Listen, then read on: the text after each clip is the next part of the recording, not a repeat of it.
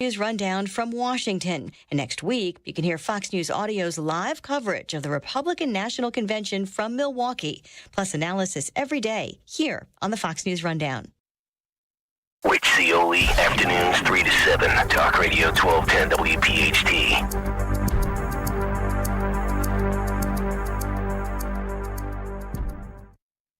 It's common knowledge that after age 30, our metabolism changes. We have less energy and gain weight easier. There's a way to feel better, not in years or months, but sometimes in just days. I'm Chuck Norris. I tried everything. Working with a team of health experts, we came up with Morning Kick. Morning Kick is a revolutionary new formula that combines all my favorite supplements into one daily drink. Morning Kick has probiotics to help you lose weight, prebiotics for digestion, superfoods for muscles and joints, and powerful anti-aging supplements. It'll help you feel youthful, energized, and helps manage stress. I look and feel better than I have in years. Go to roundhouseprovisions.com, use code CORE, or text CORE to 511-511 and claim 40% off. Roundhouseprovisions.com, code CORE. Every purchase comes with our 90-day money-back guarantee. You could be feeling these changes within just a couple of days. Text CORE to 511-511. These statements have not been evaluated by the FDA. This product is not intended to diagnose, treat, cure, or prevent any disease. Message and data rates may apply. Paid for by Roundhouse Provisions. Hi, I'm Angie Hicks, co-founder of Angie. When you use Angie for your home projects, you know all your jobs will be done well. Roof repair? Done well. Kitchen sink install? Done well. Deck upgrades? Done well. Electrical upgrade? Done well. Angie's been connecting homeowners with skilled pros for nearly 30 years, so we know the difference between done and done well. Hire high-quality certified pros at Angie.com. Summer congestion got you down. Whether it's allergies or a summer cold, being congested can ruin your whole day. You feel tired and run down like you're missing out on summer fun. At Navage, we're here to make breathing easy easier. Navage uses patented gentle suction technology to help clear out allergens, dust, and mucus without drugs. In just 30 seconds, you'll be on your way to a better day. Get Navage at Walmart, Walgreens, Sam's Club, CVS, Rite Aid, Target, or online at Navage.com. Navage. Breathe better, fast. Do you have 3 ex-wives and your current trophy wife wants a life insurance policy 3 times the size of the policies you had to purchase for your previous mistakes? If so, you need to call Big Lou at Term Provider, 800-700-6898. Big Lou is intimately familiar with your problems, and if you're 50 or 60 years old and in reasonably good health, a $1 million policy should only cost about $100 to $200 per month. Big Lou may have a solution for your previous policies as well. You may even save enough money to lighten the load on your new $1 million policy. Remember, call Big Lou. He's like you, except he's only on number 2. Call Term Provider at 800-700-6898. That's 800-700-6898. For $1 million in term life insurance that you can live with. Call Big Lou at 800-700-6898. 800-700-6898. Standing at the edge of a rocky shore, you breathe in the cool, salty air, watching the sun disappear on the horizon. Across the globe, someone begins their day along a sandy beach, listening to the rhythm of the crashing waves. You each envision a world beneath the water, vibrant life in every imaginable form. Now, imagine it's all gone. What was once a place of wonder and beauty is now a dull, lifeless wasteland. Food, jobs, medicine, all gifts from the ocean, all gone. Time is running out to protect our oceans, and without our love, everything the oceans provide can and will disappear. It's our choice. Love it or lose it. Help protect our oceans. Visit World Wildlife Fund at wwf.org/love. A promise is potent, born of intention, fueled by commitment. It's seeing things through, always showing up.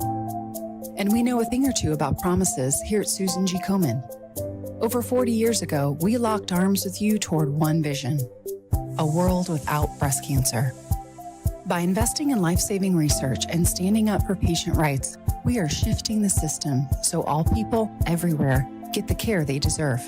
Because if you've just been diagnosed and don't know where to turn, we've got you. If you can't afford the treatment you need, we've got you. And if you are driven to raise money to honor the best friend you've just lost, we have a place for you here. Because of you, we're supporting those who need help today while tirelessly searching for tomorrow's cures. Ending breast cancer needs all of us. Visit Komen.org and be a part of the Susan G. Komen community today. Calling on Blackwood to follow 1210 WPHT on the free Odyssey app. Download it now. More coming up. Wake up with Kayal and Company. Mornings 6 till 10. Talk Radio 1210.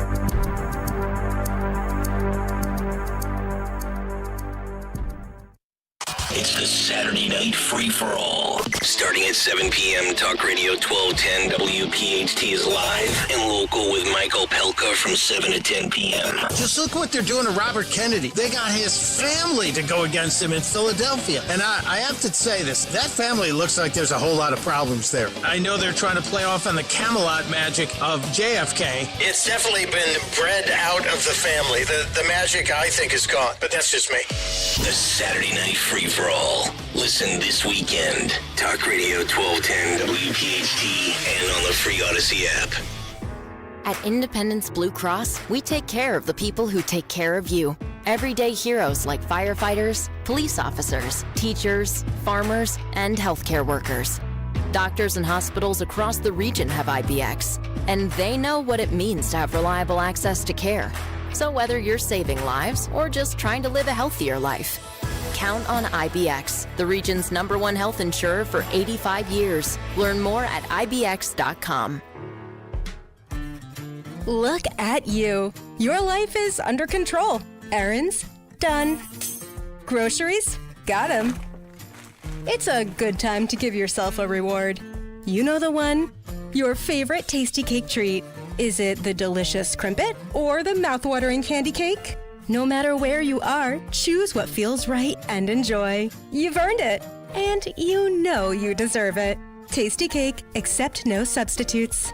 If it's been a minute since you've considered an Infinity, now's the time to check out Infinity of Westchester, a member of the Bush Auto Group, where we have exceptional offers just for you. Enjoy rates as low as 4.9% for 36 months on Infinity certified pre-owned vehicles. Plus, every new Infinity comes with 3 years free maintenance. Don't wait. Visit in-store or online today at infinityofwestchester.com. Philly rides with us. Prescriptions require an online consultation with a healthcare provider who will determine if appropriate. Restrictions apply. See website for details and important safety information. Subscription required. Price varies based on product and subscription plan. Hey guys, did you know there's a generic form of Viagra that works just the same but is 95% cheaper? And you can get it online at hims.com/joy. Through Hims, you'll get a free medical consultation to determine the ED medication that's best for you. Discreet shipping if prescribed, a 100% online process, and a range of treatment options, including trusted generic alternatives to the name brands, at up to 95% off. ED is personal, and at Hims, so is treating it. Just go to hims.com/joy and get connected to a licensed medical provider online for free, with zero copay, no expensive appointments, and no awkward face-to-face conversations. To start your free online visit, you need to go to this exclusive address, hims.com/joy. That's hims.com/joy for your free online visit, hims.com/joy. Look through your children's eyes, and you'll see the true magic of a forest. It's a storybook world for them. You look and see a tree. They see the wrinkled face of a wizard with arms outstretched to the sky. They see treasure in pebbles. They see a windy path that could lead to adventure.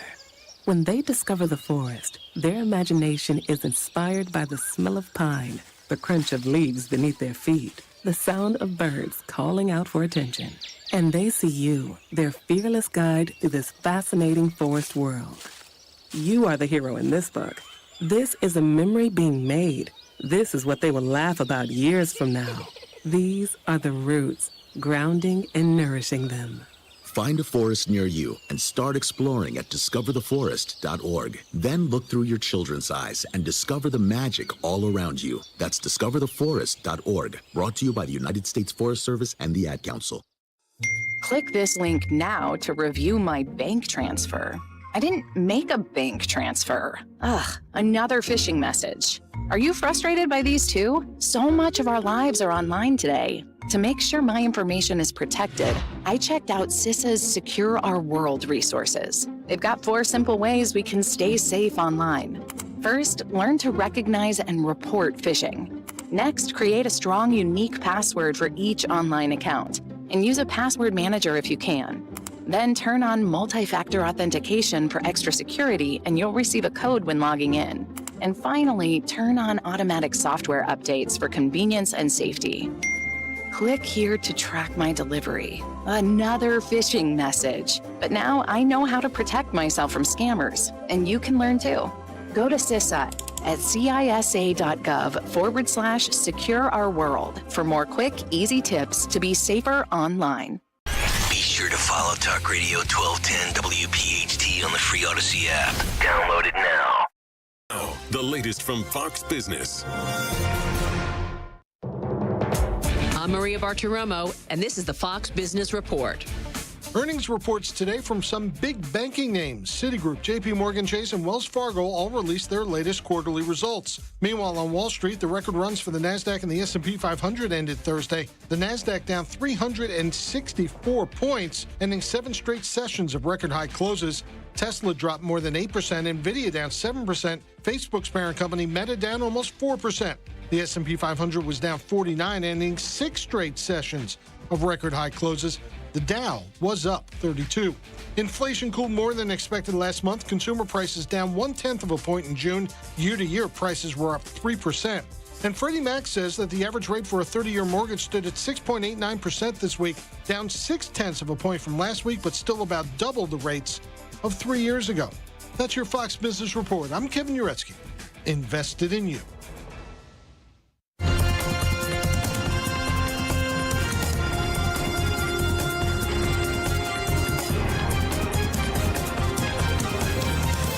This is the Fox News Rundown. Power crews in Texas are trying to get electricity back on for everybody who's had it knocked out by Hurricane Beryl. That was on Monday, leaving a lot of people without air conditioning with weather in the 90s all week. Hospitals are keeping patients rather than send them home to bake in that heat.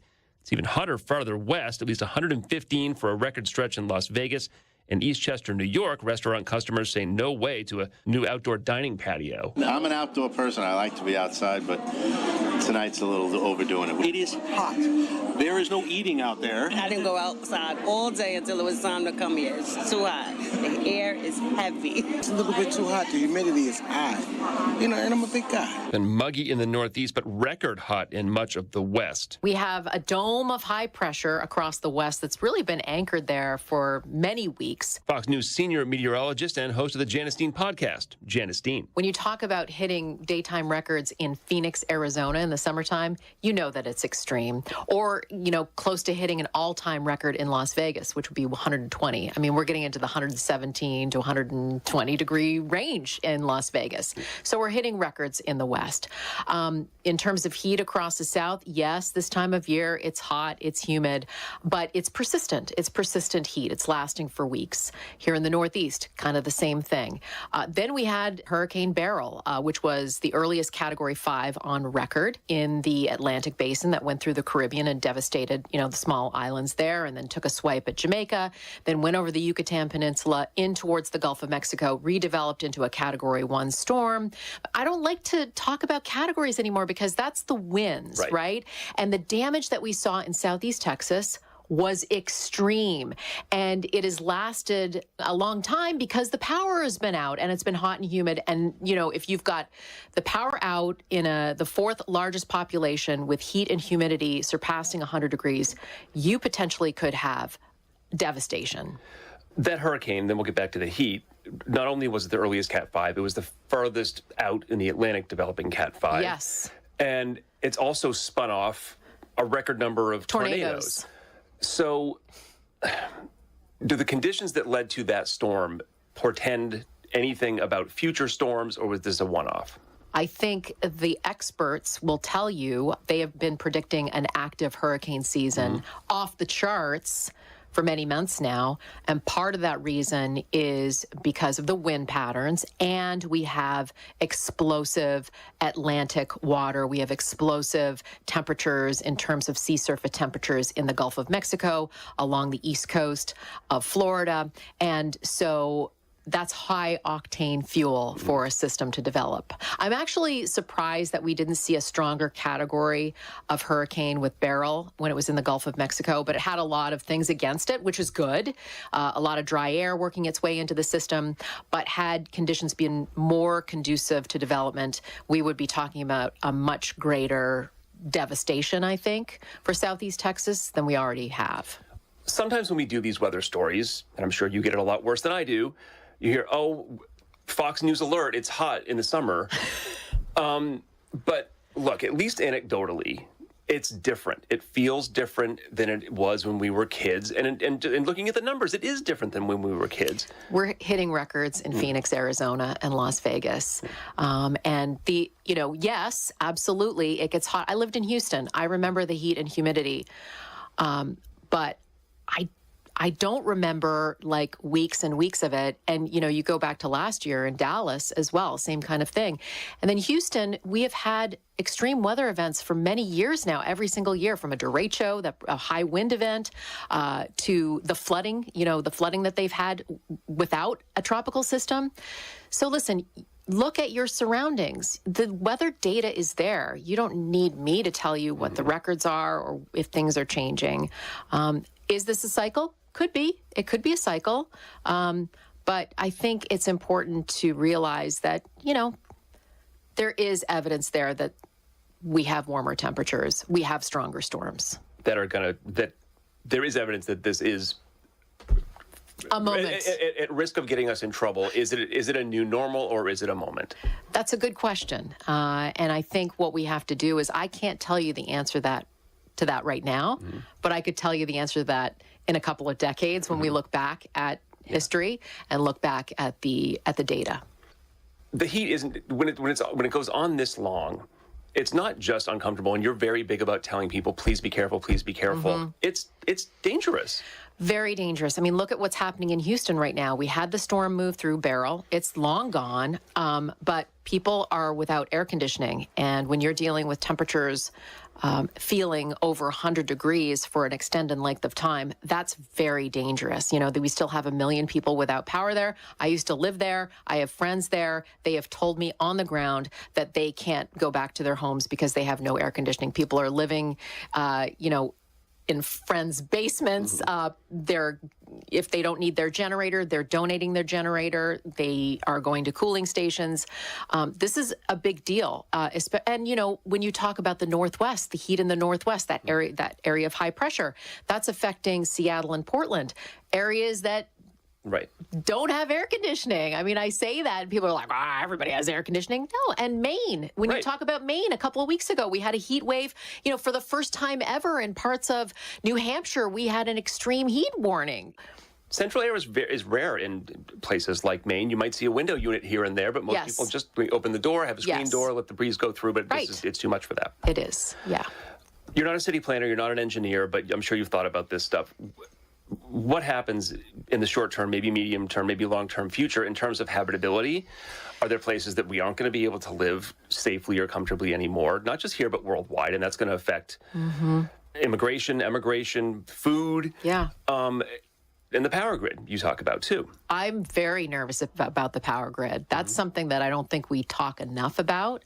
I think, when we're talking about real issues that could affect our country, man, if that power grid goes down, I mean, look at what's happening in Houston right now. I mean, they have not gotten the power back up, and we're talking about almost day 5 now. That is going to be significant. Friends of mine that have lived in Houston, Texas their whole lives have been telling me, I don't know if I can sustain this anymore. And the power grids aren't getting any younger. No, they're not. And is there enough attention and money being paid to it? I don't think so, but that's just my personal opinion. I realize that we're into an election year. That power grid going down, that is going to, you know what's going to happen. It's going to be Armageddon. Yeah. People are going to die. They can't charge their phones. Everything. Everything that we rely on right now, air conditioning, our information, our communication, not have that, I mean, we're going to go to the beginning of time. We're going to be, protecting our land type of thing. It's I'm really nervous about that. On a current micro level, what can people do to be comfortable, to be safe? Oh, well, listen, you have to know what your surroundings are. I always tell people, especially during hurricane season, do you know what your evacuation plan is? Are you in an evacuation zone? Know where you live. Know everything about where you live. Are you close to the ocean? Are you prone to flooding?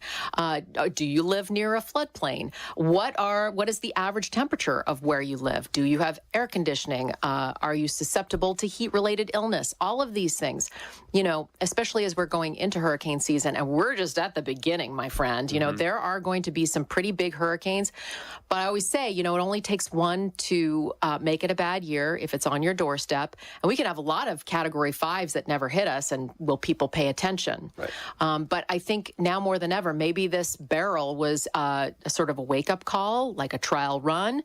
Know what you're going to do. If there is an evacuation plan, are you going to heat it? Take care of your family. There's only so much I can do as a meteorologist to recommend, to give you advice. You've got to really take personal responsibility of yourself and your family. Correct me if I'm wrong. I don't remember this many tornado warnings this frequently in places like the Northeast. Yeah. Is Tornado Alley expanding? Well, okay, you can have a tornado happen anywhere at any time at any place, okay? We call Tornado Alley areas of the southern plains, the central U.S., the Midwest, because all of those ingredients kind of come together for tornadic activity in the spring, and there's a secondary season in the fall. But you can have tornadoes, having said that, in parts of the Northeast. The amount of tornadoes that we saw on Wednesday afternoon and evening was very impressive, and I'm not sure if it was unprecedented. I would have to check the data on that, but I did see Tom Nizzle, who is one of our forecast meteorologists for Fox Weather. He does mostly winter forecasting. However, he lives there, and he says in recent memory he has never seen that many tornado-warned storms for upstate New York. Janice Dean, Fox News senior meteorologist and host of the Janice Dean podcast. Thanks for coming back on The Rundown. You got it. Free speech lives here. Talk Radio 1210 WPHT.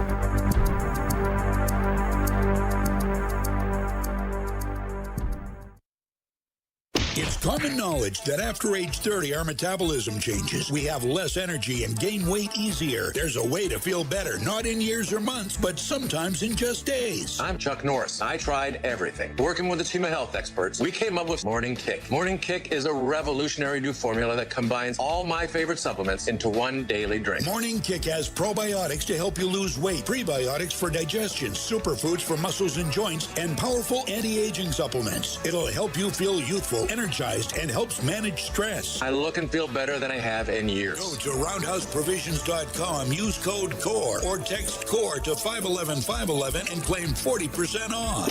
roundhouseprovisions.com, code CORE. Every purchase comes with our 90-day money-back guarantee. You can be feeling these changes within just a couple of days. Text CORE to 511-511. These statements have not been evaluated by the FDA. This product is not intended to diagnose, treat, cure, or prevent any disease. Message and data rates may apply. Paid for by Roundhouse Provisions. Feeling congested? At Navage, we know life is better when you can breathe freely. Congestion shouldn't ruin your summer. That's why people just like you turn to Navage, a revolutionary and easy way to help clear nasal passages. Using gentle suction, Navage removes allergens, dust, and mucus in just 30 seconds. It's fast, gentle, and incredibly effective. Try Navage and get on your way to a better day. Get Navage at Walmart, Walgreens, Sam's Club, CVS, Rite Aid, Target, or online at Navage.com. Navage. Breathe better, fast. Former CI officer Jason Hansen here. As someone who's dedicated my life to protecting people, I know the importance of guarding what matters most. And right now, with the global instability, that means securing your financial assets with gold. For me, I trust Advantage Gold with my own investments. Call them right now at 800-900-GOLD for a 100% free gold guide. And mention my name, and you'll also receive a complimentary $1,300 gift. Call Advantage Gold at 800-900-GOLD right now. Paid for by Advantage Gold. Performance may vary. Past performance is not indicative of future results. Always consult your financial and tax professional. Past Pastor Brad Lacey here, First Baptist Church, Conshohocken. Join us Saturdays for the great message and be blessed. 5 a.m. right here on Talk Radio 1210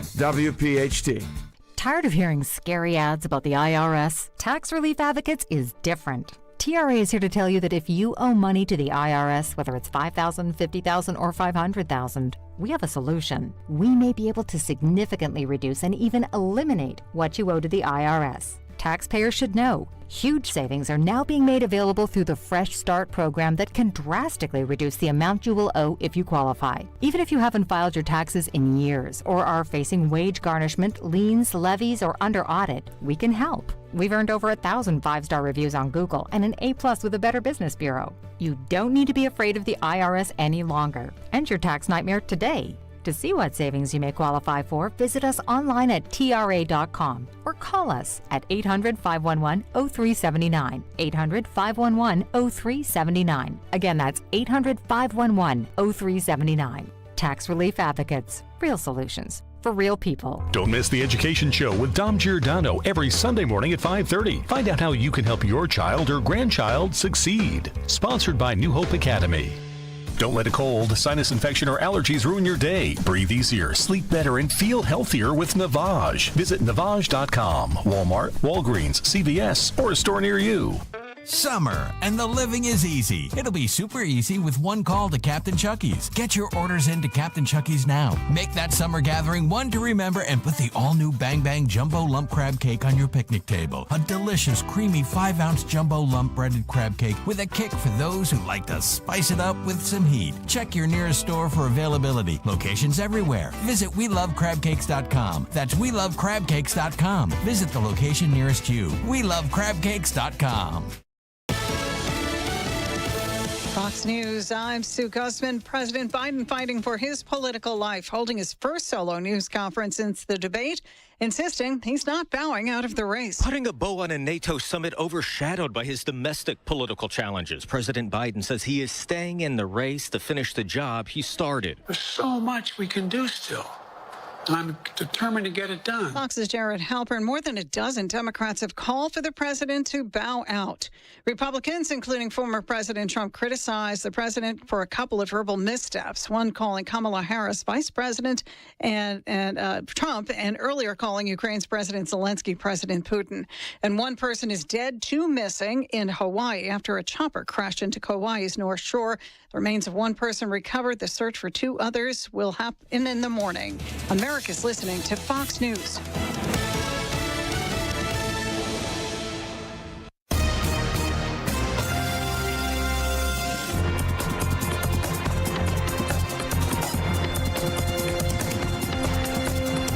This is the Fox News Rundown. Now a look at sports. The Pittsburgh Pirates have a star on their hands. Rookie pitcher Paul Skeens was dominant on Thursday against the Brewers, throwing 7 no-hit innings while striking out 11 Milwaukee batters in a 1-0 Pittsburgh win. Skeens was pulled after 99 pitches, and the Pirates' bullpen promptly allowed a leadoff hit in the 8th inning. The flame-throwing right-hander lowered his ERA to 1.90 as he prepares for his first All-Star appearance next week. By being selected to the Midsummer Classic, Skeens became the first player named to the All-Star team the season after he was taken with the number 1 pick of the draft. That's sports. On the Fox News Rundown, I'm Joe Morgan, Fox News.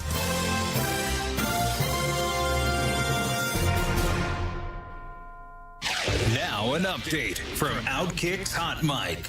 Stephen A. Smith's going to be ready to go whenever he signs his new deal, whatever that might be. A year from now, his contract will expire with ESPN, but he's set to become the highest paid talent at ESPN. And Troy Aikman is currently the highest paid talent. 5 years, $90 million is his current contract. McAfee's right behind him at 5 years, $85. McAfee licensed his show to ESPN.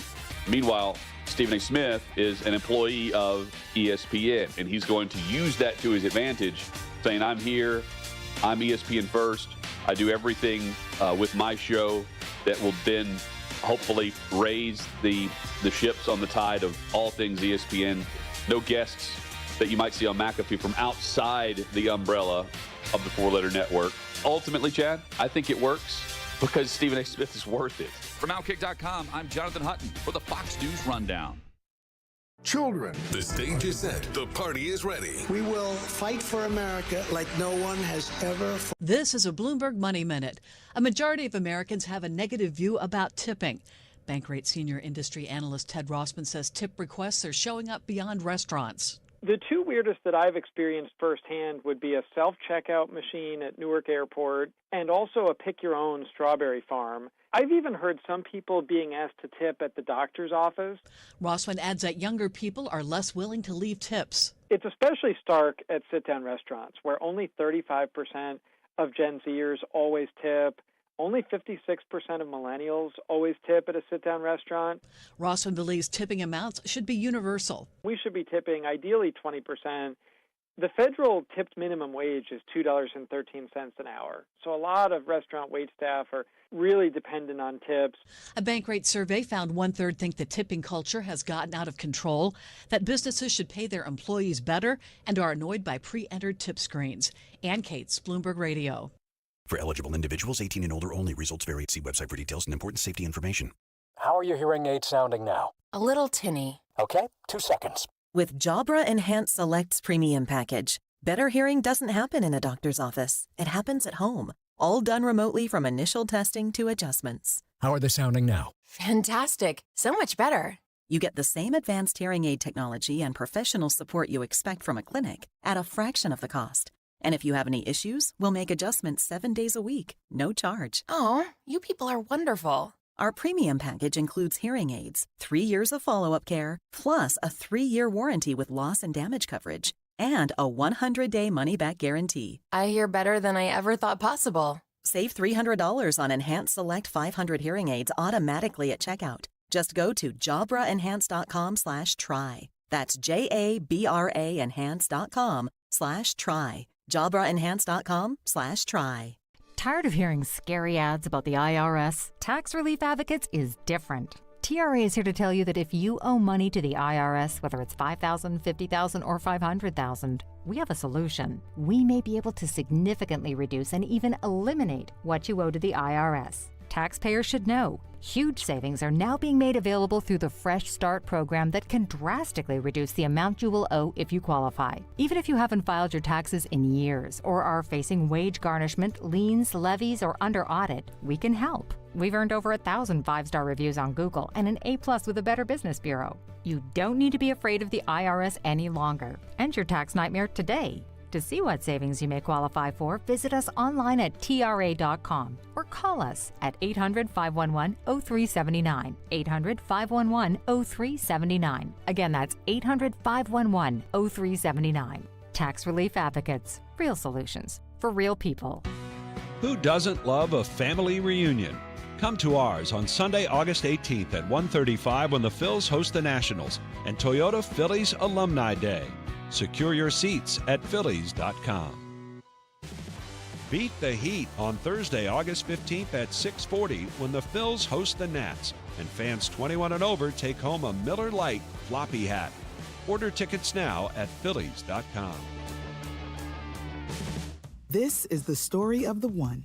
As head of maintenance at a concert hall, he knows the show must always go on. That's why he works behind the scenes, ensuring every light is working, the HVAC is humming, and his facility shines. With Grainger's supplies and solutions for every challenge he faces, plus 24/7 customer support, his venue never misses a beat. Call quickgrainger.com or just stop by. Grainger, for the ones who get it done. Getting quality employees to fill positions in your company is essential, but finding those people can be a major hassle, unless you use ZipRecruiter. ZipRecruiter makes finding quality people a breeze. And right now you can try it for free at ZipRecruiter.com/free. With ZipRecruiter, one click sends your job to hundreds of top job sites. But more than that, ZipRecruiter's advanced technology identifies the candidates with the skills you need, sends you a list of great matches to review, then actively invites them to apply for your job. And the results speak for themselves. 4 out of 5 employers who post on ZipRecruiter get a quality candidate within the first day. That's right, the first day. Now you can focus on your business and let ZipRecruiter do the work finding the best people for you. See for yourself. Experience the ease, efficiency, and power of ZipRecruiter for free. Just go to ziprecruiter.com/free. That's ziprecruiter.com/free. ziprecruiter.com/free.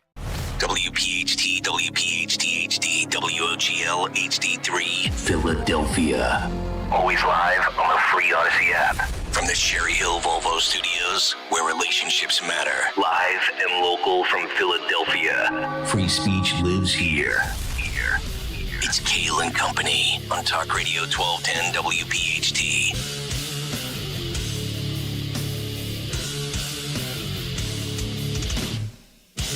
And away we go, live on this Friday, July 11th. It is indeed Kayal and Company, right here on Talk Radio 1210 WPHT. We are always live on the free Odyssey app, and of course, streaming live for your video viewing pleasure on YouTube as we head until 10 o'clock this morning. 855-839-1210, the phone number on social media at 1210 WPHT. I am at Nick Kayal, Kayal. Dawn Stenzelin with the news. Sean Farish, guest co-hosting one last time with us this morning. Henry and Phil are here as well. A night in which was supposed to be a big boy presser that turns into, oh boy, or oy vey. Dawn, good morning. How are you? Good morning. Happy Friday. Happy Friday. We made it. Sean Farish, what's going on, pal? I like how you just put that. It went from big boy to oh boy. Yeah, real quick.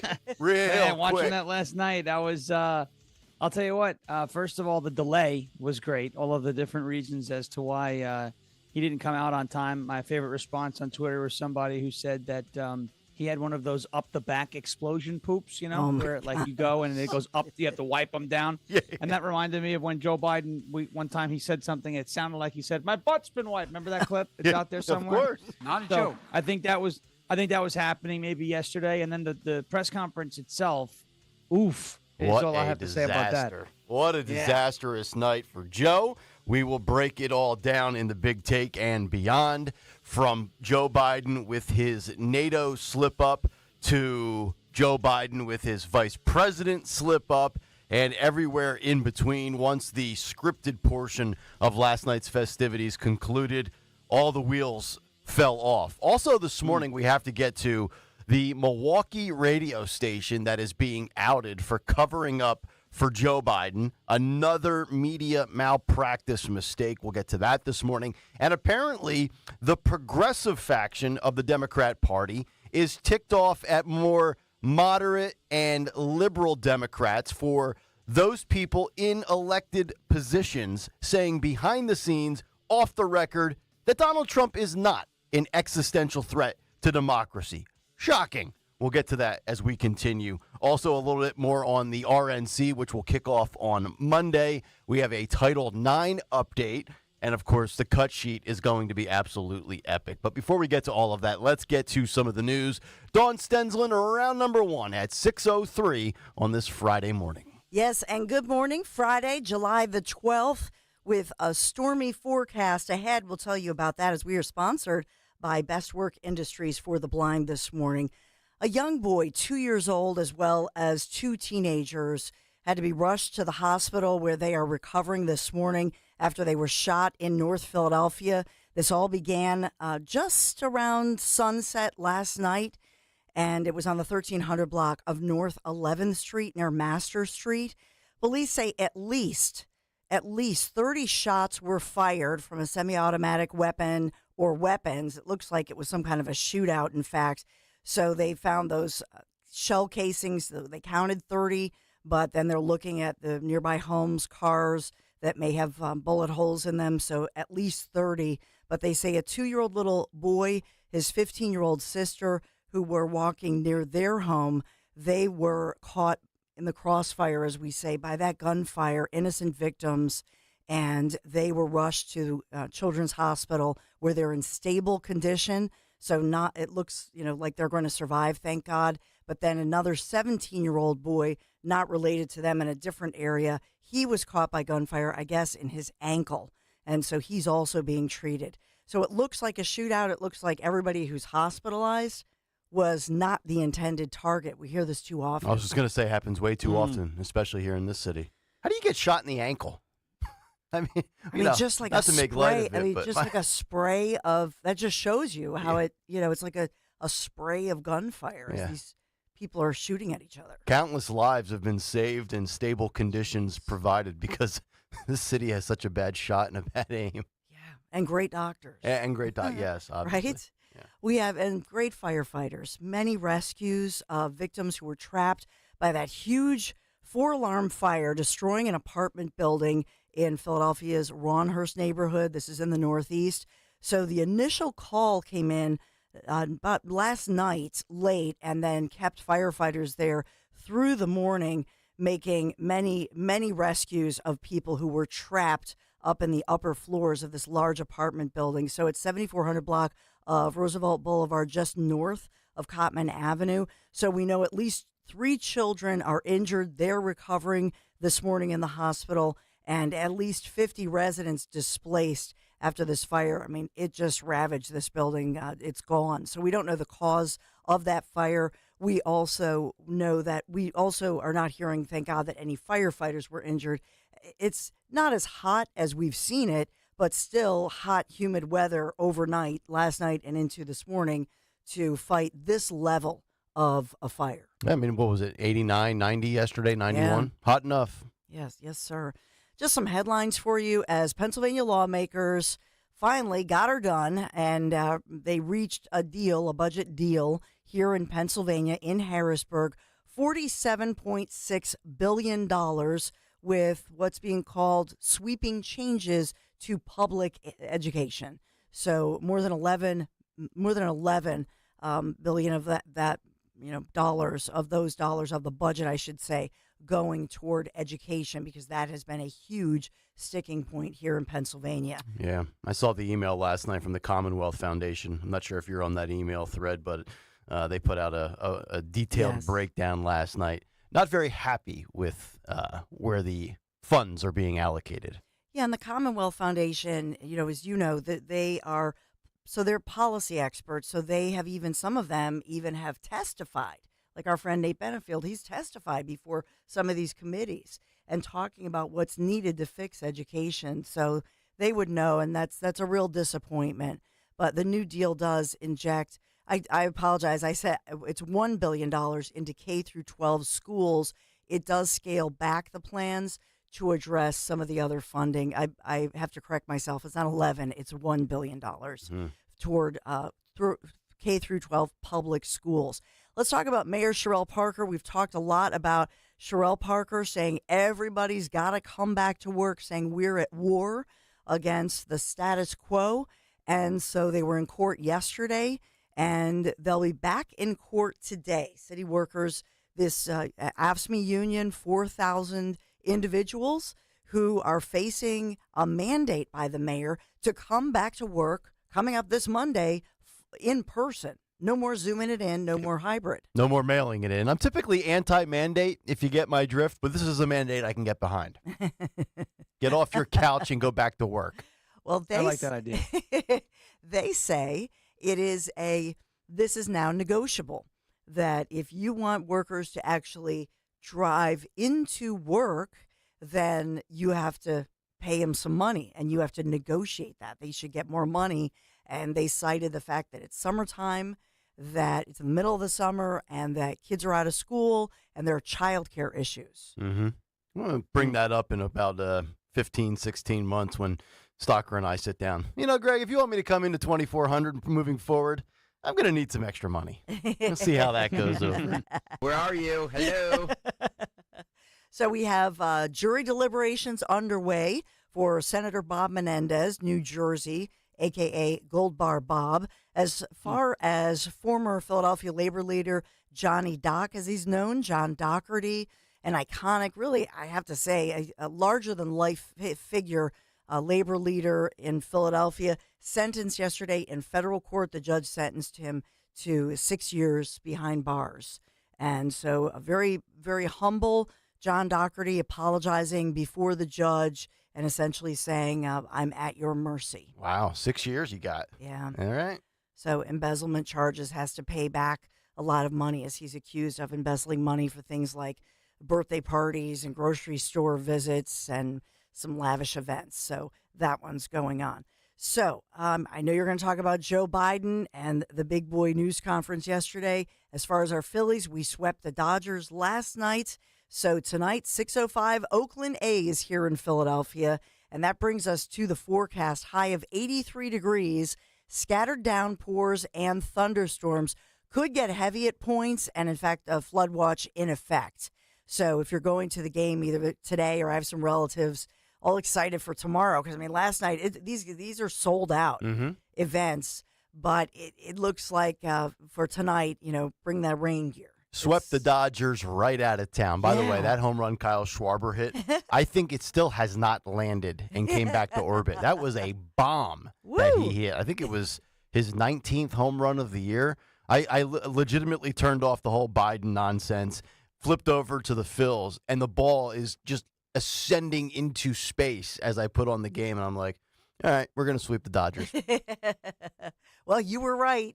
We have the rest of the forecast real quick. Tomorrow, 88 degrees, those scattered storms, mostly in the morning, so hopefully it won't be any kind of a rain out or washout for the Phils tomorrow, again, against the A's continuing.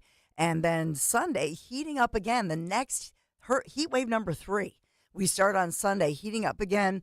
94 degrees for your Sunday, and then here we go again, starting on Monday when those city workers are supposed to head back, although they'll be in court today to find out their fate. But Monday and Tuesday, sunny, hot, humid, and back to 96-plus degrees. We are sponsored by Best Work Industries for the Blind, and just a great organization with a great store for sure. So Best Work Industries for the Blind store, helping businesses succeed in all work environments. BestWorkSupplyCenter.com, offering some traditional office products, cleaning supplies, furniture, technology, and much more. Free shipping, next day delivery. Shop now. Save BestWorkSupplyCenter.com. Kayal and Company News Live. All right, Dawn, thank you very much. 6:12 on this Friday morning. Let's get to one last big take. The Big Take on Kayal and Company. All right, the big take this morning, big boy for the big guy turns into oh boy. Thursday night, July 11th, 6:30 p.m. Where were you? Where was Joe Biden, actually? He was 57 minutes late to his own press conference. The 46th president of the United States, I think, was officially put out to pasture on live television. Either Joe Biden has allowed his ego to get in the way in a last-ditch effort to save his failing campaign, or perhaps those on his staff and the people behind the scenes who pull the strings use this as an opportunity to snuff him out once and for all. But either way, it's a wrap for Joe Biden, in my opinion. One of two things are going to happen here. Either the Democrats will formally nominate Joe and then officially replace him at the end of August at the DNC and hand the reins over to Kamala Harris, or Joe will go kicking and screaming defiantly against the wishes of his own party, Clooney and Obama be damned, into the election on November 5th, and Donald Trump will defeat him in the rematch. Biden either has 6 weeks left or he has 11 weeks left. I believe it's a formality at this point. Not calling a landslide by any stretch, but I don't see him winning. Take that one to the bank. And leading up to Joe's big boy press conference last night, we had all sorts of fresh, juicy details that emerged. But prior to those details, there was another jaw-dropping truth bomb that hit the mainstream media and Democrats squarely in the nose. The Daily Show on Comedy Central interviewed 6 black voters from New York City. The question, Trump or Biden? The answer? Well, it left the network host in shock. Listen and watch this. Okay, so who will you be voting for in 2024? Daryl. Do I have to say his name? I don't want to, but more than likely it's going to be Trump. Yeah, unbelievable. Unbelievable. Who are you going to be voting for? Biden. And then Victor? I'm with her. Oh, Biden, okay. Trump. Trump? Biden. Biden? Trump. Okay, we're an even split, which I didn't see that coming. So do you think there's going to be a big shift, any sort of change? I think it's going to be a big shift. Me too. Big shift? Yes. Big really? Okay. For me, I've always been a Democrat, and it's like for the most part with the Democratic Party, they always make a bunch of promises that they can't deliver. You know, they use the issues of the African American community as a soapbox to stand on and make promises, you know, just to get us to come out and vote. And then once we vote and everyone's in place, It's like, well, what happened? 3 for Trump, 3 for Biden, and shockingly, 2 of the 3 who say they will vote for Trump are black females. Now look, is Trump going to get 50% of the black vote? The likelihood of that happening is the same probability of Sean and Phil's New York Jets going undefeated this season. But it further confirms my belief that Trump will be at or above 20% with the black vote in 2024, up from 12% 4 years ago and up from 6% in 2016. Over the course of Thursday morning and Thursday afternoon, the headlines continued to be damning for the Democratic Party. NBC News with this headline, quote, "No one involved in the effort thinks he has a path. Biden insiders say the writing is on the wall." The set of Democrats who think he should reconsider to stay in the race has grown to include aides, operatives, and officials tasked with guiding his campaign to victory. Here is more details from that report on MSNBC. Listen and watch. So, John, you have new reporting, and you spoke to several Biden insiders who say the writing is already on the wall. Tell us about it. Yeah, we spoke, then I say we, Natasha Korecki, Carol, Lee, and I spoke to several people working directly on the campaign effort for President Biden who have said that they don't see any path forward for him, that they don't see a chance for him to win. One of them, a campaign official, said that he should drop out now. There are people who are still holding out hope on his campaign that he could, in fact, defeat Donald Trump. But even some of those are now questioning, as they told us, questioning whether or not they're right about that. And in addition to that, also spoke to one lawmaker who's close to Biden, who said that Biden would have a very good legacy if he chose not to seek re-election. But if he goes forward with this, if he ends up losing, if he drags down Democratic Senate and House candidates, that legacy will be, quote, completely ruined. This lawmaker said they would never publicly disavow him, but if given an opportunity to advise him privately, would tell him to do what's, quote, best for himself and for the country. And that lawmaker said that would be to drop out of the race. Perhaps the only thing that can put an ego in check is when the word legacy gets tossed around. Sports, politics, life. Nobody wants a tarnished legacy. Nobody wants to be remembered in a negative light. Biden has also been hit with another blow. Pew Research indicating that Joe's approval rating has hit another all-time low, now dipping down to 32%. He is underwater and drowning with both genders, every age demographic, every race, and every ethnicity. The New York Times doing their part to get Joe out of the race, saying, quote, "Some advisors are discussing how to convince him to step aside or bring down the whole party up and down the ticket this fall." Politico with the headline, Barack Obama and George Clooney were in touch before the actor wrote his brutal New York Times op-ed calling on Biden to step aside. And while Obama didn't encourage or advise Clooney to say what he said, he didn't object to it either, end quote. We told you that yesterday on Thursday's show. And Axios reporting, House Democrats poised to issue a flood of new statements urging Joe Biden to exit the 2024 race, regardless of what transpires at his NATO press conference, more than half a dozen lawmakers say. So last night, Joe was scheduled to speak at 6:30 p.m. And once again, Joe was way behind schedule. Try 7:27 p.m. Eastern Time. I marked the tape. But prior to finally taking the podium, Biden was clearly on his A game when he botched the introduction to Zelensky, calling him Putin. Listen and watch this.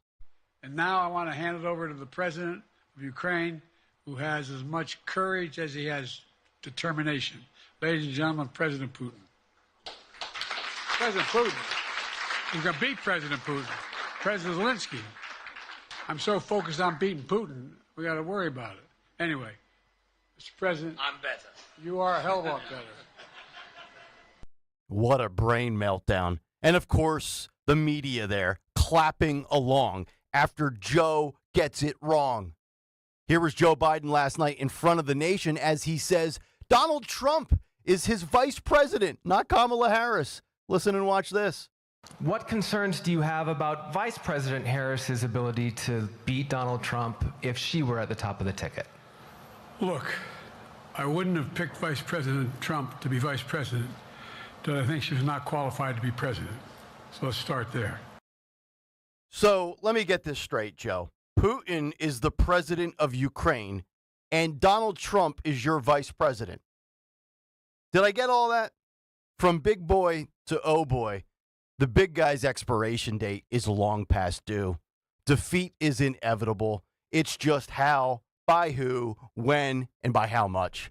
Trump is in the driver's seat right now, and the MAGA bus is driving full speed ahead, unburdened by what has been. And that's the big take. The Big Take on Kayal and Company. All right, big take this morning. If you want to jump in, 855-839-1210. You can get us on social media at 1210 WPHT. And, of course, the YouTube chat. Just go to youtube.com/@1210 WPHT. Hit the like and subscribe button and let your comments rip. We'll come back, get Dawn and Sean's thoughts to last night's spectacle, last night's festivities, and we'll have some conversation on that. And if you want to jump in, you can do so as well. Kayal and Company on a Friday morning. We're back after this on Talk Radio 1210 WPHT.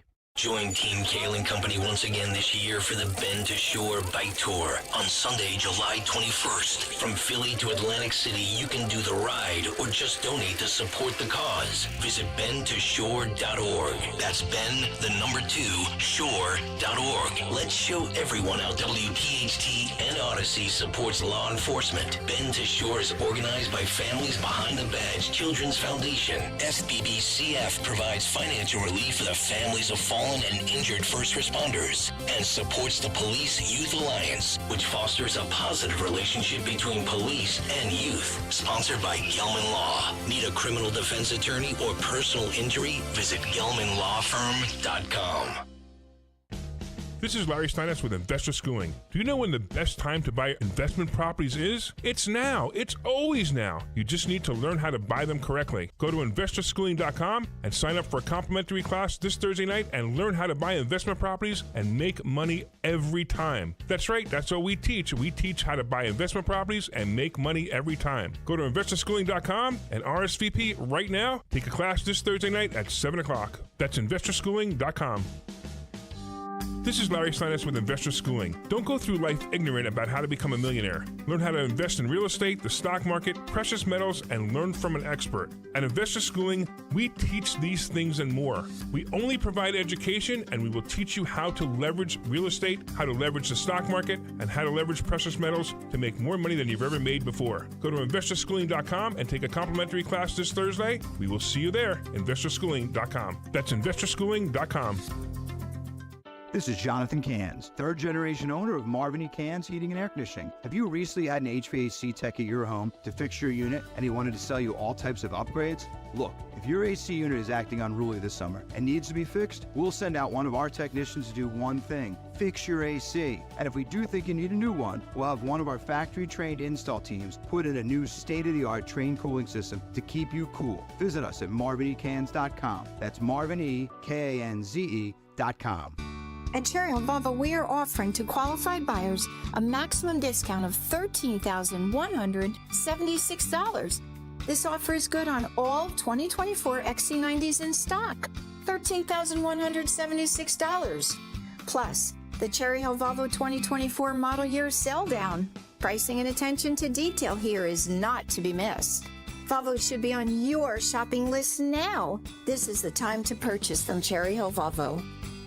Comedian Joe Conklin. Joel Embiid is excited. The process marches on. Oh, George, welcome to Philadelphia.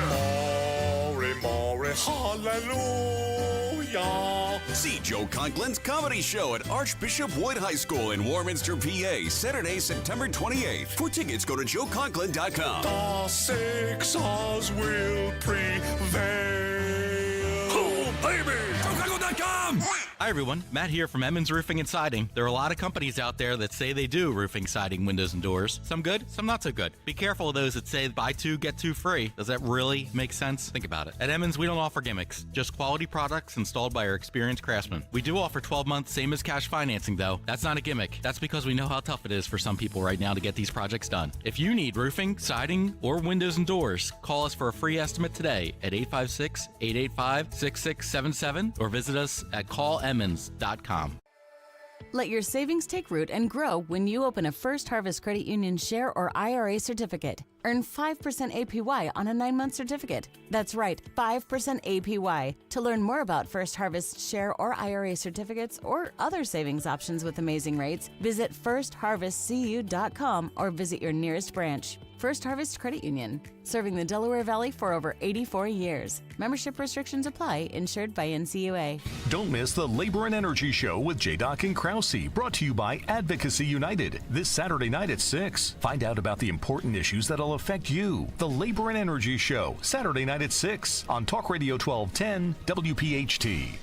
We all hear the radio ads about the IRS. They tell you to be afraid, to be scared, and they try to frighten you into calling. I'm not here to do that. Tax Relief Advocates is different. TRA is here to tell you that if you owe money to the IRS, whether it's $5,000, $50,000, or $500,000, we have a solution. It doesn't matter if you're sitting in your car, at work, or with your kids. No matter where you are, call now. 800-575-6481. Don't lose hope. TRA can eliminate or reduce what you owe to the IRS. Generous programs are now available that can give you a fresh start. Our passion is taxes and helping individuals fix their IRS problems. We have over 1,000 5-star reviews on Google and an A+ with the Better Business Bureau. You don't need to be afraid of the IRS any longer. End your tax nightmare today by visiting us online at TRA.com or call 800-575-6481. That's 800-575-6481. Tax Relief Advocates. Real solutions for real people. Have you subscribed to our YouTube channel yet? Do it today at 1210 WPHT. WPHT.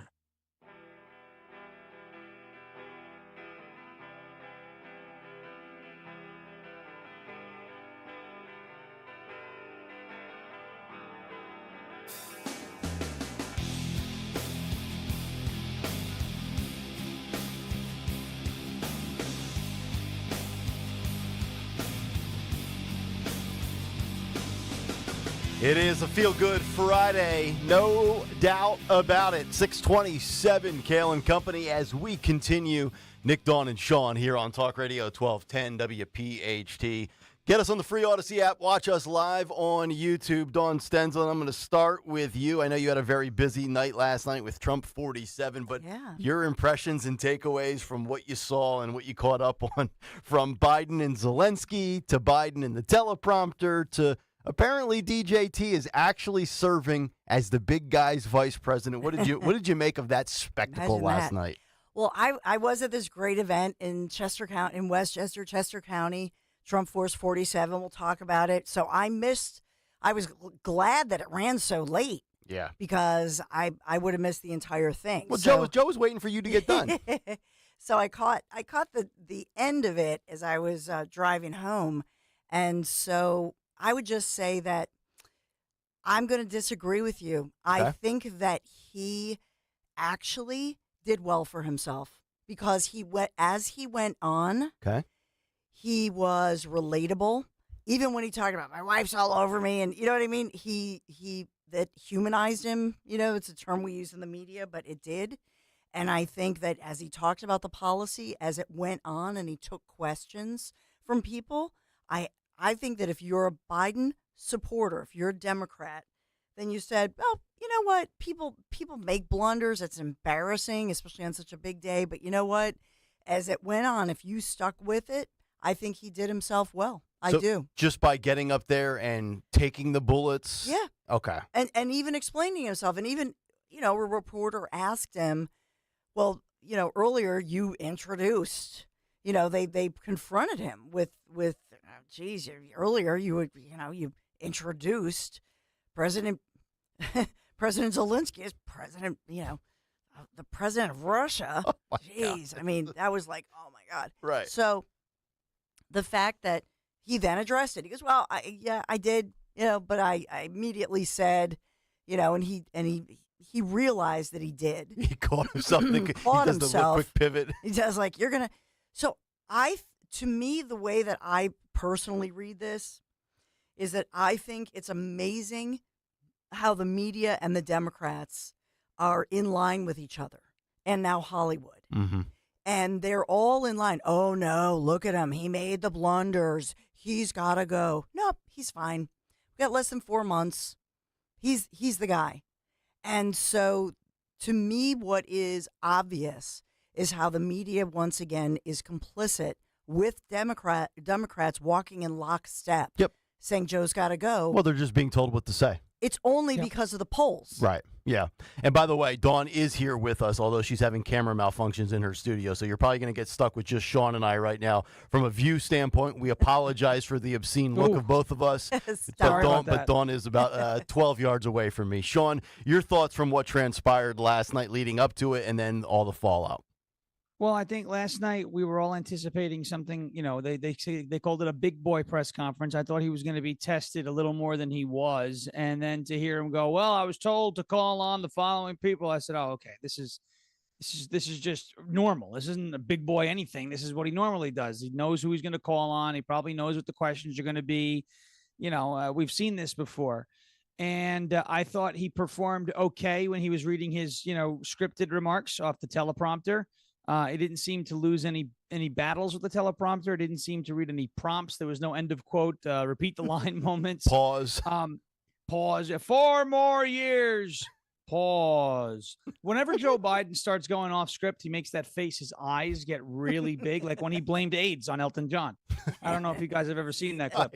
He's got his arm around him, and he goes, "It's all his fault. We're spending all this money fighting HIV." And I get what he was trying to say was like Elton John is helping to raise a lot of money, but you don't put your hand around a gay man and blame him for AIDS. You just don't do that. And that was a couple of years ago, when everybody realized Joe Biden actually had dementia, including Chuck Todd, by the way, the fake news, but they covered it up. And that's part of the story too, that not enough people are talking about. In fact, the media covered up the cognitive decline until it was no longer, a net positive for them to do so.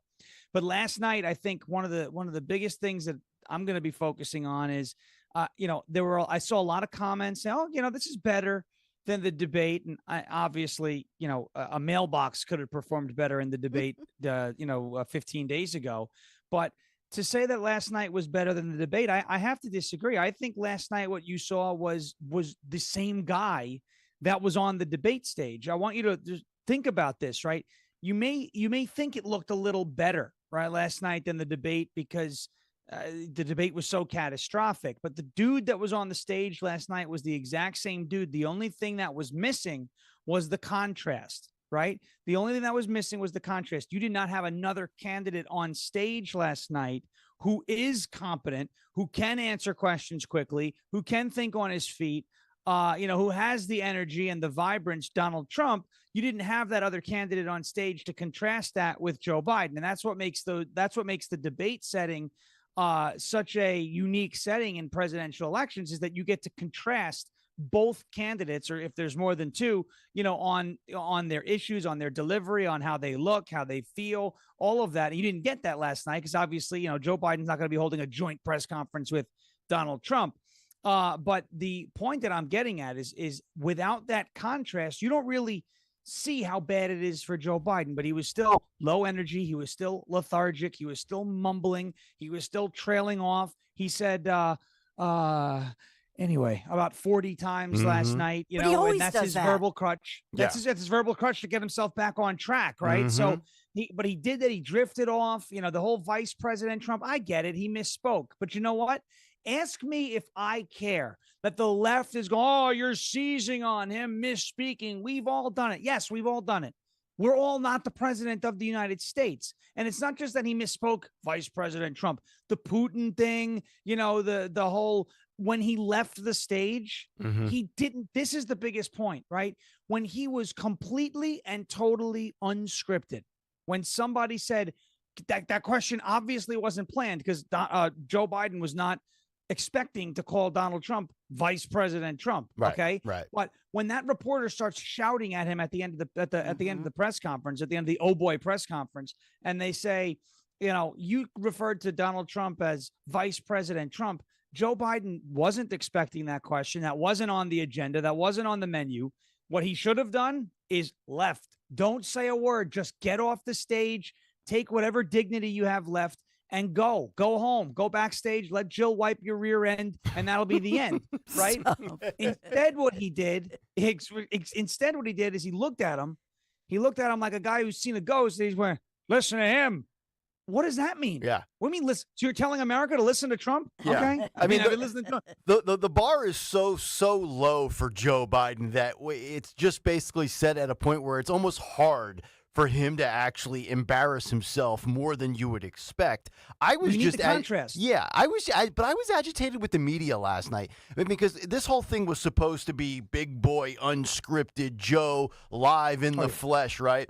I mean, I get it. Every president does have some speeches where there's going to be a teleprompter. You could take that to the bank. And then he pivots away from that and pulls the card out. All right, I've got these eight questions from these 8 reporters. And he starts with Reuters.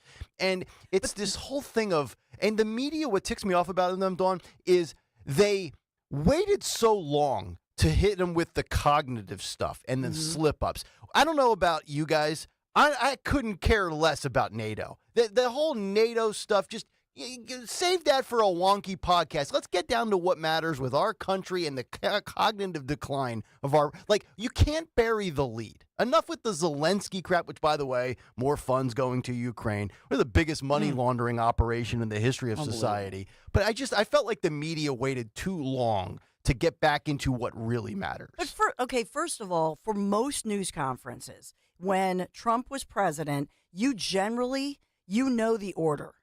You generally do know which reporters are going to be called upon, and those reporters know they're going to be called, and there's a pecking order. So that is the truth. I mean, that happens. It's protocol with everybody. I don't have evidence that the questions were that he had the questions in advance. So if he had the questions in advance, now if you know the topic in advance, that's fair game. Sure. That happens. Sure. But I don't know that he verbatim had the questions in advance or that he had the answers to those reporters in the prompter, because that would have been significant. Yeah, no, I don't have that. he definitely didn't have the answers in the prompter, because you could tell he was not looking left to right and pivoting from prompter 1 to prompter 2 as you're supposed to. But my point to you is, now I know we live and breathe this stuff and we watch every, the so-called raw news conference, so we watch the whole thing. I'm just saying what I saw last night was not any different than I've seen of Joe Biden over the past years. So you think like maybe the average American who just pops in here and there saw Joe and was like, okay, par for the course? That's what we've seen for nearly 4 years. I don't see the decline. I think the moment, to Sean's point about when he's toe-to-toe with Trump, and quite frankly, Trump is tough to go toe-to-toe with. We've seen people half his age and he eats them alive. Mm-hmm. So he's an incredible figure. He's energetic. He's 6'3". You know what I mean? Like he owns physically. The stage. He does. Yeah, he controls. He dictates everything up there. 100%. But I think what made a difference on that debate stage in June was when Biden had that moment where, everybody thought, oh God, is he having a stroke right now? Because he froze and he completely lost it and seemed like somebody, you could really see that. And I think that we didn't see that last night. We haven't seen it since then. My point to you and to Sean's point is that this is Joe Biden. I don't see the decline. So yes, clearly they've been covering up. They've all, and you just mentioned Chuck Todd and whatnot. Clearly they've been covering this up, but this has been going on for years. I don't see the decline. And so what is the emergency for him to step down is my point. Do you know what I mean? If he's been like this 3.5 years, then you know what I mean? He's going to be out. He's going to be out in just a few months. So let the guy stay in. I'll say this, right? So he has been like this since he took office. I agree with that. The difference here. So you're saying you don't see the decline, and I don't see a different guy, right, than he was 3 years ago. Yes. And I think that's totally valid because we've been watching him, and we're like, this is the guy. But for those of us, or for people out there who the normies who tune in every 4 years for elections, who haven't been watching him, the media has consistently come to Joe Biden's defense and said he's vibrant. I mean, Rachel Maddow on MSNBC literally said, the man rides a bike, which is hilarious because he falls off of it. That's what he's known for. You don't bring up the bike without thinking back to Joe Biden falling off the bike a couple of years ago in June of 2022. So there were so many of these conversations about how Joe Biden's vibrant and he's with it and he's scrappy Joe and all of this. And then you turn this on. Now the media has turned on him, and you turn on last night and you see that he's not vibrant. He doesn't have the energy. He's lethargic and slow. And while that doesn't look like necessarily, like you said, basically it's par for the course for people like us who've been watching him the last couple of years, but the American people who have been lied to by the media, they told these people that he's vibrant, he's got it, he's all good. And then you turn that on and you don't see a vibrant guy who's got it and is all good. You see basically the same version of the dude you saw at the debate. That was the reason why the debate was so earth-shattering, is because so many Americans had been lied to and gaslit by the mainstream media that wasn't Joe Biden, right? When all of us, Nick, Dawn, you guys, we all know that was Joe Biden. The June 27th debate was Joe Biden. We were expecting to see something like that. I don't know if we expected it to be that bad, but we were expecting to see something like that. We watched last night, and it is par for the course for what we're used to seeing. But the media has told us, no, that's not who he is. He's vibrant. He's this, that, and the other. And so I think there's a contrast there for the American people who are not as dialed in as we are. Right. And Dawn, you mentioned, you're in the business. You've been in the business for a long time. You understand there's an order at these press conferences. I think where Joe Biden, I don't think it's a problem that necessarily that happened, that there was an order. I think they hyped it and marketed it as a big boy press conference. He's going to prove that he's got it. And the very first thing he does when he's done with the teleprompter is tell the world that he's got a list of people to call on. You could go ahead and call on them without revealing that. You don't have to look down and go, I was told to call on this. Just start with Reuters. Hey, let's go to X so-and-so from Reuters. Boom. Yep. And now you don't know if there's a list. Now you're like, okay, there's a reporter. Let's go there. And now we're not talking about, well, did he have the questions? What did he know what they were going to ask? What's the deal with the order? Instead, you're just like, okay, John Doe from Reuters, go. And you just move down the list without telling everybody you've been told to pick on these following reporters, right? I mean, just like the gaffe last night where, I'm told by my commander in chief, bro, you are the commander in chief. You don't have a commander in chief unless you're talking about Jill, right? So these little things, and these are, look, you can say he misspoke or whatever, and it happens to everybody, no problem. But this guy's an 81-year-old president, of the United States. He's got to be sharper than that. I'm sorry, he's got to be sharper. And I think the American people, they turned it on last night. They're like, okay, he may not have been worse than the debate, but I don't think enough people will go, okay, all right, my concerns have been alleviated here. I think they're like, whoa, this dude is like on the brink every time he talks of having a really bad moment. And we just can't have that. That's a liability. I think the casual observer who pops in from time to time, the uninformed person, which is the scary thing, the uneducated voter, just to get into their mind for a moment. Maybe they tune in and they see Joe and they think it's the same Joe we've seen for the last 3.5, 4 years. But then they put on the post-game coverage, so to speak, of the mainstream media, and they see that the tone has changed. The narrative has changed. They're like, whoa, wait a minute, MSNBC's crushing our guy. This is the home field advantage we're supposed to have. Why is the home team getting booed on the home field? This is clip 38. Rachel Maddow last night, which, by the way, I flipped over. They had the whole post-game show. It was Rachel Maddow, Joy Reid. I forget who the man was on the left of the screen as the lead anchor. And then there was Chris Hayes. And then there was another female to the right, but they had Joy and Maddow in the middle of the four. And Rachel Maddow says the following about Joe Biden and maybe where he's being misled and misfed bad information. Clip 38, boys. Go ahead. I think that what Nicole points out about the reality about polling numbers for incumbent presidents and the real history of that versus what President Biden said, which was not actually factually accurate as far as I can tell, that's worrying because it makes me worry that the president is being given information about his political standing that may not be based in reality, that may be sunnier than is real. So how about that? Rachel Maddow basically fact-checking Joe Biden and bringing up the fact that maybe Joe, with his current state being so out of it, that he is being given the small little bit of polling that shows him neck and neck with Trump, or maybe slightly up a point or two in Michigan or Wisconsin. And maybe the big guy just doesn't realize how far he is behind. Now, he sits there all the time when he's asked about it and says, the polls have been wrong. And just tell me where I was 2 years ago and 4 years ago.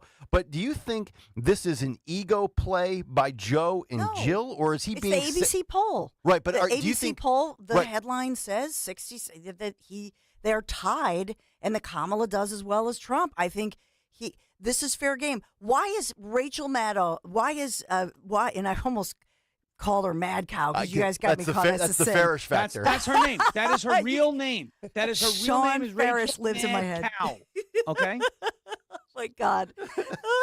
So I just think that this is why she's saying this, because what his to me, I'm looking at this and I'm saying, to me, he looks like the same guy that I've been seeing since he came into office. I don't see a huge difference.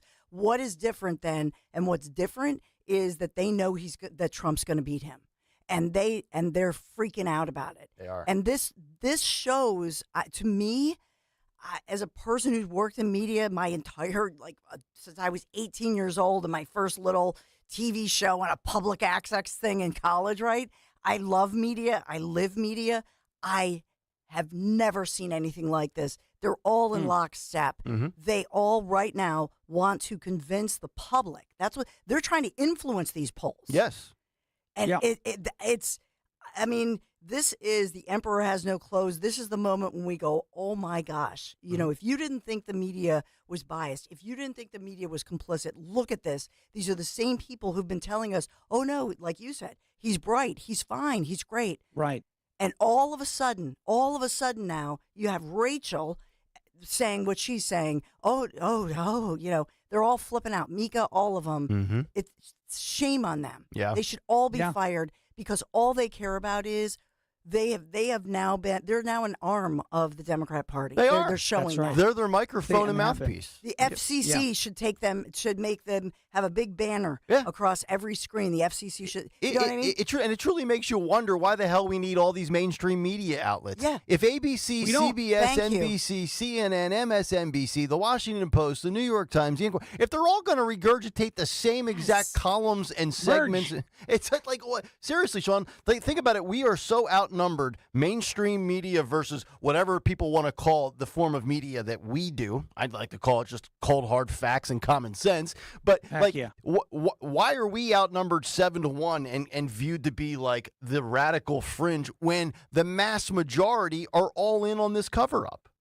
Yeah, you are 100% right about how the media is treating this. And I want to go back to something that Dawn said. I think we're getting close to kind of what they're looking to do here, right? So it's all about expectations, okay? Mm-hmm. The debate, everybody had much higher expectations for Joe Biden, right? Because the media up until June 27th acted like Joe Biden did not have dementia, that was Russian disinformation, et cetera. So the expectations were high, and he fell way short by being, as Dawn mentioned, the same guy that we've seen since he took office. We knew the version of Joe Biden on the debate stage, June 27th, existed this entire time, but everybody else either pretended like that wasn't the case or thought differently. So the expectations were he's going to do really well, and he did really, really poorly.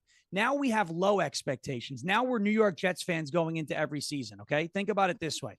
We're New York Jets fans going into every season. We are expecting 6-11, okay, at the very best. And all of a sudden, you win your first 3 games, and you're like, whoa, this is great. Maybe we're going to go somewhere this year because you came into it with low expectations. There's you start New York Jets start the season 3-0. There's still a very good chance you go 6-11. That's just the way it goes. So you're looking at Biden now. You're coming in there after the debate, post debate. Your mindset, the paradigm has shifted. The lens has shifted. shifted where you're no longer expecting vibrance from Joe Biden. You're expecting the mumbling, the stumbling, the trailing off, the freezing moments, the gaffes. You're expecting it now, not just us, but the American people, because of what they saw on June 27th. So the expectations were lower. And so therefore, even if he does fall short, the margin by which he falls short isn't as large as it was on the debate stage, because you've been dealing with 2 straight weeks of the media saying he doesn't have it, he should step aside, et cetera. So you're coming into this press conference last night with much lower expectations than you came into on the night of June 27th. And I think that's helping Joe Biden because, again, it's all about the contrast. It's all about one thing relative to another. Media tells you up until June 27th, Joe Biden's vibrant. He's got it. There's nothing wrong with him. June 27th debate happens. Everybody realizes there's something wrong with him. Now that's the last version of Joe Biden that everybody's familiar with, that and the snuffleupagus interview. You go into last night's press conference and you're saying, okay, well, we had the debate. We had the snuffleupagus interview. We know what we've seen recently of Biden, and you saw more of that last night. It's just not as much of a shock to the system to so many people, because for the last 2 weeks, that's all it's been about, is how slow he is, how tired he is, jet lag, a cold, whatever the excuse has been. And so he didn't fall short necessarily of expectations yesterday for so many people, because the expectations were already low. Right. So, again, New York Jets projected to go 6-11. All right. They go 7-10. It's a bad season, but they exceeded expectations. Did they actually win, though? The answer is no. No.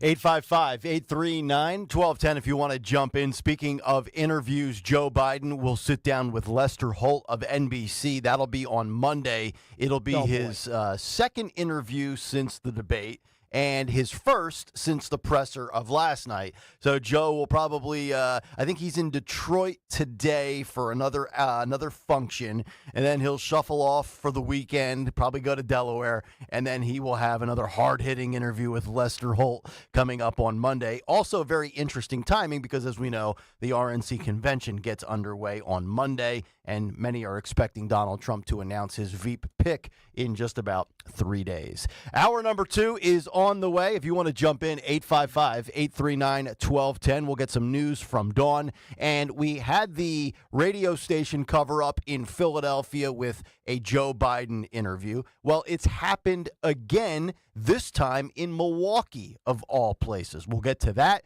as well as Democrats behind the scenes ticking off the left-wing faction of the progressive movement, as they are saying off the record, Donald Trump, he's not a threat to democracy. Give it up already. How about that? Multiple people saying it. We'll give you the details on the other side. Kayal and Company, Hour 2 is next. Nick, Dawn, and Sean here on a Friday edition. Talk Radio 1210, WPHT. Are you tired of high cable TV rates? Sign up for Dish today and get a $500 bonus offer while supplies last. Plus, lock in your price for 2 years guaranteed. Call All American Dish, your Dish authorized retailer now. 800-296-1251. 800-296-1251. That's 800-296-1251. Offers require credit qualification, 24-month commitment, early termination fee, and e-auto pay. Restrictions apply. Call for details. It's one thing falling in love with a house, picturing yourself moving in and calling it home, and quite another navigating the world of price negotiating, mortgage lenders, and finding the budget that works best for you. An agent who's a Realtor can make understanding that world easier. Realtors have the expertise, access to proprietary data, and tools to help you get from imagining living somewhere to actually doing it. That's the kind of help we can provide, because that's who we are. Realtors are members of the National Association of Realtors. You know me. You know I love easy living. You want the best. You want relaxation and invigoration. You want to transform your outdoor living space. You go to Jacuzzi Hot Tubs of Southeastern PA, because it's not a hot tub, it's a jacuzzi. With Jacuzzi, you get the quality, you get the price, you get the whole thing. Visit Jacuzzi Hot Tubs of SCPA.com. Saving for retirement is one thing. Making your money last? For that, you may need some help. Listen to Joe Yakovich on The Heart of Your Money, Sundays at 9 on Talk Radio 1210 WPHT. July savings are going on now at Hessert Chevrolet with savings on Silverados and Blazer EVs. Drive home a 2024 Blazer EV with 1.9 APR for 36 months up to $3,500 off MSRP, or a new Silverado 1500 for $389 per month for 36 months with $4,500 off MSRP. July savings are here at Hessert Chevrolet. Together, let's drive. Visit HessertChevrolet.com today. Call 267-343-9094 for details. Your way or no way at Hessert Chevrolet. When you haven't found love, it can feel like everyone else has. It's in every movie, every song, and all the PDA. Looking for love sucks. Thankfully, California Psychics can give you the guidance you need to find the one. We guarantee if your reading isn't life-changing, it's free. And new customers receive 20 minutes for just $20. Visit CaliforniaPsychics.com and experience the joy of certainty. California Psychics. La la la la la la la la la la la la la la. Oops. Ever had your singing lessons cut short by icy water? Oh, I'm sorry, honey. Say goodbye to those cold notes with Navien tankless water heaters. With Navien, you'll hit all the right notes without the surprise chill. So keep singing and let Navien keep the hot water flowing. And get ready for the encore when you get your utility bill. La la la la la. Navien tankless water heaters. Visit tanklessmadesimple.com. Hi, this is Dom Giordano. Get ready for a gift from Rescue Natural Supplements. It's their Christmas in July sale. That's right, the season of giving is making a summer comeback with huge savings. That means all health supplements will be slashed up to 50, 60, even 70% off site-wide. Treat yourself with savings on heart-healthy omega-3s, pain-relieving anti-inflammatories, natural immunity boosters, and so much more. To order, call 800-26-ALIVE, 800-262-5483. Speak to a rescue product consultant or shop online at res-q.com, res-q.com. Don't miss Rescue's Christmas in July sale. Shop savings up to 70% off all natural solutions for your highs and lows, from high blood pressure, cholesterol, low energy, testosterone. Rescue's got you covered. Hurry on over. Unwrap the joy of a healthier you at res-q.com. Do it today. Cancer, a scary word, but not so scary if you have the right team. Hi, this is John DeMasi, host of Health Watch, Sundays at 8 and again at 4 here on Talk Radio 1210 WPHT. And that team is Dr. Molly Fantasia and the medical staff at Innovative Medical Associates. Yes, cancer is a scary word and a difficult condition if you've been diagnosed. Over the years, the staff at Innovative Medical Associates has helped hundreds of patients with their unique medical hydration protocols. Cancer support is a large part of the practice at Innovative Medical Associates. We believe in medical hydration. We've improved it so much that we are able to help people across the board with challenges before they become chronic. Talk about improving your quality of life. Most likely, that'll happen when you visit Innovative Medical Associates. Check them out on the web at innovativemedicalassociates.com or call 856-489-0505 to schedule your initial complimentary consultation. Are you tired of that dated old kitchen or bathroom? Ready for a refresh? You need to give my friends at Kitchen Magic a call. They've been transforming spaces quickly, beautifully, and affordably since 1979. From refacing to custom cabinets, backsplash, counters, yes, you can get the kitchen you want now. Right now, they're offering 12 months of no payments, no interest financing, plus 10% off your remodel. Schedule your free in-home design consultation today. KitchenMagic.com. Tell them Dawn sent you. WPHT, WPHT HD, WOGL HD3 Philadelphia. From the Cherry Hill Volvo Studios, where relationships matter.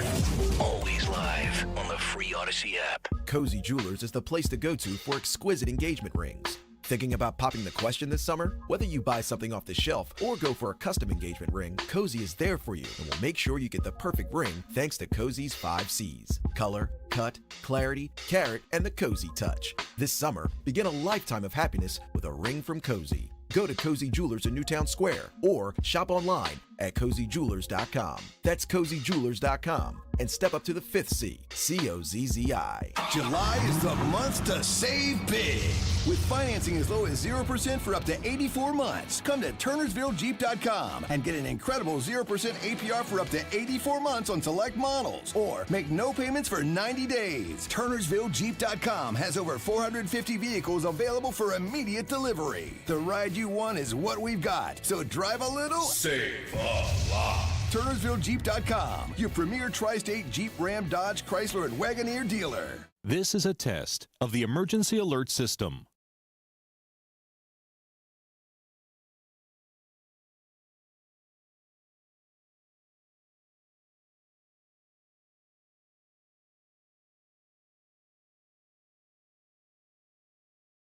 This has been a test of the emergency alert system. The odds of winning the lottery are 1 in 302 million.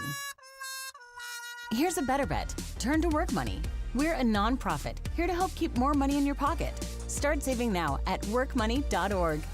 Do you owe back taxes or have unfiled tax returns? The IRS won't quit until they get your money. Here's great news, fresh from those in the know. Major changes have happened at the IRS. If you owe more than $10,000, you may be eligible for a 99% reduction of what you owe. Haven't filed a return for a while? Their happy clients are talking. The IRS was going to levy my bank account, but Guardian was able to prevent that and fix all my IRS issues. Thanks again, Guardian Tax. Need relief from crushing tax debt? The IRS now has special programs. Guardian Tax knows all about them. Personal or business, this is the fresh new break you've been hoping for. We aren't the company you call when you need a hug because you're scared of the IRS. Guardian Tax is the company that wins when you need it most. Guardian Tax Service is really great to work with. They really help me out. I'd recommend them highly. Call now for a free confidential consultation. 800-499-1216. 800-499-1216.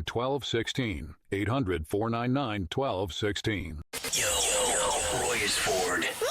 We know your favorite station is 1210 WPHT. WPHT.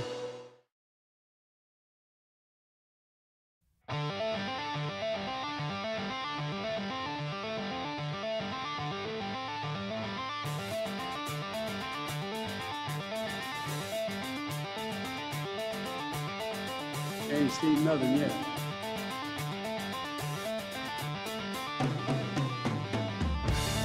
.701, welcome back in. Hour number 2 of Kayal and Company. It is a Friday morning. Good to have all of you in. Hopefully you are having a great start to your Friday workday, or perhaps a 3-day weekend. Nick, Dawn, and Sean as we continue here on Talk Radio 1210 WPHT. The cut sheet's coming up 7:45 this morning. We have all sorts of analysis and reaction from all of the usual suspects. That's coming up in just under 45 minutes. Also, we have to get to this Wisconsin radio station admitting that it edited Joe Biden's interview on a Milwaukee radio station at the request of the Biden campaign. Once again, more strong-arming of the media by Joe Biden and his handlers. We'll get to that coming up. And also, progressives outraged that Democrats are dropping the whole threat to democracy, at least behind the scenes, when it pertains to Donald Trump. We will hit on that very shortly. But let's get to the news. Round number 2 at 7:02. You might not see her on camera, but you will hear her right now. The great Dawn Stensland.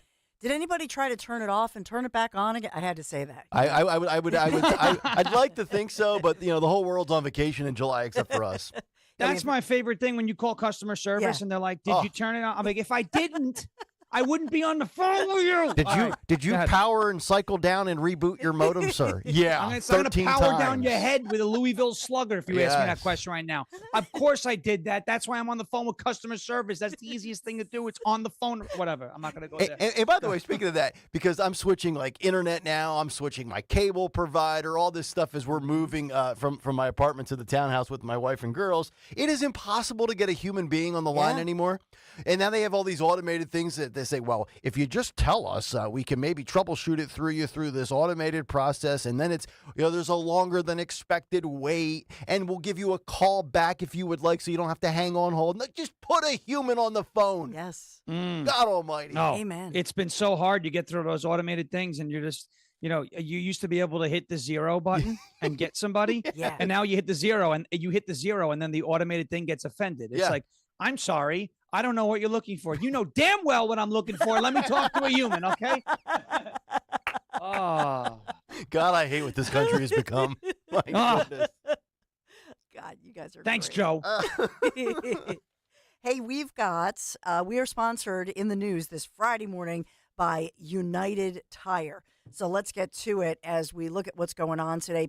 Philadelphia police looking at surveillance images after that shooting that struck a 2-year-old little boy and 2 teenagers. One of them is 15-year-old sister just outside their home in North Philadelphia. They were shot last night just around sundown, right before the sun went down. It was still bright. The sky was still lit up, as you know. And so on the 1300 block, North 11th Street, right near Master Street. So they do have surveillance images that they say it looks like there was a white SUV. Somebody gets out of that. They open fire. The police are trying to figure out, because there were so many bullets, it looks like some kind of a shootout. So they're trying to now establish with ballistics, was this one firearm involved? They believe it was more than one firing shots. So were they firing at one person? Were they firing at each other, a house? What's going on here? We don't have all of that information, but we do know that 3 children in the hospital this morning, a 2-year-old, his 15-year-old sister, she was watching him. They were just outside their house, as I say, and then an unrelated 17-year-old boy who was on the same street on the other side, struck in the ankle, as I say. So they're all in stable condition in the hospital this morning, but that's a major investigation going on. And as well, an investigation into what caused this inferno of a fire, as they're calling it. Huge 4-alarm fire just devoured a large apartment building in Philadelphia's in the Northeast in the Ronhurst neighborhood. So the first call came in 9:24 p.m. according to Philadelphia firefighters for some flames showing it spread very quickly, and you had many dozens of residents trapped in those upper floors. Firefighters are being hailed as heroes, and a lot of gratitude because those firefighters worked very quickly in the heat of not just the heat of the fire, but the heat of the heat wave still, and got everybody out. But we do have 3 children injured, at least 50 people displaced. The American Red Cross is on the scene. They've opened up some nearby facilities, some schools, because school's out, just trying to help people, because where were they going to spend the night last night? As firefighters are still on the scene this morning. But just amazing, the story out of this, as well as the incredible response by the first responders. Yeah, for that 20% of the city workforce that doesn't want to go back to work and wants to work from home virtually, just forget firefighters don't get to fight fires via Zoom, okay? That's right. You don't get to put the flames out virtually, okay? It's like, well put. Get back to work while these people are putting their lives on the line. Yeah, and to your point, a judge set to hear more testimony today, as they were in court all day yesterday, over this lawsuit brought by a union representing 4,000 Philadelphia city workers over Mayor Sherrell Parker's mandate that all employees must return in person to the office by this coming up Monday, July 15th. So this is 20% of the city's workforce that still remains on some kind of a hybrid schedule or maybe a full Zoom schedule, depending on the individual. And so in court yesterday, and this in essence has ramifications across the nation because it's AFSCME. So these are municipal workers. And so are other cities watching this? Everybody is, because, these union leaders are saying that this mandate is not legal and it requires collective bargaining. So even in the private sector, where there are union jobs, and that affects some people in our building right now, right? We have union and non-union, right? But Sure. We're private sector. So this has an impact. If this ruling goes through and this judge says, yeah, it requires collective bargaining, this will make national news and have national ramifications. You know what I mean? Absolutely. Yep. So Sherrell Parker says no.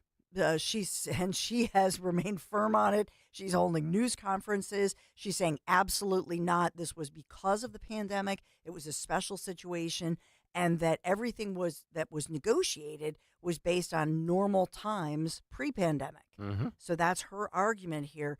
But the union is they're going to have more testimony today, and so we'll see if there is some kind of an outcome from this involving AFSCME Local 2187. The unions say they've been doing the hybrid work for 4 years, and they say this has worked for 4 years, and that it affects childcare, elder care, medical issues, and work-life balance. Work-life balance. How about that? Yeah. I got news for you. When you're an adult, sometimes you don't get the right work-life balance. That's where you need to make a tough call on your own life. Yes. We've talked about John Doherty, once a true kingmaker, an iconic, larger-than-life figure, John Doherty, now a disgraced and convicted former labor leader sentenced to 6 years yesterday by a judge for federal bribery and embezzlement convictions. And it's critical to say federal because in the federal courts, of course, you don't get that gain time. If you're sentenced to 6, you're going to be in jail 6 years. So the big picture here, as you look at him, he was charged first back in 2019, former longtime business manager of Local 98, IBEW, International Brotherhood of Electrical Workers. And he starts serving his sentence, looks like September 4th.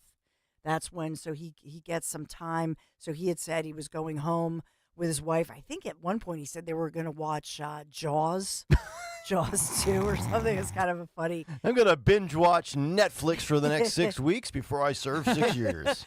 So he said he was going to spend time with family. He has 2 weeks to start paying some restitution, $50,000 up front. He and others are accused of embezzling some. I believe it was it's hundreds of thousands of dollars is what they're accused of.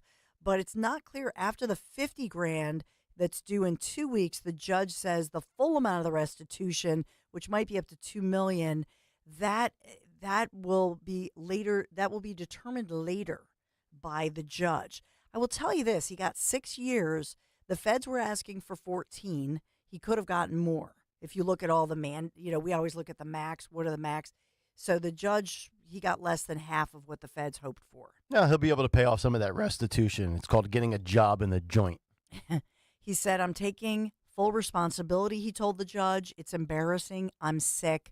I let the lines get blurred." The lines get blurred.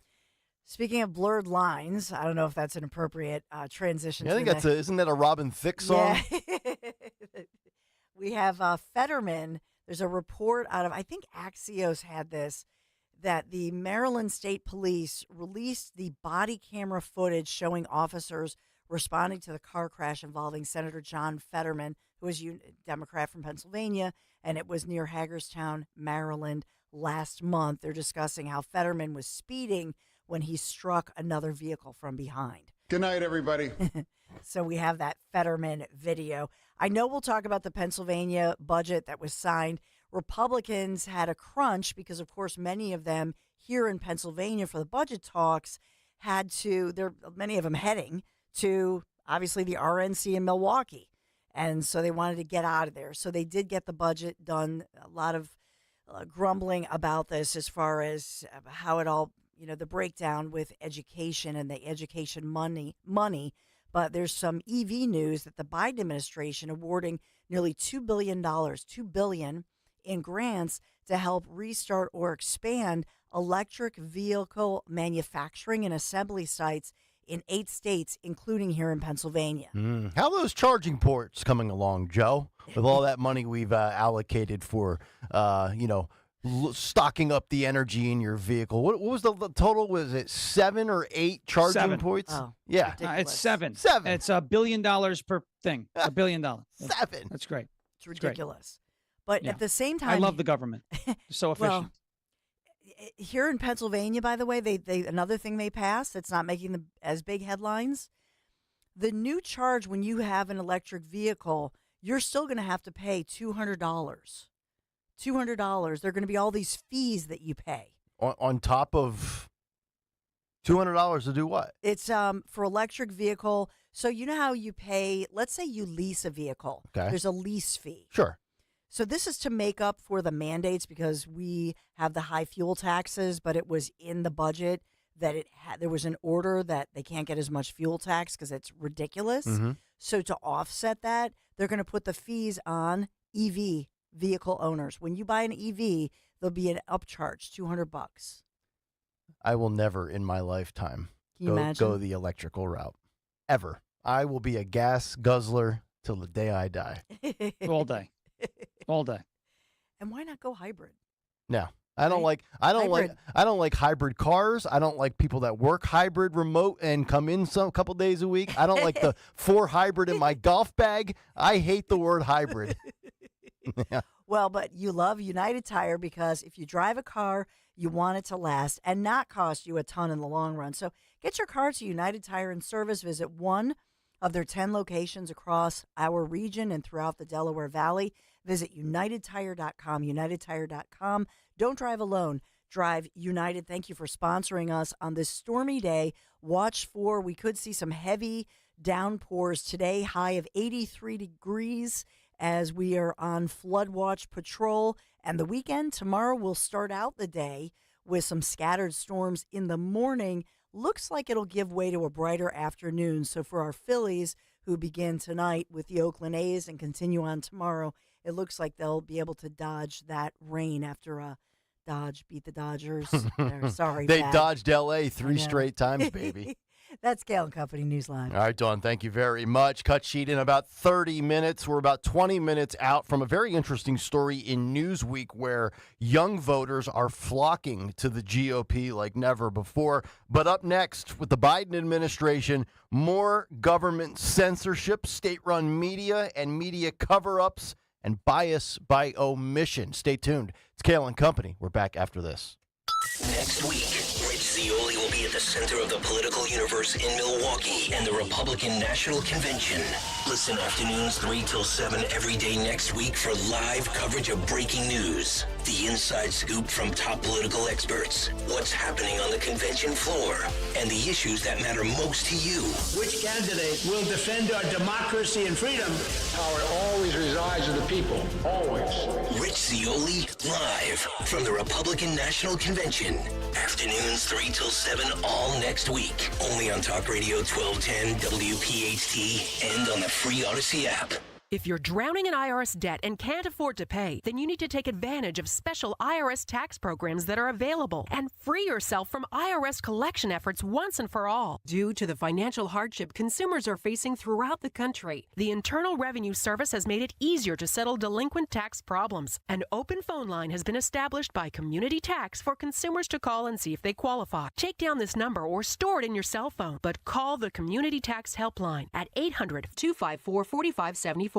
If you owe back taxes to the IRS and cannot afford to pay them back, or even if you have years of unfiled tax returns, there's no need to fear anymore. But you have to call the Community Tax Helpline today at 800-254-4574 for the help that you need. Don't take on the IRS alone. They can attack your wages, savings, pension, home, and even your Social Security check. Call 800-254-4574 for your free consultation and to see if you qualify. That's 800-254-4574. Lose 20 to 40 plus pounds guaranteed with NJ Diet. NJ Diet uses DNA and blood work to help you lose weight and keep it off. Tune into their radio show Sundays at 2 or visit njdiet.com. Tune in to Crash Proof Retirement Show, Saturdays at 11 a.m. to hear Phil Cannella and Joanne Small. The Crash Proof Retirement Show, Saturday mornings at 11 on Talk Radio 1210. At Cherry Hill Volvo, we are offering to qualified buyers a maximum discount of $13,176.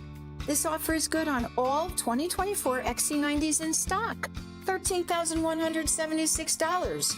Plus, the Cherry Hill Volvo 2024 model year sell down. Pricing and attention to detail here is not to be missed.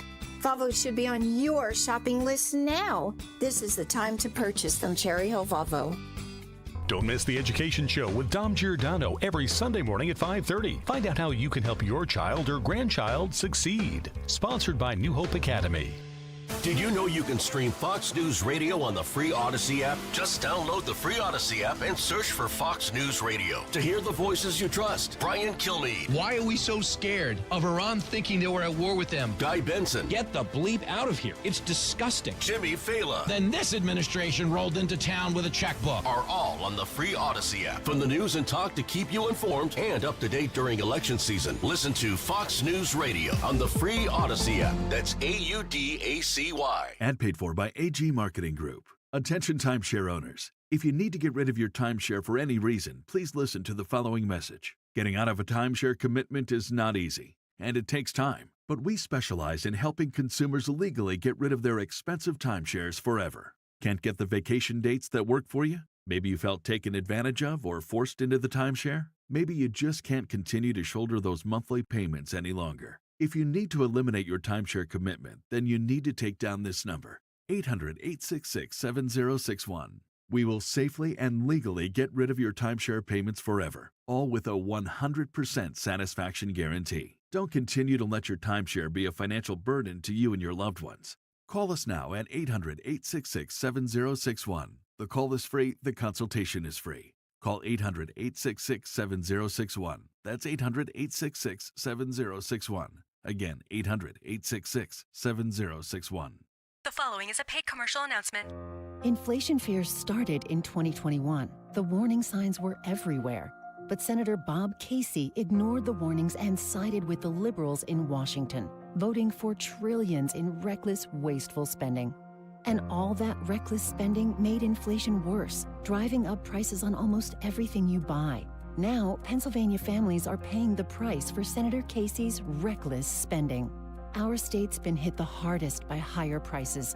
With Senator Casey's reckless spending, grocery prices are up 25%. Rent, it's up 21%. And electricity's up 29%. Senator Casey helped create this mess. And now, Pennsylvania families are struggling to make ends meet. Call Senator Casey at 202-224-6324. Tell him to support S575, the Fight Inflation Through Balanced Budgets Act, and fight against inflationary government spending. Paid for by One Nation, onenationamerica.org. Hey, Warminster, we know your favorite station is WPHT. Tell your smart speaker to play 1210 WPHT.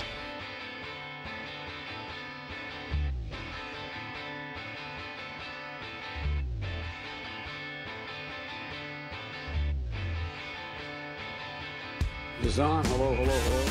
It's Kayal and Company. We are on. Dawn's camera is apparently back on. Woohoo! As we continue here on this Friday morning.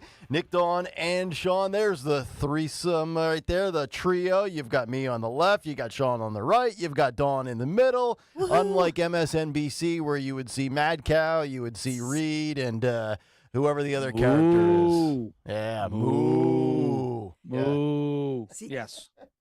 You stop saying Mad Cow. See, I'm going to say that now. It's great. You know, you got. But that's her Sean. name. It's okay to do that. It's her name. Yeah. You know, I mean, if that's, Joe can call Kamala Trump and Zelensky Putin, we can call Mad Al Mad Cow. You know, Biden wishes he had Trump as a Veep. He probably does. Yeah. He would have fixed the border issue. it would be done. Yeah, right off the That'd bat, be funny. right in 2021. So let's get to this because, you know, we spoke about this a little bit on Monday's show. It was part of the Big Take on Monday, Dawn. I know you had it in the news with the firing of Word Radio host Andrea Lawful Sanders and that just awful admission she made last Saturday on CNN to an interview she did the week before where basically the whole thing was a sham interview with scripted questions, and she said what she shouldn't have said out loud, and that led to ultimately her dismissal. Well, we have more media complicit bias, censorship, strong-arming of the Biden administration, this time in Wisconsin with a radio station. This is in Madison, Wisconsin, that admits it edited a Joe Biden interview at the request of the Joe Biden administration. This story from the New York Post: a new firestorm has erupted over another radio interview Joe Biden conducted in the aftermath of his disastrous debate. Civic Media, a progressive talk show host based in Madison, Wisconsin, admitted that it agreed to edit parts of its interview with Biden after the campaign called and demanded changes. They took out a portion where Biden claimed he had, quote, more blacks in my administration than any other president, all presidents combined, end quote.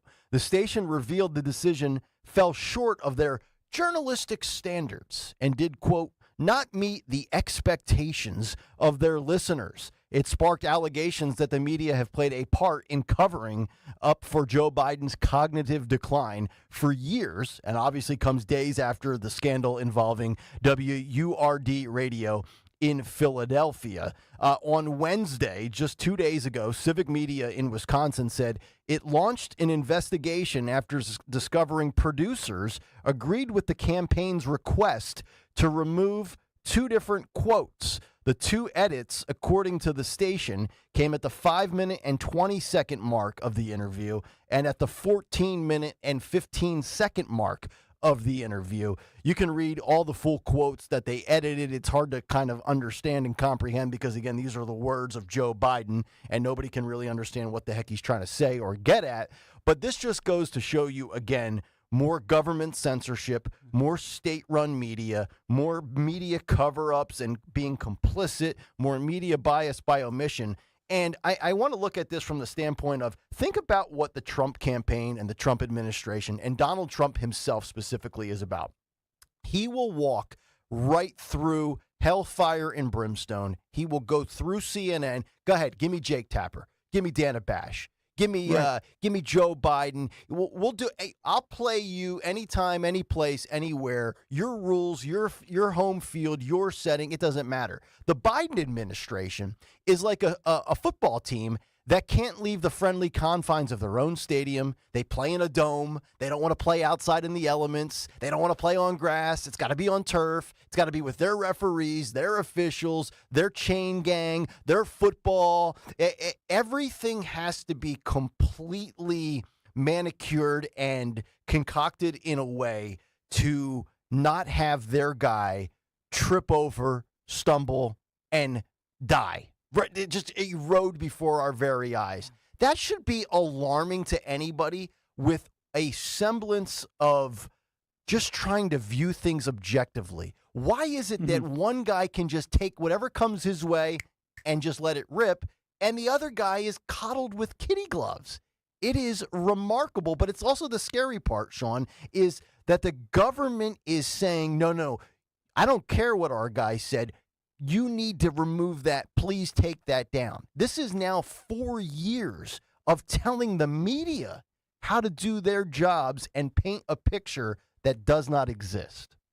Yeah, and I think to your point, what you were just bringing up, there's a difference between setting somebody up for success, right? You talk about the football team that wants their reps and their grass and, like Tom Brady sucked the air out of the football and the whole 9 yards, like all that, Deflategate.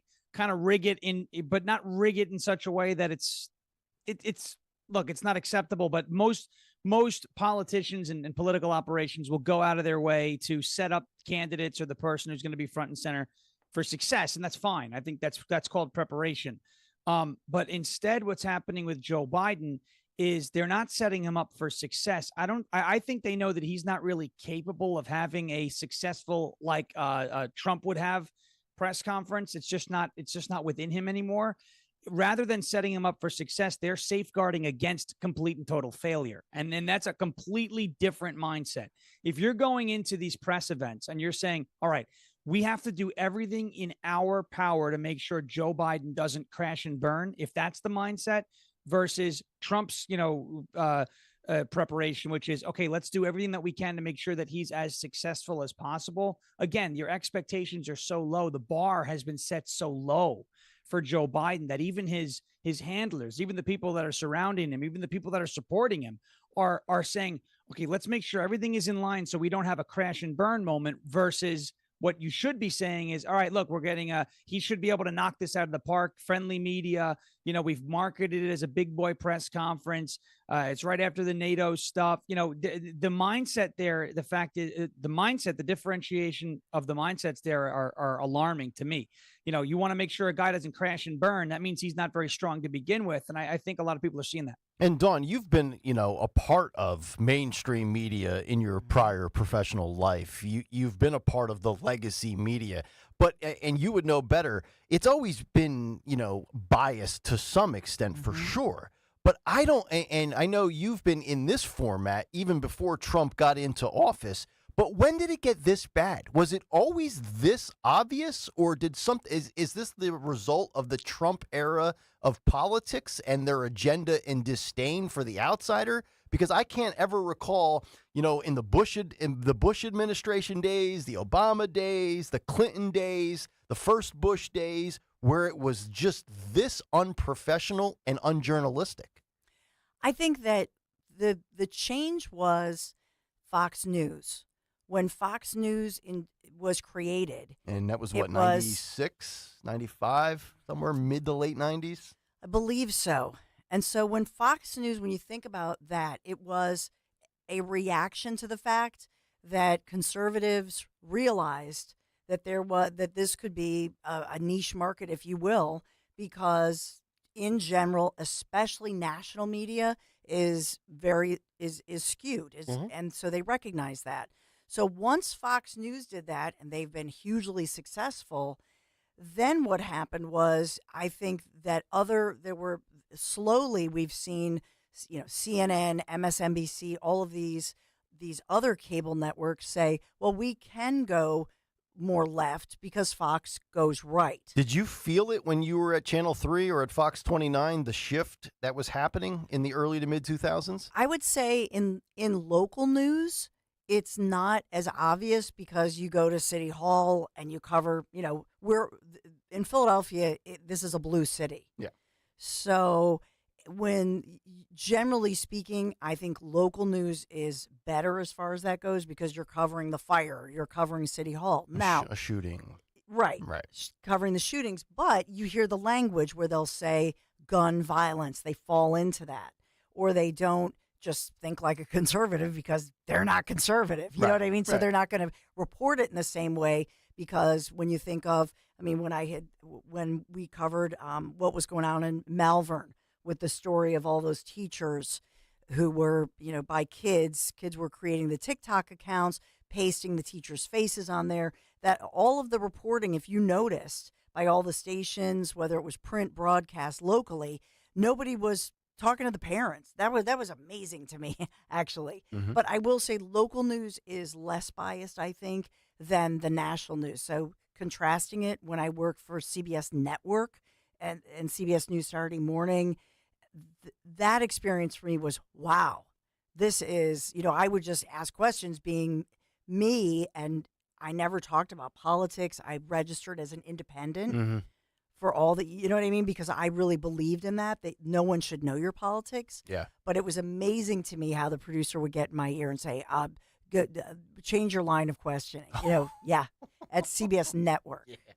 And so that was the difference. I couldn't. I said that's why I could never do that. There's not an amount of money or some sort of greater cause or pivotal career moment where I would be like, yeah, I could talk like the mainstream media. I couldn't insult the audience, much less lower myself from just an honesty standpoint or deal with, like, it's one thing if Soccer or Henry get in my ear about, a clip or something, but like change your line of questioning.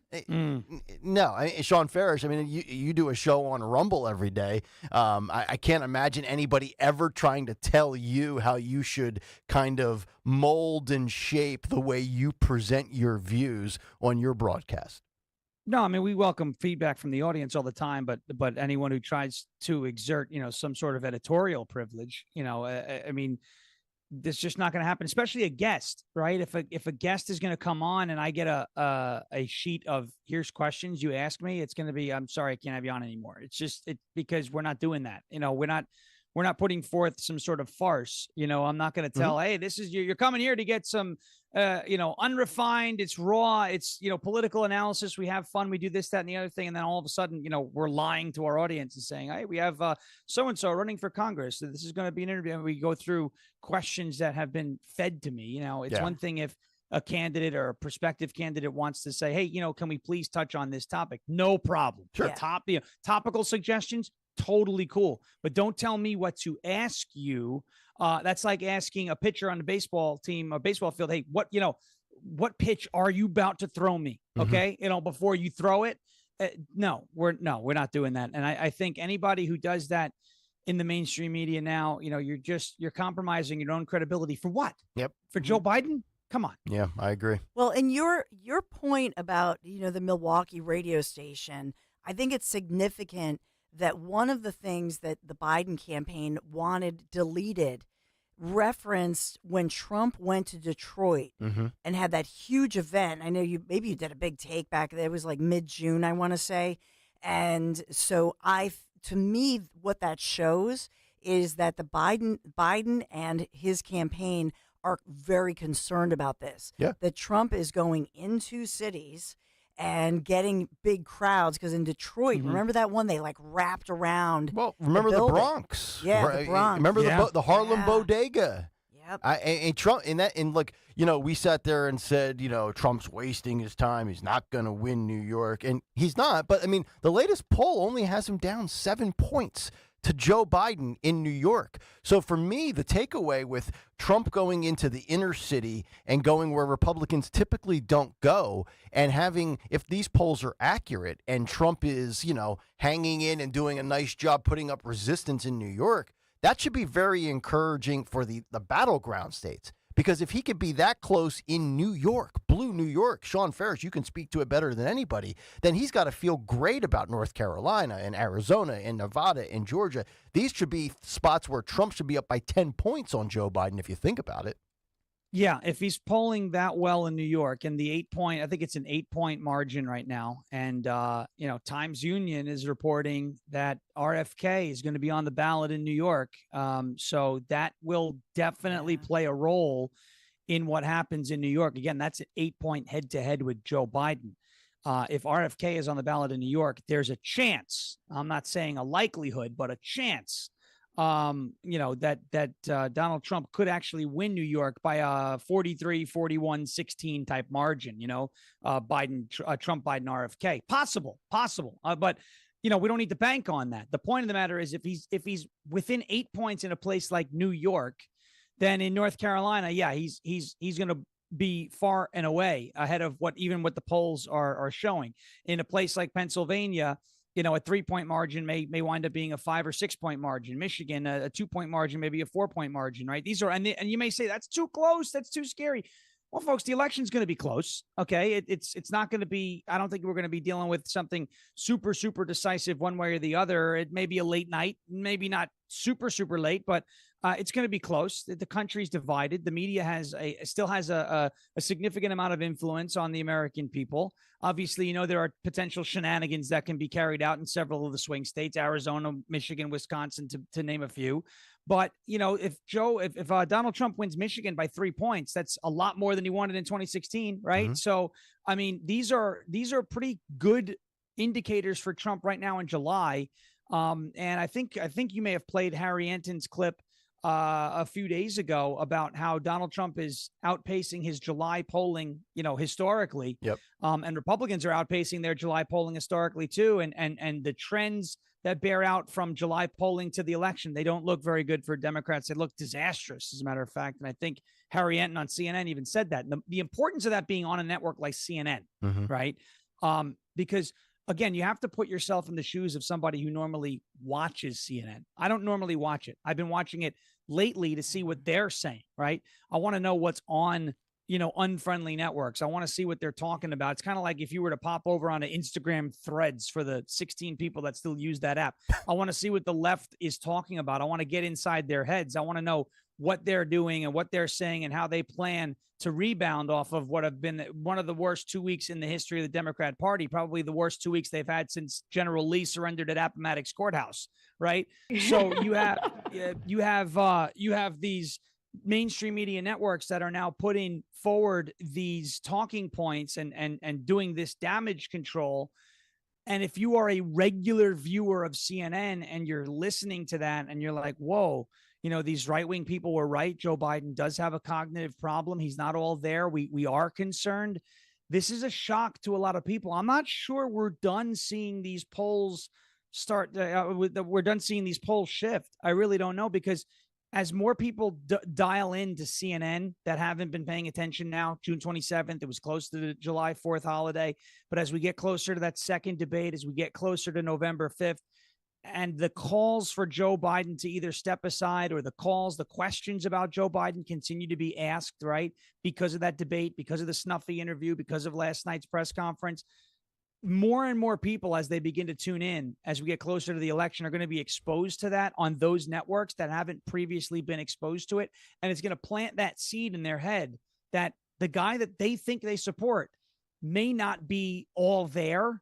And I think that's going to have an impact in the minds of voters as we get closer to the election. I don't think we're done seeing the shift in the polls and in the sentiments now. I think we're going to see more of it. All right, coming up next, we are going to get to a Friday edition of What's on the Cut Sheet. So much reaction and commentary from Joe Biden's latest stumbles. We'll get to that when we continue. Cut Sheet next on Kayal and Company. Join Team Kayal and Company once again this year for the Bend to Shore Bike Tour on Sunday, July 21st. From Philly to Atlantic City, you can do the ride or just donate to support the cause. Visit bendtoshore.org.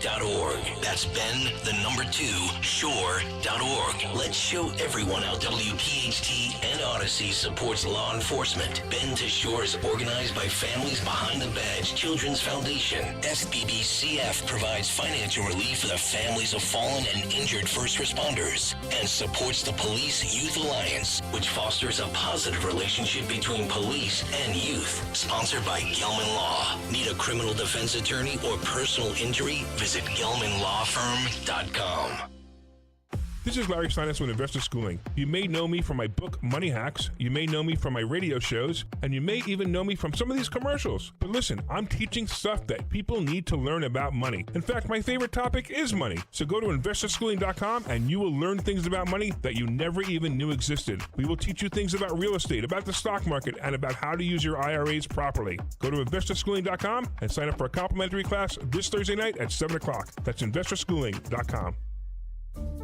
This is Larry Steinitz with Investor Schooling. Are you tired of hearing about the recession that's coming? Are you prepared for it? Well, listen, at investorschooling.com, we're going to teach you ways to prepare for the recession that you didn't even know existed. We're going to teach you strategies on how to use real estate. We're going to teach you strategies how to use the stock market properly. That's right, you can even make money in the stock market when the stock market goes down. Hey, go to investorschooling.com and register for a free class this Thursday night, and you will learn all of these techniques. Go to investorschooling.com right now, RSVP for this Thursday. We'll see you there. Hi, Stephanie from Emmons. Are you not loving your bathroom? Is the King's Throne looking a little outdated and run down? Let Emmons Design Specialists design a bathroom that you will love, and one that Emmons will redo in as little as 1 day. An affordable, maintenance-free bathroom with little to no inconvenience to you and your family. With finance options available, there's really only one problem. Your bathroom will be so nice, your king may never want to come out. Call Emmons today at 856-885-6677 or visit us on our website at callemmons.com. Two legends, one can. Jack and Coke, the #1 cocktail in the world, is now available in a can. Jack Daniel's Tennessee Whiskey mixed with Coca-Cola or Coca-Cola Zero Sugar are available in a can. Is there any better time than summer grilling season for a cold Jack and Coke? Jack and Coke in a can. Born for the backyard. Available at your local PA Fine Wine and Good Spirits store. Go to finewineandgoodspirits.com. Please drink responsibly. Whiskey Specialty, 7% ABV. Jack Daniel Distillery, Lynchburg, Tennessee. Jack Daniels and Old No. 7 are registered trademarks of Jack Daniels Properties, Inc. Coca-Cola is a trademark of the Coca-Cola Company.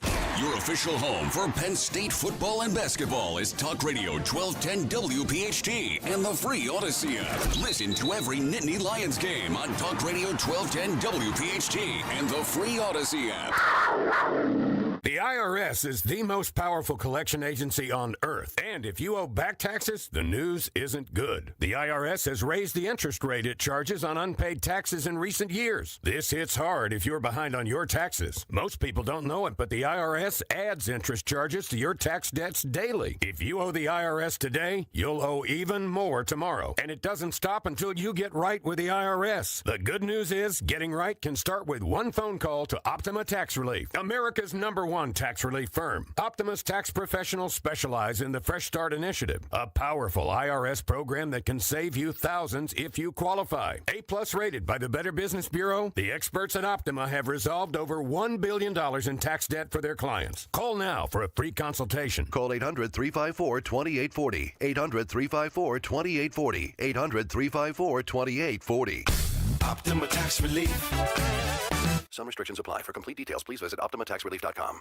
Join us as we honor the late, great former Phillies president and CEO David Montgomery on Toyota Phillies Wall of Fame night, Saturday, August 17th at 6:05 when the Phils host the Nats. Order tickets now at Phillies.com.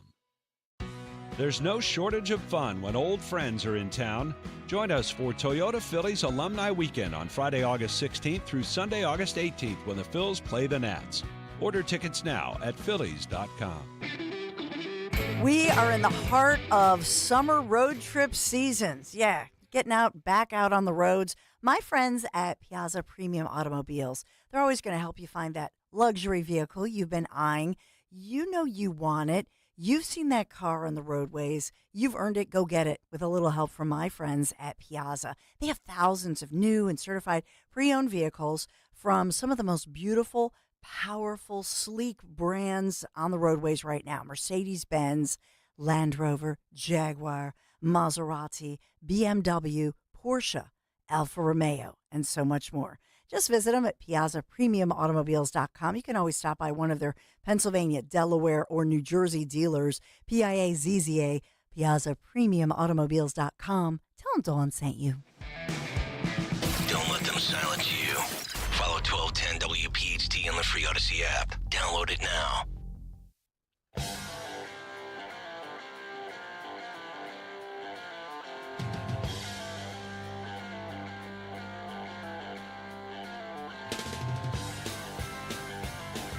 We'll do it live.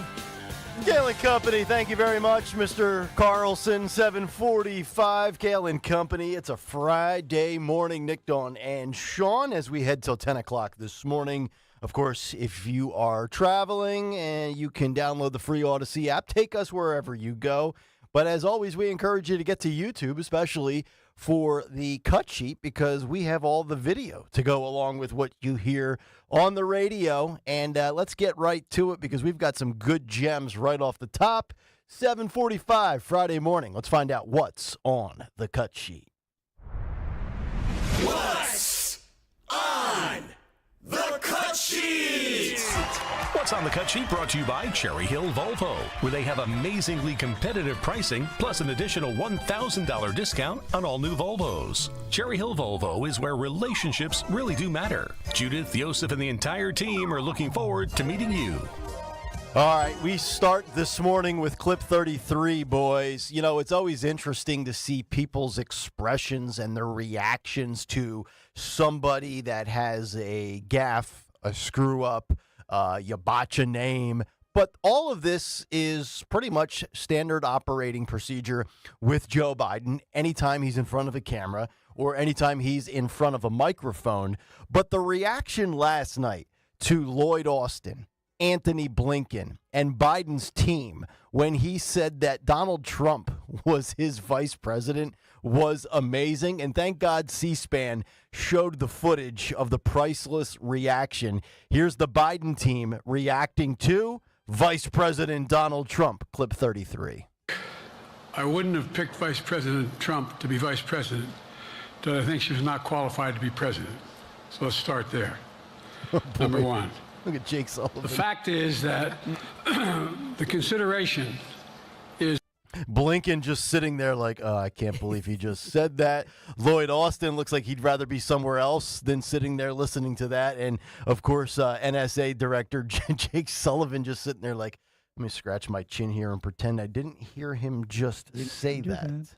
Sean Farish, if you were a part of that team and your boss made that gaffe, what would your reaction be? I'd get up and walk out of the room. I'm done with this, guys. I resign. Goodbye. That's it. I wouldn't do. How do you sit through that? Like, how do you know that? Like, okay, everybody in corporate America, whatever, you know, some people are lucky. They work for a good guy, good woman, whatever, good boss. But a lot of people go home and they're like, I wish I had a different type of boss or whatever, or, you understand that maybe you could do portions of the job better than other, whatever, right? If you're Taliban Tony Blinken or Lloyd Austin or any of these people out there, and you're watching that's the guy that you have to take orders from. Mm-hmm. How on earth can you possibly respect that man's leadership? How? There's no way. If I'm sitting there and I'm one of Joe Biden's lackeys, like Taliban Tony or any of these people, right? If I'm one of his lackeys and I hear that, I'm like, you know what? I'm done. Like I'm doing the guy from the Titanic. I'm snatching a kid and jumping in a lifeboat and getting off of his ship. I have a child. Like I'm getting. You're Billy Zane. Yeah, you gotta get off. I saw one of his deputy press secretaries last night. Like, well, Joe Biden, so effing good. He was great on foreign policy. And I put on his in his reply, he said, Captain Robert Smith of the Titanic would be very proud with how you're going down with the ship here. I mean, it's unbelievable. How could you sit there and what do you gain from being a part of this embarrassment any longer? How does Karine Jean-Pierre go to bed last night? Is she not just up all night laying in bed staring at the ceiling and saying, man, I hope that TV offer comes soon? I heard she was probably drinking with Nancy Pelosi last night. You're not going to get beyond that? Have some vodka. Just have some vodka. Please don't bother me with such frivolity, okay? And maybe that's why her hair is all jacked up, because drunk Nancy probably did it. I don't know. But how could you willingly remain a part of this administration? I get you have a job, you got to pay the bills. If you're Blinken or Lloyd Austin or one of these people, someone will put you in front of a camera. You could be talking. You could find a sponsor and launch a podcast and just save yourself, because this is embarrassing. I picked Vice President Trump and she did. So not only is Trump the vice president, Trump's now a woman. I am the first trans president the world has ever seen. It's incredible. I'm a vice president. I'm also, I did it, and I'm a beautiful woman. I have to say that. I'm a beautiful girl. Isn't that nuts? There are people now trying to recreate through Photoshop the Trump 47 hat, and on the side, you know how it says 45-47? Now it says 45-VP-47. Oh. Don't I actually think you would make a great press secretary for a president? Oh, thank you. But I don't know how you would be able to spin it if you worked for the big guy. Would you just quit? Would you just try to hope that NBC or CBS hires you for a daytime show? No, I could spin it. I could. You could? If I wanted to. If you wanted to. But that's just it. In that job, and I think that's the tough part of it. You're not a journalist. Mm-hmm. You are a spokesperson, working for and loyal to your president. Mm-hmm. And so you're a defender of that administration. Yep. But you do have an obligation to the public. Yeah. Not just to the media. Mm-hmm. It's not about them. It's really that you're supposed to be, even though you might be trying to pivot and spin, you're not supposed to lie to the people. Mm-hmm. And so I think that's what makes that job tough. The media has an obligation to the people, and the media last night followed up. This is clip 34, boys, as they follow up with saying, earlier, Mr. Biden, you misspoke about the Trump VP gaffe, and then Biden gives this answer before he shuffles off into the night. Clip 34. This concludes. Respectfully, earlier you misspoke in your opening answer. You referred to Vice President Harris as Vice President Trump. Right now, Donald Trump is using that to mock your age and your memory. How do you combat that criticism from tonight? Listen to him. Listen to him. Sean, I think this is what you were referencing earlier, where Biden was not expecting one of these questions, and the answer was just unacceptable. And I think that's the clip you were referencing earlier today. Yes, just walk away. You see, he got baited. He was getting ready to leave. I was watching. I was like, I'm not taking my eyes off the screen until he's off the stage, because he still might fall. Something might happen. And he was stuck. He was frozen there. He started to turn, and then that guy started asking the question. I'm like, no, he's gonna take this question. And it was about the Vice President Trump thing. And that was it. Everyone's watching. That was unscripted, spontaneous. And that's your answer, huh? Mm-hmm. That's your answer. You blew it. You blew the whole thing because all he had to do is shuffle off the stage. He's done asking questions, and it would have been a reporter shouting at him, and it happens at every press conference. Oh, Mr. President, walking away, the whole thing. And listen to him. That's what you have to say. Like, that's what you stuck around for. What does that mean? I mean, are you trying to imply that Trump is just as bad verbally as you? Because nobody believes that. Yeah, I think what he's basically saying, what he was trying to say was, oh, you think I'm bad? Listen to Trump, right? Like, because, Donald Trump lies. He lies all the time. Everybody's, where's Jackie? I think that's what he was trying to say. But instead it was, hey, Trump is making fun of your age. Yeah, listen to him. Yep. Whoa, not the best. That's what I'm talking about when I say contrast. Mm-hmm. Could you imagine what Donald Trump would have said? He would have went and said, what a stupid question. I have to, excuse me. What a stupid question. What kind of question is that? This is why we call you the fake news. And then he would have walked off the stage. At least there would have been a good combativeness, little pep in the step. Listen to him. Get out of here. That's just, if you were going to stick around to answer that question, you have to have something better than that. And he didn't. I would love to see if we took different clips of either the debate or their different appearances and then do the Sean Farish thought bubble. Here's what Trump was really thinking. Here was Biden. Here's what Biden was really thinking. Yes.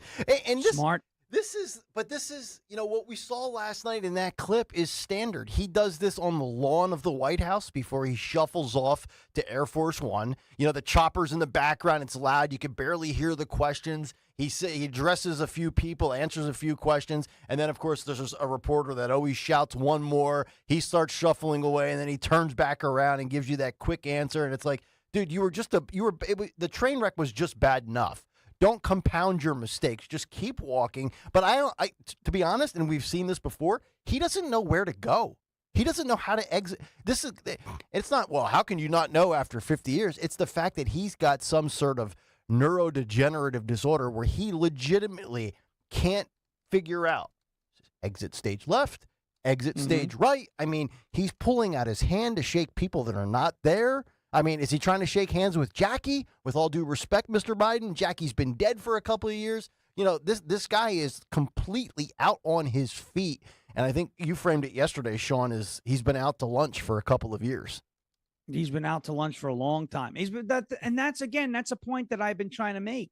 And I've been trying to highlight it with, there's some folks on Twitter. It's great. And there's a lot of conversations that are happening about how Joe Biden is a national security risk now. This is who he has been, and they're right, 100% right, but this is who he has been since he took office. Dawn mentioned it at the beginning of the show this morning, where she said that, she doesn't see the decline because this is what we've seen for the last 3.5, 4 years plus, right? So because we've been paying attention. The fact of the matter is, and I think the real story here is, and we talked about the Milwaukee radio station and how they're trying to shape the interviews and make everything look good, and it's got to be their refs and their field and their footballs and their cleats and their rules, etc. The media is so complicit with where our country is right now. If there was ever a time for people like us, you want to call it alternative media, people who are just looking for the truth, the hell with the word alternative, just truthful, objective, fair. How about fair media, right? Yeah. Anybody who's looking for fairness and who wants to take the power away from the mainstream media, everyone who's thinking in those terms needs to stop right now, not stop thinking, but stop where you are, reflect on the last 3.5 years. Everybody, including Jon Stewart, who literally said these words, well, now voters have been presented with new and urgent information. With all due respect, none of this is new. Right. Do you understand that? None of it is new. Dawn said it this morning. It's not new. This is who he's been. Mm-hmm. This is who Joe Biden has been the whole time. He's been, I got hairy legs. Who the hell cares about your legs? Corn Pop was a bad dude. Not a joke. Not a joke. You're a lion, dog-faced pony soldier. Where's Jackie? This is the guy who crapped. He crapped in front of the Pope. He called the Pope an African-American baseball player. I mean, this is stuff that happened, folks. Yes, this is not parody. It's not parody. It's not, exaggeration. It's not, no one's making anything up. This all happened. But the media told you up until June 27th, 2024, that Joe Biden was okay. They told us that. Remember after the Robert Hur report came out and they called him an old man and he's not competent to stand trial, all that. And he had that brutal press conference. I opened the gate. I told President of Mexico, open the gate between Mexico and Israel. When he said that crap, and we were like, whoa, this is really bad. And the 25th Amendment started getting floated around, and the media was like, no, he just misspoke. They've been covering for him since he declared that he was running for president up until the debate. It's the mainstream media. They have been telling you that this guy is fine, but they've known. Chuck Todd told you he spoke to high-level advisors in 2022 that said Joe Biden can't run in 2 years. So if you want to give the media the benefit of the doubt, for at least the last 2 years, they've known this guy is leading the country. They don't care about our men and women defending the country. They don't care about Nick Kayal or Dawn Stensland or Sean Farish or anybody. They don't care about you. They don't care about me. They care about power. They care about doing what's in their best interest to stay in power. What they think is going to get them favorable treatment from the regime. They care about access. They care about all that, but they don't care about the fact that this cognitively impaired buffoon has been in charge of running this country for the last 2+ years. They've been covering it up. They are completely and totally complicit. This is the greatest and most consequential cover-up in American political history. You will never get me to think otherwise. The president of the United States for the last 3.5+ years has been a vegetable. We've seen it. The media has continued to gaslight and say, don't believe your lion eyes or those Russian conspiracy theorists in the GOP on the right who are just showing you what he's been doing. Don't believe that he's fine. Now the debate happens. They have no choice but to acknowledge it. But now they're playing like, oh, this is new. It is not new. That is the biggest cover-up in American political history. I'm standing by that. Yep, I agree. Well said. As we continue, what's on the cut sheet, you'll find out next. We got a lot of spots to get through today, so we're going to take a quick break, top of the hour, legal ID, the whole shebang. We'll come back and rip through a lot more of the cut sheet as we continue. Kayal and Company on a Friday morning. Nick, Dawn, and Sean, more clips coming up next. Next week, Rich Zeoli will be at the center of the political universe in Milwaukee and the Republican National Convention. Listen afternoons 3 till 7 every day next week for live coverage of breaking news, the inside scoop from top political experts, what's happening on the convention floor, and the issues that matter most to you. Which candidate will defend our democracy and freedom? Power always resides with the people. Always. Rich Zeoli live from the Republican National Convention. Afternoons 3 till 7 all next week. Only on Talk Radio 1210 WPHT and on the free Odyssey app.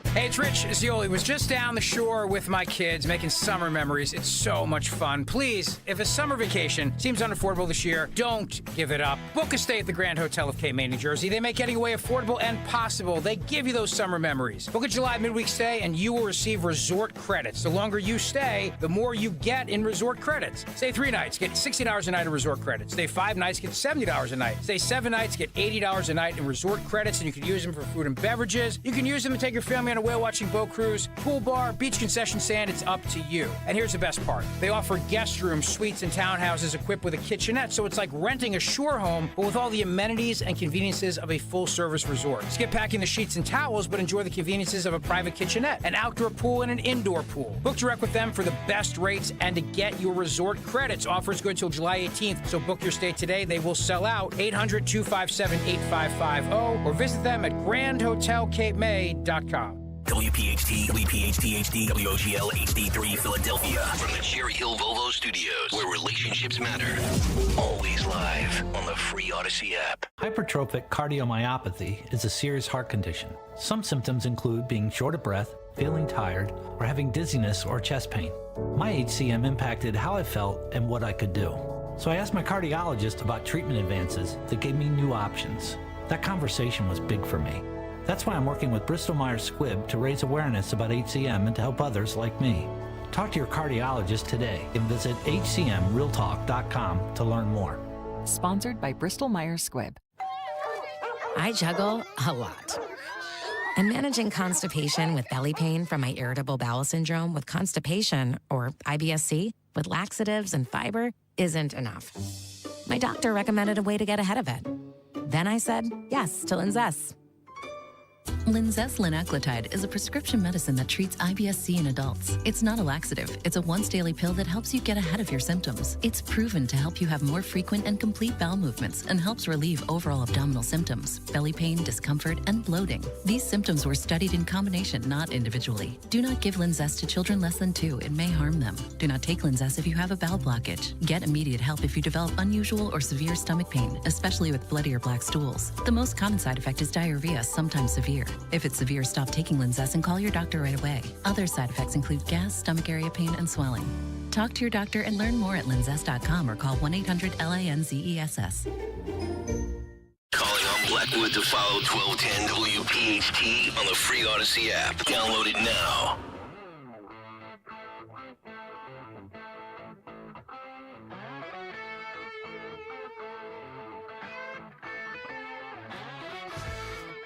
All right, 8:03, it's Kayal and Company as we continue with what's on the cut sheet here on a Friday morning. Nick, Dawn, and Sean, make sure you get over to the Odyssey app. And, of course, watch the cut sheet live on YouTube, youtube.com/@1210WPHT. Hit the like and subscribe buttons when you're there. As we continue, let's go to clip 37, boys, because we were just talking about Joe Biden and his slip-ups last night, from calling Zelensky Putin to calling Kamala Harris Donald Trump as his vice president. And the DNC chair says that Joe Biden forgetting the name of his own VP, it's just kind of, the media nitpicking. Clip 37. Listen and watch this one. Not on whether or not Joe Biden stumbles over things or has a stutter. I mean, hell, sometimes I can't even remember my kids' names because I'm so tired, right? So we got to stop. Let me just. We got to stop the nitpicking, and then focus on the work ahead. This I don't disagree with you, but he's done it in the past. I get you on. So, no, this is not nitpicking Jamie Harrison. And I don't know how old Jamie Harrison is. He's the chair of the DNC. I had to guess he's probably in his mid-40s, if I'm just guessing based on looking at that clip there. Nobody cares if you forget your kid's name, okay? All right, you're not the leader of the free world, and it's not one moment. There's still a few people out there, and I would expect this from the chair of the DNC. It's kind of his job to do this and spin this. It's not an isolated moment. It's not a cheap fake. We are looking at the totality of 4 years. We're looking at the full body of work. So when the select few that are still out there that say people are overreacting or trying to find moments to highlight and isolate, that is not true at all. I'll be honest, and I'm being fair when I say this, Sean. I don't recall a moment in Joe Biden's presidency where he was on point from A to Z, whether it's a press conference, going over to Israel, being with other world leaders. I mean, he doesn't even lay in a beach chair in Delaware on vacation on the weekend properly without somebody being able to point out something he's doing that makes no sense. This is not just, picking and choosing with media bias to highlight the flaws of the other guy. I don't recall a day where this guy had a great day. No, he's never had a great day. And this just goes, and I'm not going to go through the whole litany of things I said beforehand, but this goes to show and prove what I was saying. There, you cannot find, as you just said, a point in the Joe Biden presidency where he seemed competent or he had it all together. Every single time this dude's in front of a camera, something happens. It makes its way around the internet, and it's embarrassing. So to insinuate here that we're just nitpicking, right? Oh, the vice president Trump thing, everyone gets a name wrong here and there. But that's not the point. It's not that he got a name wrong. It's that he can't ever get through a public event without getting something wrong, right? Mm-hmm. And not minute details where, like, 3 days ago it was raining and it was sunny. You don't even.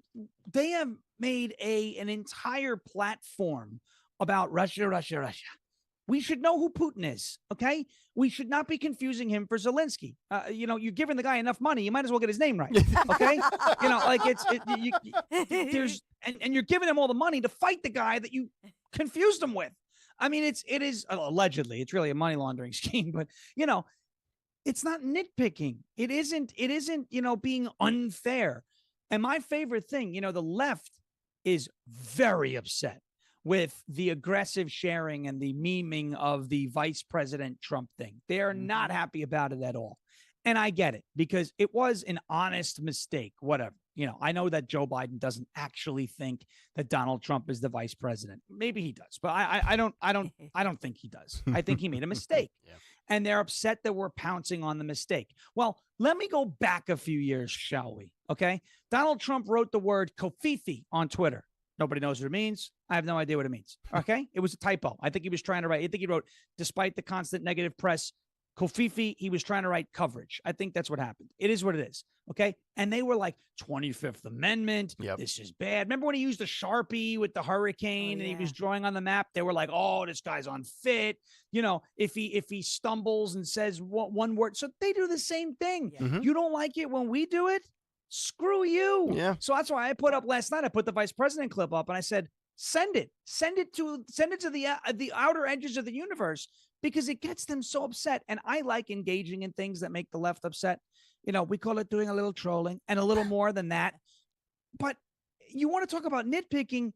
This is all they've done. Yeah. Deceptively edited photos of Trump, the kofifi incident. They photoshopped pictures of him on the golf course to make him look fat. I'm a beautiful person. I don't know what you're doing. This is what the left does, and they don't like it when we do it back. Nope. Well, guess what? We're fighting fire with water, and we're putting your fire out. Yep. And if you don't like it, that's too bad. I gave you guys a couple of quotes earlier this morning from the NBC News article about the word legacy, right? And I always felt like when I was in sports media, when you started talking legacy about somebody, you know that the gig is up, right? Like, what will Donovan McNabb's legacy be after he lost that Super Bowl to the Patriots? The Joe Paterno, Jerry Sandusky scandal. What will Joe Paterno's legacy be? Iconic football coach or man who maybe covered up a sexual scandal with his defensive coordinator? And, Dawn, you always talk about the mainstream media all being complicit and jumping at the same time. They are doing this again now with the legacy word with Joe Biden. This is clip 40, boys. Last night, Caitlin Collins, I believe, after Joe Biden had his press conference, had Jim Himes on, and Himes, another guy, throwing out the word legacy. Clip 40, listen and watch this exchange. He's top 10 presidents, right? Why would you gamble that legacy? The legacy of being a top 10 American president, transformative, Lyndon B. Johnson transformative. And you're going to gamble that on possibly being the guy that handed the country over. Yeah, you're saying it's too risky. That doesn't make sense to me. Congressman, you said that you waited to put your statement out until after because it was the NATO summit here in Washington. You believed you wanted to wait until he was done meeting with world leaders, done with all of that. Do you expect that there are other Democrats in the House, more, that are going to come out? And if so, how many more do you think there will be? I don't know the answer to that question. What I can tell you is that I circulate amongst my colleagues. I would tell you that there is a very small percentage of my colleagues who are ride or die, who say this is the only way to go. My colleagues and I are worried about two things. One, what is Plan B? That's a totally fair question. I actually think Plan B looks pretty good. I don't know what it looks like, but I think we have a remarkable bench of Democrats. And they're also worried about something very legitimate, which tortured me and continues to torture me, which is we cannot be here anymore. This needs to be resolved, I don't know, in the next 5 to 7 days, because we just went 10 days where the story was not Donald Trump promising totalitarianism. It was, how is Joe Biden going to do in the big boy press conference? Wherever you are on this stuff, this needs to stop soon. And look, if Joe Biden, at the end of the day, he's our candidate, no one will work harder than I will to elect him.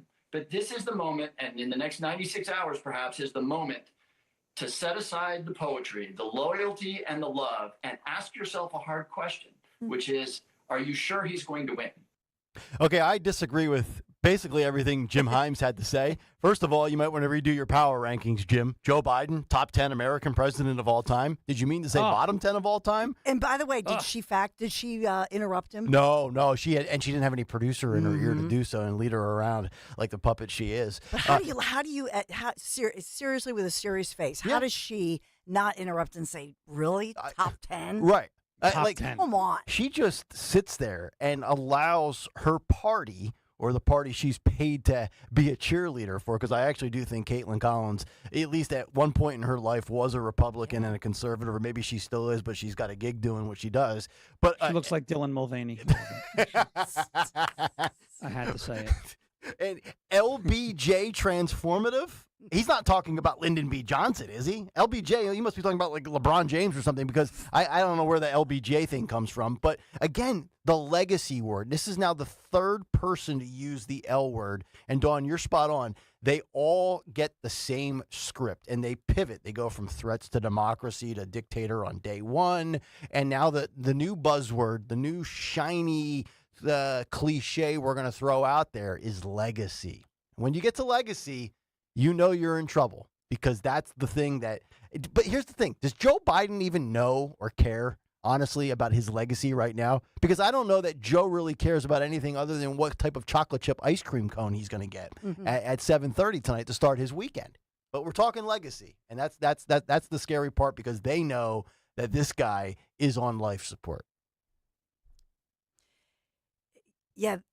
And the media now, going viral is, a Washington Post editorial, how the media sleepwalked into Biden's debate disaster.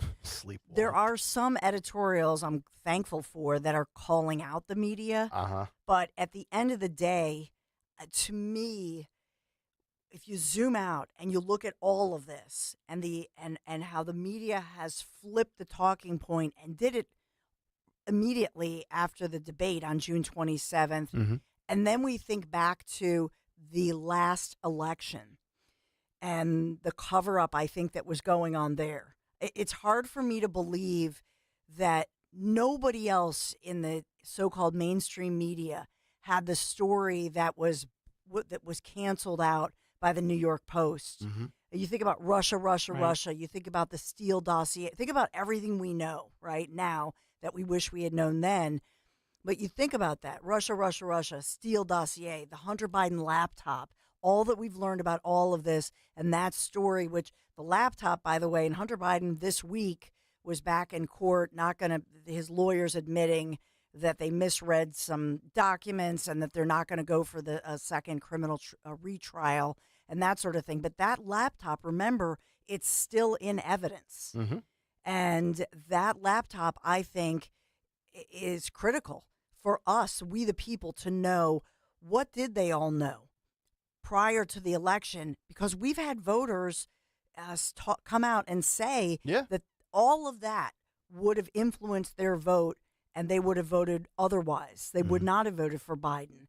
I think the media bias and the media being so complicit, the cover-up, I think now is evident that we've all been played by the media. Nobody imagine. I mean, even though we have eyes wide open, but I don't think that people really ever believed that the media would be so complicit in a cover-up pre the 2020 election. Well, and think about the way the media has changed. In 2020, they did everything they could to protect Joe Biden, to beat Trump, with everything you just said, with not sharing facts and truth. Fast forward 4 years later, now they're doing everything to bury the guy they protected because they know the guy that is dying before their very eyes has little to no chance of beating Trump. So now they're all complicit in getting him out and finding somebody with a pulse who can beat Donald Trump. Yes. That's how quickly things can change in this country. And think about this. I'm just going to say this. Think about the African-American community and something I think that Nick Kayal, you played in your big take. And that is that a group of Americans who were skeptical, I know here in Philadelphia and across the country, for the vaccine mandates because of the history, especially here in Pennsylvania, with African-Americans not trusting the medical community, oftentimes with the tragic history of that and experimentation, sick stuff. Mm-hmm.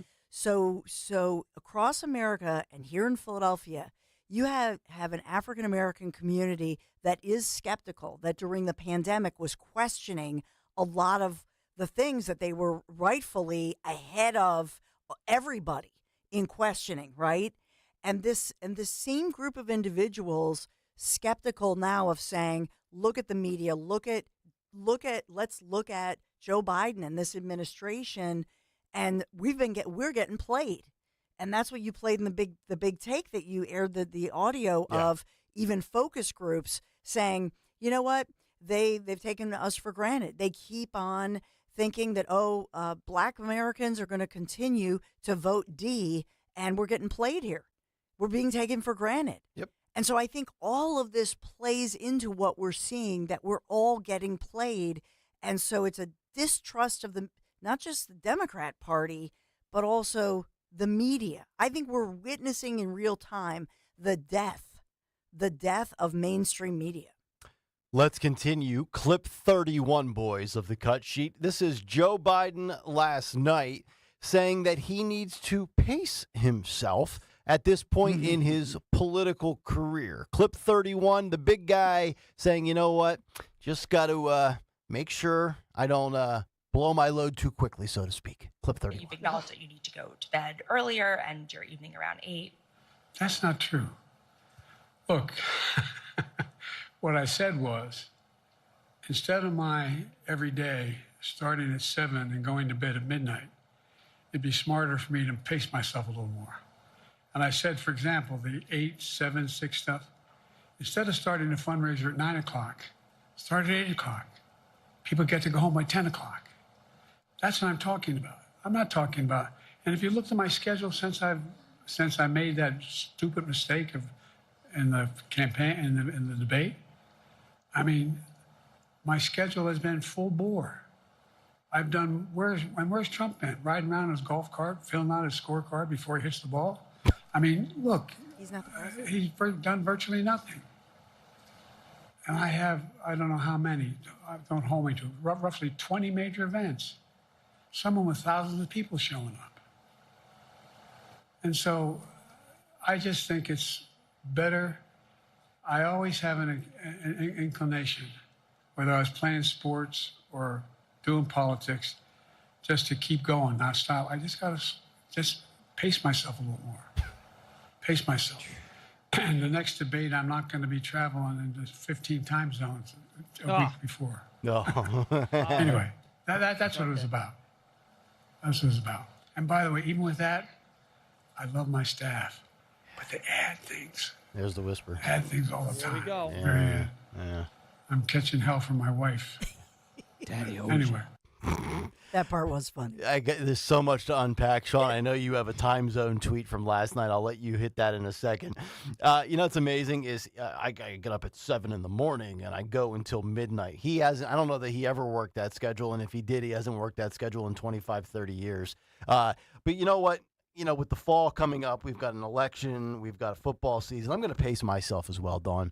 I'm going to ask Sunday Night Football to go from 8:15 kickoff. Let's move back to 7:15 so I can get to bed at 10 o'clock instead of 11:30 on a Sunday night, just to make my life a little bit easier. And I heard you, Dawn, as we were playing that clip. Yeah, Trump's not the president right now, okay? Technically, you want to say he doesn't have a job, right? So he's got the ability to go play golf. Okay. And by the way, we really need to revisit the whole golf challenge, because he was like, you know, I'll play you in golf if you carry your own bag, tough guy. Okay, pal. I really want that to actually happen. I know it means nothing, and it's just, you know, a bunch of, jive and nonsense. But Sean, I know you tweeted this last night about the time zone thing, because that's another stone cold, blatant lie from the big guy.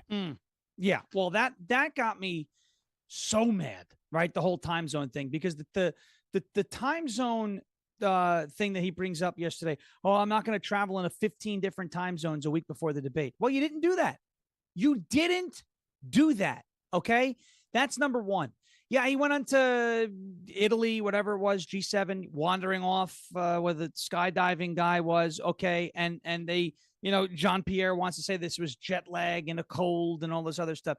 For Joe Biden to come out and say that he traveled into 15 different time zones a week before the debate, it's not only is it not true, it's so far from the truth that it's ridiculous, right? So for the 12 days before the June 27th debate, Joe Biden spent every single one of them in the Eastern time zone.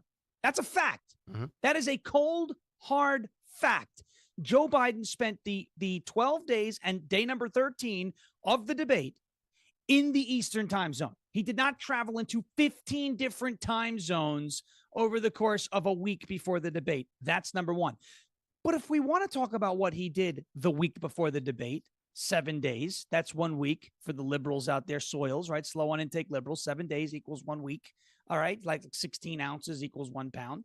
You have, for the last 7 days before the debate, not only did he stay in the same time zone, he remained locked in the exact same location, Camp David, for the 7 days before the debate. He didn't do a ton of traveling a week before the debate. He didn't move. He was definitely going to bed at 8 o'clock. And then this narcissist, this disgusting, did you catch it? Did you catch it? Oh, I want to end these events earlier so that people get to go home earlier. No, you don't give a damn about these people who are coming to these press conferences. You and George Clooney looted, pillaged donors for tens of millions of dollars 3 or 4 weeks ago, however long it was. The same event where Joe Biden had to be grabbed by the hand and led off stage by Barack Obama. And again, highlighting the cover up. Remember when that video went viral? Oh, it's a cheap fake, right? It's a cheap fake. And then he shows up at the debate a week later and we realized none of it was a cheap fake. George Clooney, Joe Biden, Barack Obama, the Democrat Party, pillaged, looted, stole tens of millions of dollars from donors under a false pretense at that fundraiser. And Clooney now comes out, yeah, the guy we saw at the fundraiser was the same guy on the debate stage. So you knew, and you still let people write these huge checks to Joe Biden. And now he wants to come out, well, we want to end these nights early so people go home at 10 o'clock. That's what it's about. That's not what it's about. Because once we got past 8 p.m. Eastern last night, everything gets hazy when the sun goes down for Joe Biden. Yeah. We saw it. He started to fade. Mm-hmm. It's not about the people. He's not doing this to be nice to the donors. If you were doing it to be nice to the donors, you wouldn't want them to write you checks because you can't stay up past 8 o'clock. Oh, I'm pacing myself. Give me a break. Yep. This guy is a narcissistic, self-serving buffoon. I'm sorry that when I heard that, I was, so you want to cut your schedule off? You want to call a lid at 8 o'clock because you have respect for other people? Give me a break. And then to say 15 time zones a week before the debate, you stayed in Camp David all day, every day for 7 straight days. You were locked in the same room more than Aaron Rodgers on a darkness retreat with ayahuasca tea. Okay. This guy is the biggest liar. And I don't see anybody calling him out for that except us. I was just like, what? You were in the same time zone for 12 days and in the same location for 7 days before the debate. What you're saying is a total lie. Mm-hmm. But he performed great last night, guys. Performed great. That's wonderful. Come on. That made me so mad. Yeah, this also makes me this infuriates me. Clip 29. Joe Biden getting ready to defend his vice president, not Donald Trump, his vice president, but his real vice president, Kamala Harris. Listen to this nonsense. Clip 29. Go ahead. And in the Senate, she was really good. I wouldn't have picked her unless I thought she was qualified to be president. From the very beginning, I made no bones about that. She is qualified to be president. She's not qualified to be president. You picked her because she was going to break the glass ceiling. You and your closest confidants and advisors and Barack Obama said, hey, we need to make this administration the most diverse administration of all time.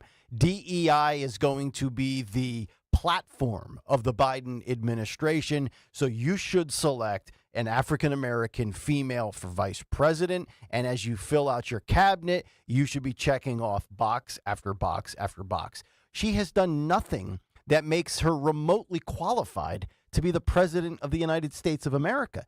Every task she's been assigned, she's failed at. And I don't even know that you can even say fail. I don't even think she even acknowledged or knew she was in charge of the border. Remember that interview she did where I forget what mainstream media hack was asking her, well, you haven't been to the border and you are the self-proclaimed border czar. And her answer was like, well, I've never been to Pluto either. And I'm like, this is real life right here?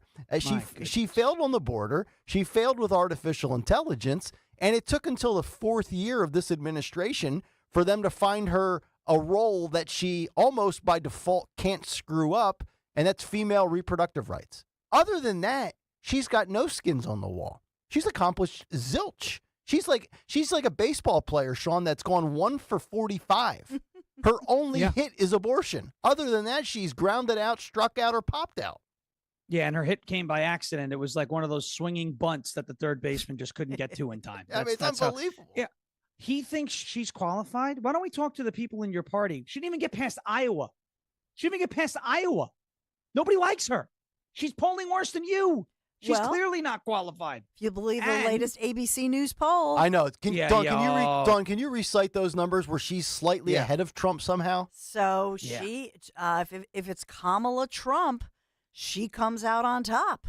Is it 49, 46? Looking for the exact numbers. You know what? To quote the great George Strait. Yeah. I got oceanfront property in Arizona. Okay. I mean, give me a break with that poll. Remember when I wrote this down because we were talking about, remember when in the Snuffy interview, Snuffleupagus, I got cognitive tests every day, right? Remember that one? The cognitive test every day? Yeah. Yep. Okay. So did he have a cognitive test last night? Was that part of his daily cognitive test dealing with the press? Because if it was, then he failed. That's number one. This Kamala Harris, she's qualified. She's not qualified. Is if she was, I got to be honest, if she was qualified, he would have stepped down and walked away a long time ago. Yeah. The only reason he's still president is because of her. If that was a capable, able-bodied, VP point. or president in the wings, this wouldn't even be happening. That would have been over a long time ago. When Chuck Todd's talking about how his aides are saying he can't run in 2 more years, if it was somebody else other than Kamala Harris, let's say it was, Stacey Abrams, the beast of the Southeast. She's a whistling Dixie when she talks with those teeth. I wonder what that was. If it was, that's That what was that is. good. We do that. That's one of those things on Rumble. We've been doing that for a while because of the teeth. The Stacey Abrams. So if it was her or somebody, even I don't think she's necessarily capable, but if it was her, maybe Newsom's the VP. If it was somebody other than Kamala Harris, right, who is the vice president, let's say it was Pocahontas. She'd be president right now. Well, there was no doubt, right? Like that was the plan. Initially, there's no question in my mind that she was given that position. And when the first quarter got underway of January of 2021, after the inauguration and the whole bit, the plan was for Biden to serve 2 years, 3 years, perhaps the whole full first term, and then Kamala Harris was going to take the baton. But they quickly realized, I think they had to imagine and come to the realization by the end of year 1, if not early of year 2 in 2022, that she didn't have the chops for this position. Excuse me, ABC News poll says she comes out on top 49% to 46%, according to ABC News. I'm going to I'll take a page out of the Barbara Streisand playbook. If Kamala Harris becomes the president of the United States, I will flee the country. It's over. Yeah. Screw it. I'm not staying on this planet. I'm going to call Elon Musk and I'm going to say, you want to do this Mars thing for real? Let's go. Let's go. Can I book seriously. a one-way flight? Nick, this is Nick Kayal's little sneaky way of you in our group text. You said, I'm going to Fiji. I'm going to be like Truman in the Truman Show. I'm booking a flight to Fiji. Yeah, because you just want to play golf in Fiji and not move to the townhome in Collegeville. Let's be honest here, mister. That could be part of it. Who will drive me to Fiji quicker? My wife and daughters or Kamala Harris? Poll question. Somebody help me. 855-839-1210 if you want to jump in. All right. And the ABC poll, if you believe them, Americans divide, quoting here, 46 to 47% between Biden and Trump. So it's a virtual tie. See that, That's folks? ABC News. We share By the way- polls by the even way- if they're not good for Trump. ABC News, right? This is ABC News. They want to tell you they have, this is credibility, right? So Snuffleupagus comes out and says he doesn't think Biden can run, right? He can't serve another 4 years. And ABC was like, well, we don't believe that. That's his opinion. So that tells you where they're coming from, just to let you know, right? They know they're carrying the water for Biden. By the way, breaking news, Project 2025, obviously, since that is now Donald Trump's not endorsed platform, obviously. I am now full-throated endorsing Project 2025. It has been added to the party platform that if Project 2025 is implemented, the term hoagies will be designated hate speech, and we're not allowed to say it no more. So, I'm in. Heroes. Joe Biden, the human embodiment of a hoagie. He's certainly no hero. Shorty's no hero. $5. Yeah, $5 for the shorty, $6 for the classic footlong, right? There you go. Actually, no, it's not a footlong. It's 10 inches. Yeah. It's a footlong. It's a Shrinkflation. Subway thing. $6. Yeah. Shrinkflation. By the way, The $5 footlong is now 10 inches. Bidenomics. Subway footlong is absolute trash, by the way. Hey, I just Jersey Mike's all day. Stalker's checking in. I guess he's back from his vacation. He says that we've got a food drop coming up. 9:30 this morning. We're going to have Chicky and Pete's National Crab Fry Day food drop. Send some to Nashville, would you? Aw. Yeah. Pete Send some to Spring Hill. Cherokee. Yeah, Pete Cherokee is going to be swinging by. Wow, he's coming at 9:30. It's National Crab Fry Day. Yeah, so somebody's got to let him in at 9:15 because the rest of the company's on vacation. And remember, this is National Crab Fry Day. All the proceeds benefit the FOP Survivors Fund. Yes, indeed. Great cause indeed. And I could go for some crab fries, not going to lie. All right, that'll do it for round one of the cut sheet. We'll get to round two about an hour from now as I have crab fries all over my face at that point, and it's going to be a glorious final stretch. Sean Ferris, you can live vicariously through my face as I have grease and stuff all over me as I'm eating on the air, because that's what I like to do. Sure thing. It's great radio, Sure thing. by the way. All right. We'll get to Dawn's Big Three when we come back. But first, a word from my friends with Piazza Auto Group, specifically Piazza Mercedes. Just about, this is about 3 months ago, but I got to tell you, I can't stop thinking about this vehicle. And I got the truck, and I'm thinking about a Benz all of a sudden. The Mercedes-Benz C300 Coupe at Mercedes-Benz of Westchester. If you're looking for a Benz that is affordable, if you're looking for something that is sleek and stylish on the outside and packed, and I mean packed, with advanced technology on the inside, the C300 is for you. Touchscreen interface, AI voice recognition, sure to impress. And this model comes with a turbocharged 2-liter 4-cylinder engine that packs a whopping 255 horsepower in such a compact vehicle. It's available today at Mercedes-Benz of Westchester, Wilmington, or down at the shore if you're swinging on by in Atlantic City. Shop online at piazzapremiumautos.com and tell them Nick Kayal sent you. Join Team Kayal and Company once again this year for the Bend to Shore Bike Tour on Sunday, July 21st. From Philly to Atlantic City, you can do the ride or just donate to support the cause. Visit bendtoshore.org. That's shore.org. Let's show everyone how WPHT and Odyssey supports law enforcement. Bend to Shore is organized by Families Behind the Badge Children's Foundation. FBBCF provides financial relief for the families of fallen and injured first responders and supports the Police Youth Alliance, which fosters a positive relationship between police and youth. Sponsored by Gelman Law. Need a criminal defense attorney or personal injury? Visit GelmanLawFirm.com.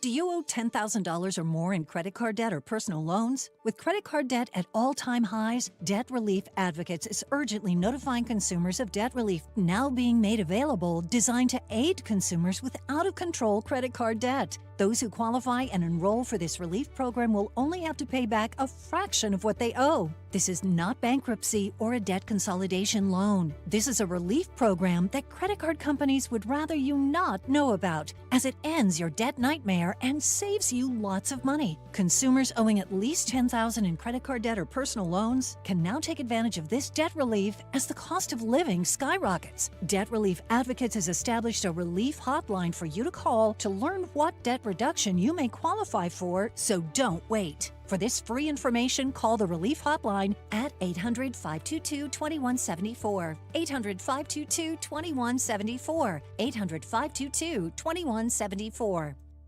Looking for the confidence to walk away from the 9-to-5? Find out how with Joe Yakovich on The Heart of Your Money, Sundays at 9 on Talk Radio 1210 WPHT.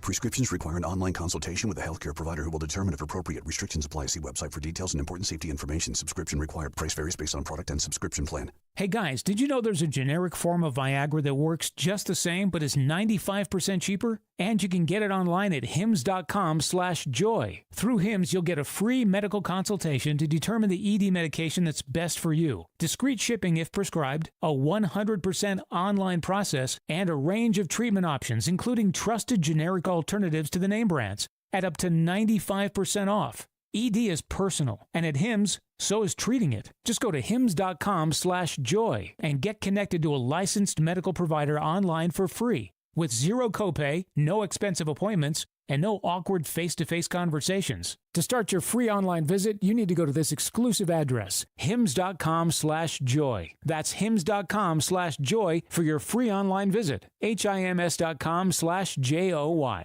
Comedian Joe Conklin. Joel Embiid is excited. The process marches on. Oh, George, welcome to Philadelphia. More, hallelujah. See Joe Conklin's comedy show at Archbishop Wood High School in Warminster, PA, Saturday, September 28th. For tickets, go to joeconklin.com. The Sixers will prevail. Oh, baby. joeconklin.com. Your official home for Penn State football and basketball is Talk Radio 1210 WPHT and the free Odyssey app. Listen to every Nittany Lions game on Talk Radio 1210 WPHT and the free Odyssey app. Lose 20 to 40 plus pounds guaranteed with NJ Diet. NJ Diet uses DNA and blood work to help you lose weight and keep it off. Tune into their radio show Sundays at 2 or visit njdiet.com. With so much uncertainty in the world today, you may find yourself wondering, is now even the right time to retire? And so many people are waiting, and those folks are going to be waiting a really long time, I hate to say, because there's no perfect time. The market is always unpredictable and volatile. Fortunately, Jim Cipriotti has been helping get people to, through, and beyond retirement for over 25 years. Each week, he wants to help give you that freedom to retire. Listen to Freedom to Retire with Jim Cipriotti, Saturday mornings at 9 and Sunday afternoons at 5 on Talk Radio 1210 WPHT. Keswick Theater welcomes the Oak Ridge Boys on August 2nd, the Little River Band August 10th, and the Righteous Brothers on August 20th. Tickets are on sale at keswicktheater.com. That's keswicktheater.com. This is Larry Steinhaus with Investor Schooling. Are you ready for retirement? Have you prepared everything you need? Well, in Investor Schooling, we will teach you ways to better prepare for your retirement using real estate and the stock market. But you need to learn how to do it right, and that's what we teach. At Investor Schooling, we sell nothing but education. Come to Investor Schooling and learn how to have a better retirement. Go to investorschooling.com and RSVP right now for this Thursday's class at 7 o'clock. Go to investorschooling.com. That's investorschooling.com. This is Larry Steinhaus with Investor Schooling. Are you tired of hearing about the recession that's coming? Are you prepared for it? Well, listen, at investorschooling.com, we're going to teach you ways to prepare for the recession that you didn't even know existed. We're going to teach you strategies on how to use real estate. We're going to teach you strategies how to use the stock market properly. That's right, you can even make money in the stock market when the stock market goes down. Hey, go to investorschooling.com and register for a free class this Thursday night, and you will learn all of these techniques. Go to investorschooling.com right now, RSVP for this Thursday. We'll see you there. Be sure to follow Talk Radio 1210 WPHT on the free Odyssey app. Download it now.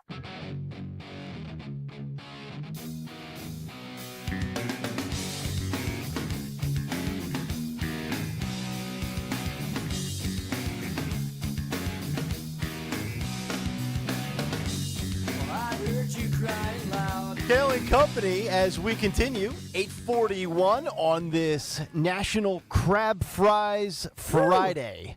I can't wait. A little crab fries, a little cheese dip. Yum. Mustard. No mustard, Ron. We don't put mustard on our fries. What are you doing here, DeSantis? Get lost. As you guys know, and if you don't know, all sales, as Dawn mentioned today, for the $1 crab fries, and $5 personal pictures of Miller Lite go to support the Fraternal Order of Police Survivors Fund, which helps families of fallen officers. And starting today at 10:30, the festivities will get underway. And if you're looking for locations, you can find them in Audubon, Bordentown, Drexel Hill, Egg Harbor, Glassboro, Marlton, Malvern, Parks Casino in Bensalem, on the Boulevard, South Philadelphia, and in Bucks County in Warrington. So if you want any more of the details, just get to Chickies and Pete's website. All right, let's get to some of the news. Let's find out what's going on outside of Biden and Trump. It's time for Dawn Stensland's Big Three at 8:42. It's the Big 3 at 8 on Kayal and Company. Number one, and today in our Big Three, we are sponsored by American Heritage. So, number one, a major story as the FBI is investigating what it calls a massive data breach of AT&T, resulting in, quote, nearly all AT&T customers' accounts illegally downloaded. Oh. AT&T confirming the compromised data includes records of calls and texts of 110 million wireless subscribers as well as landline customers over a 5-month period back in 2022 as well as early 2023, making this hack one of the biggest breaches of private communications data in recent American and I guess worldwide history. AT&T admitting now that it first learned about this hack back in April, but it's just now notifying former and current customers who were impacted. And I am one of those customers. So, you know what? In a world where we demand things and be given reparations and free stuff, you know what? I'm starting it right now. Kayal and Company, AT&T wireless customers, we demand some money back. Let's get it trending right now on X. Sean Farish, are you an AT&T customer? I have AT&T Internet, but I do not have AT&T Wireless. So Okay. I think I'm okay. All right. But, I'll jump on. While we give reparations to people who aren't impacted by the issue that they're demanding reparations for, so I'll jump in on it. Yeah. As Meatball said after the looting and the rioting, everybody must eat. Everybody must eat. So apparently the FBI confirming at least one person is under arrest, and we're still getting details on the situation. I know that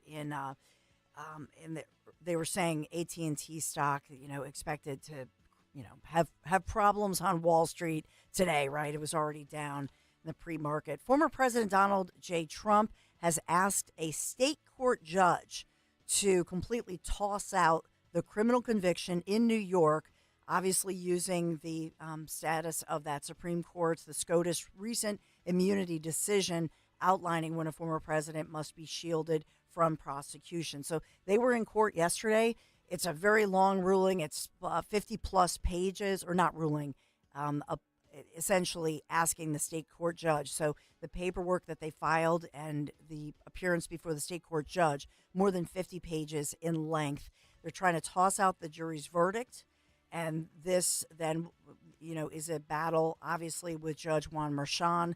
Last-ditch bid already succeeded in getting Trump's sentencing date postponed, and we had reported that in the past until upcoming September. It's amazing, too, when you look at the news cycle. When was the last time we spent any amount of time on the show discussing Trump and court cases? I mean, it has been 15 days, wall to wall, Joe Biden cognitive state of decline. Yeah. It's remarkable how that just... Isn't that crazy? And for months, it was all we talked about, and now it's not even on the back burner. It's not even on the stove. It's not in the kitchen. But think about this. Yesterday, July 11th, that was the day that the media, they couldn't wait, and the Democrats, right, nobody could wait for July 11th. It was like Christmas in July. Yep. Because that was the date that they wanted for DJT to go to jail. Yeah. It was the sentencing date. Yeah, but so they didn't get that. That has pushed off to September 18th. And if you listen to all the experts, they're saying never going to happen. We'll see what this motion filed, what it really means. They could throw this out. So now they're going to have to change their campaign ads if it's thrown out. Mm-hmm. Do you know what I'm saying? Because he won't be a convicted felon anymore. Right. Oh, that's a good point. I didn't think of that. Mm-hmm. Yeah. Ha ha. You got me going so much. So number 3, I was going to do Chickies and Pete's, but you did that one. 11th annual crab fries for heroes. Crab fries, $1 at participating locations. And this is the celebration of National French Fry Days. By the way, $1 crab fries, $5 personal pictures of Miller Lite. All goes to the Fraternal Order of Police Survivors Fund, which helps families of the fallen and seriously injured police officers. I did want to mention, and this is for Nick Kayal, and you love golf. Do you know that they're continuing on with the Cobbs Creek golf course complete renovation? Want to make it a world-class golf course in Philadelphia, $150 and going. It's a nonprofit, so I don't believe tax dollars going to this. But they're hoping that they could host the PGA someday. So Nick Kayal will be, it's not far from where we're broadcasting. I need the PGA Tour every year in Philadelphia. The fact that they don't come here every year is a disgrace because we've got plenty of great courses. Yeah. Plenty. Marion, Cricket Club, just on and on down. All the courses that I'll never have the privilege of playing. Maybe Cobbs Creek. You could be there at the opener. Yeah. That'd be pretty cool. I would love to play, although I'm not dropping $150 for a round. Well, I would, but then I'd have to deal with the repercussions when I get home. I try to avoid that. We are sponsored by American Heritage Credit Union. Buying a home with the MyCU Home Connection program through American Heritage Credit Union. Unlock exclusive cash rewards, benefits, and discounts. Learn more, AmericanHeritageCU.org/home connection. Insured by NCUA, not a member? Join today. NMLS 433838. Thank you, American Heritage Credit Union, for sponsoring our Big Three. All right, Dawn, thank you very much. 855-839-1210. Let's wrap up the 8 o'clock hour with this story. And I love this because, the Democrats, the left, the mainstream media, as we've covered for years and years and years, and as we talk about a lot on this show, they're all in lockstep together. And one of the phrases and the buzzwords and the cliches is threat to democracy. Democracy's on the ballot in 2024. And they have labeled Donald Trump a threat to democracy for so many years. And now it's so bad for their guy that reasonable Democrats, and there are a few out there, the more moderate and slightly liberal, kind of the old school liberals out there, they don't get along well, I think, with the progressives. And, we've seen this first and foremost with Squad Dems versus John Fetterman, with Israel versus Hamas, and the splintering and the fractioning of the Democrat Party. And now this headline, courtesy of Fox News: progressives enraged as Democrats reportedly privately admit Trump is not an existential threat to democracy. I gave you the story last week where Democrat, I think it's in Maine, Jared Golden said not only does he think Trump will beat Biden, and this is a Democrat saying this, but he thinks it's okay if Trump wins. He doesn't think Trump's a terrible person. He's not a threat to democracy. And now more people are starting to mumble this behind the scenes. New York Times columnist Ezra Klein, no idea who Ezra Klein is, appeared on the Bulwark podcast on Tuesday and revealed, quote, what top Democrats have told him off the record as they panic over whether they should support or abandon President Biden on their ticket. Here's a couple of quotes.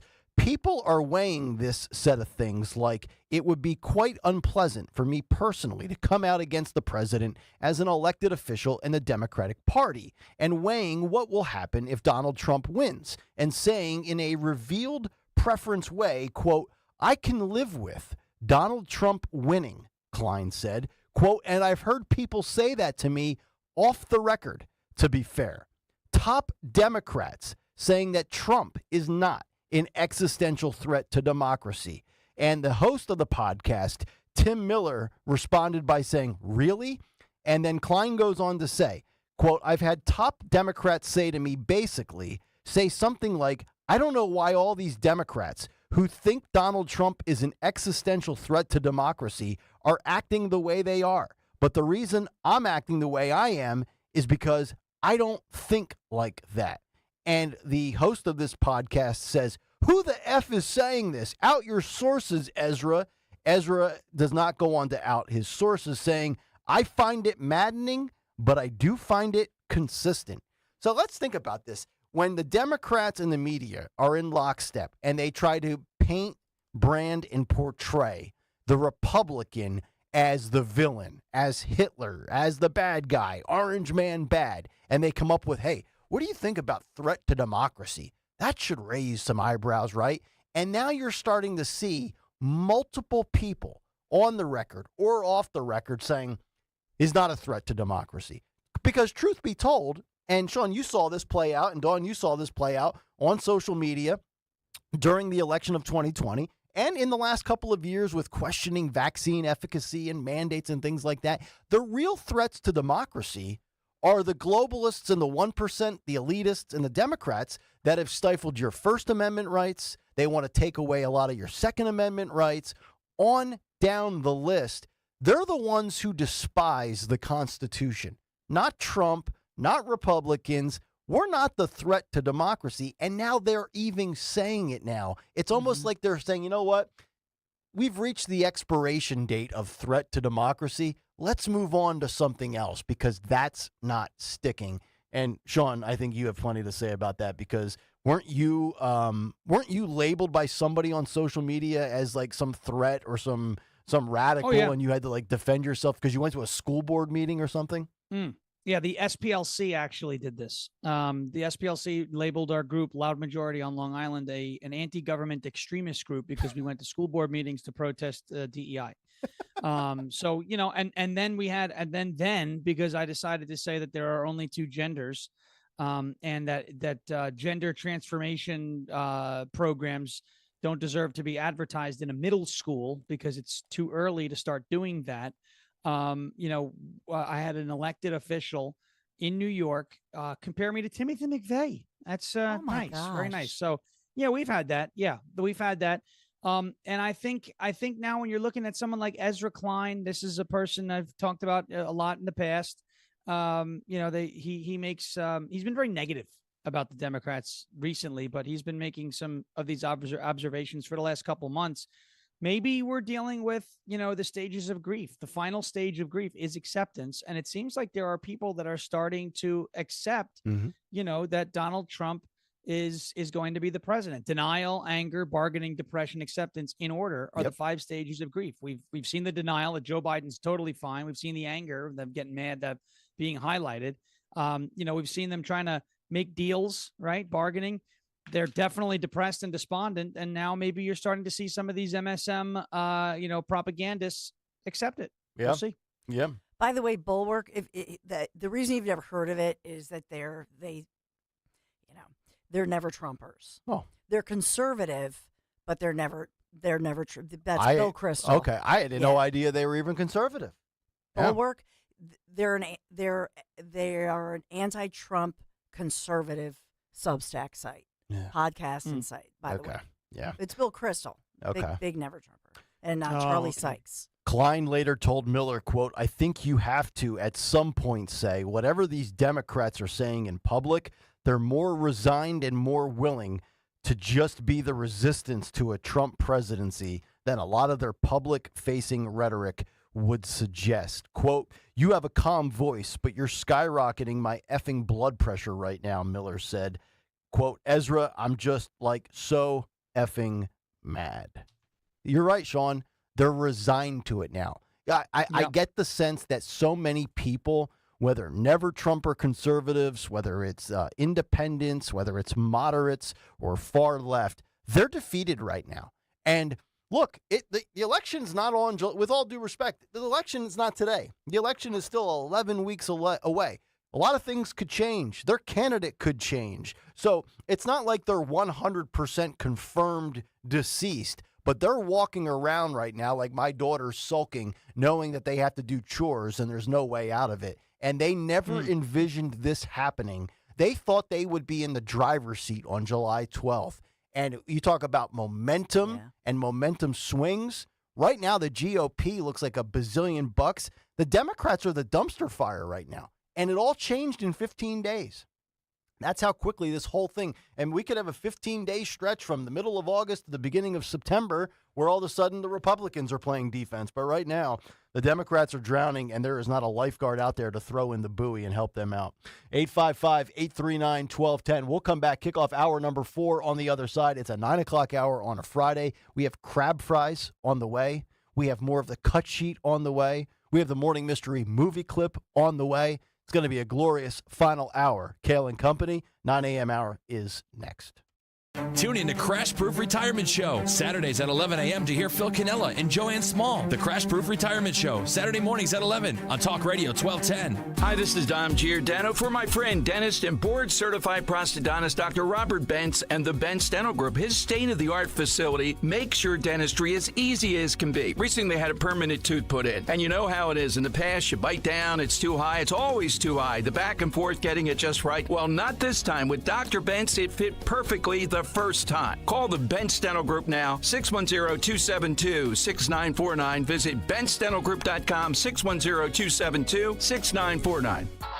Don't miss Borgata's $1.5 million Summer Showdown. Now through August 31st, 1,500 winners will earn a share of $1.5 million. Plus, 2 lucky players will win a 2024 Ford Bronco or Jeep Rubicon. Earn entries for drawings held every Saturday, including 2 grand prize drawings on July 27th and August 31st. The $1.5 million Summer Showdown, only at Borgata Hotel, Casino, and Spa. Must be 21 or older. Players must be present to win. Gambling problem? Call 1-800-GAMBLER. Hi, this is Dom Giordano. Get ready for a gift from Rescue Natural Supplements. It's their Christmas in July sale. That's right, the season of giving is making a summer comeback with huge savings. That means all health supplements will be slashed up to 50, 60, even 70% off site-wide. Treat yourself with savings on heart-healthy omega-3s, pain-relieving anti-inflammatories, natural immunity boosters, and so much more. To order, call 800-26-ALIVE, 800-262-5483.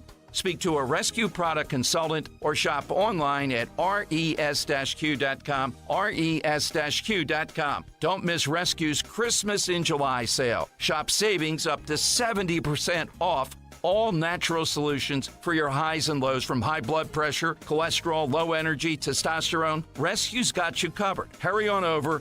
Unwrap the joy of a healthier you at res-q.com. Do it today.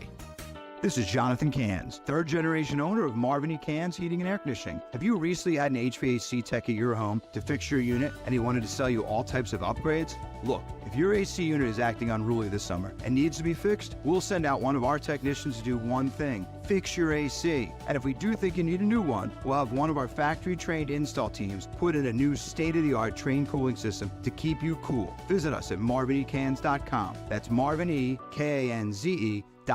For eligible individuals, 18 and older only. Results vary. See website for details and important safety information. How are your hearing aids sounding now? A little tinny. Okay, 2 seconds. With Jabra Enhanced Select's premium package, better hearing doesn't happen in a doctor's office. It happens at home, all done remotely from initial testing to adjustments. How are they sounding now? Fantastic. So much better. You get the same advanced hearing aid technology and professional support you expect from a clinic at a fraction of the cost. And if you have any issues, we'll make adjustments 7 days a week, no charge. Oh, you people are wonderful. Our premium package includes hearing aids, 3 years of follow-up care, plus a 3-year warranty with loss and damage coverage, and a 100-day money-back guarantee. I hear better than I ever thought possible. Save $300 on Enhanced Select 500 hearing aids automatically at checkout. Just go to jabraenhance.com/try. That's JABRA enhance.com/try. jabraenhance.com/try. WPHT, WPHT HD, WOGL HD3 Philadelphia. From the Cherry Hill Volvo Studios, where relationships matter. Always live on the free Odyssey app. At Cherry Hill Volvo, we are offering to qualified buyers a maximum discount of $13,176. This offer is good on all 2024 XC90s in stock. $13,176. Plus, the Cherry Hill Volvo 2024 model year sell down. Pricing and attention to detail here is not to be missed. Volvo should be on your shopping list now. This is the time to purchase from Cherry Hill Volvo. Hi, I'm Angie Hicks, co-founder of Angie. When you use Angie for your home projects, you know all your jobs will be done well. Roof repair? Done well. Kitchen sink install? Done well. Deck upgrades? Done well. Electrical upgrade? Done well. Angie's been connecting homeowners with skilled pros for nearly 30 years, so we know the difference between done and done well. Hire high-quality, certified pros at Angie.com. When you haven't found love, it can feel like everyone else has. It's in every movie, every song, and all the PDA. Looking for love sucks. Thankfully, California Psychics can give you the guidance you need to find the one. We guarantee if your reading isn't life-changing, it's free. And new customers receive 20 minutes for just $20. Visit CaliforniaPsychics.com and experience the joy of certainty. California Psychics. Don't let a cold, sinus infection, or allergies ruin your day. Breathe easier, sleep better, and feel healthier with Navage. Visit Navage.com. Walmart, Walgreens, CVS, or a store near you. I'm looking at the kitchenmagic.com site. I love looking at the gallery, all the products, everything new, and what's in style, what's out. If you're thinking about the fact that your kitchen is, you're just sick and tired of the dated old kitchen or bathroom, ready for a refresh, you got to give my friends at Kitchen Magic a call. They've been transforming spaces quickly, beautifully, affordably since 1979. From refacing to custom cabinets, backsplash, the counters. And yes, you can get the kitchen you want now. Right now, they're offering 12 months, no payments, no interest financing, 12 months. Plus, Kitchen Magic is offering 10% off your remodel. So just schedule that free in-home design consultation. Get this on the calendar today. You're going to want to do this. KitchenMagic.com. KitchenMagic.com. Tell them Dawn sent you. Hey, Ambler. We know your favorite station is Talk Radio 1210 WPHT. Follow us anywhere on the free Odyssey app.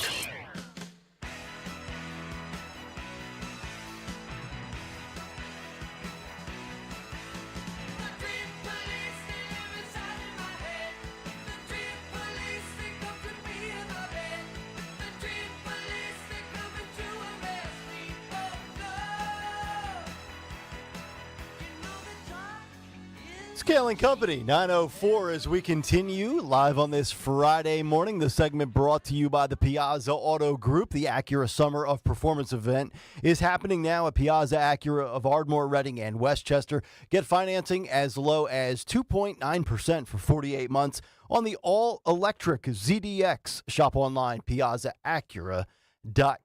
We'll get to our morning mystery movie clip in about 15 minutes. Cut sheet part due. Pete Cherokee going to drop off some crab fries. It's National Crab Fry Day, baby. I want the big bucket, too. I want them hot.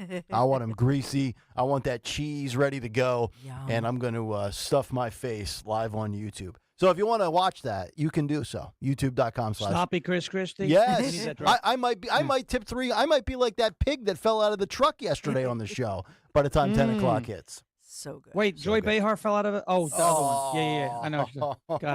Got it. It is. We'll also find out what's on tap for the Dawn Show and what happened today in music history. A couple of quick notes, more details on the RNC and the convention dropping yesterday as they'll get it going on Monday. As it looks like now, a change of plans as Florida Governor Ron DeSantis is now poised to speak at the GOP convention. He'll be on the main stage on Monday.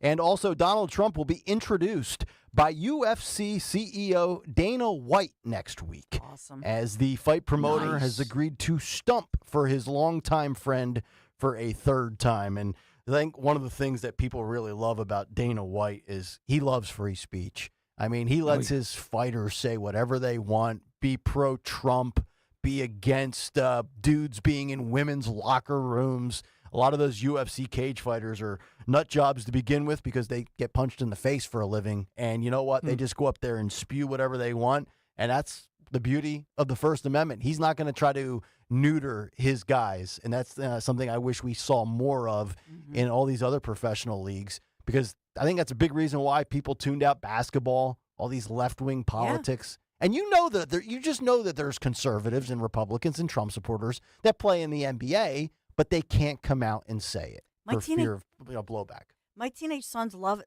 Just to your point, Nick. I mean, that they love the UFC. They love all of this because, and they're not even really, they're teenagers, right? They're not like really super political. Yeah.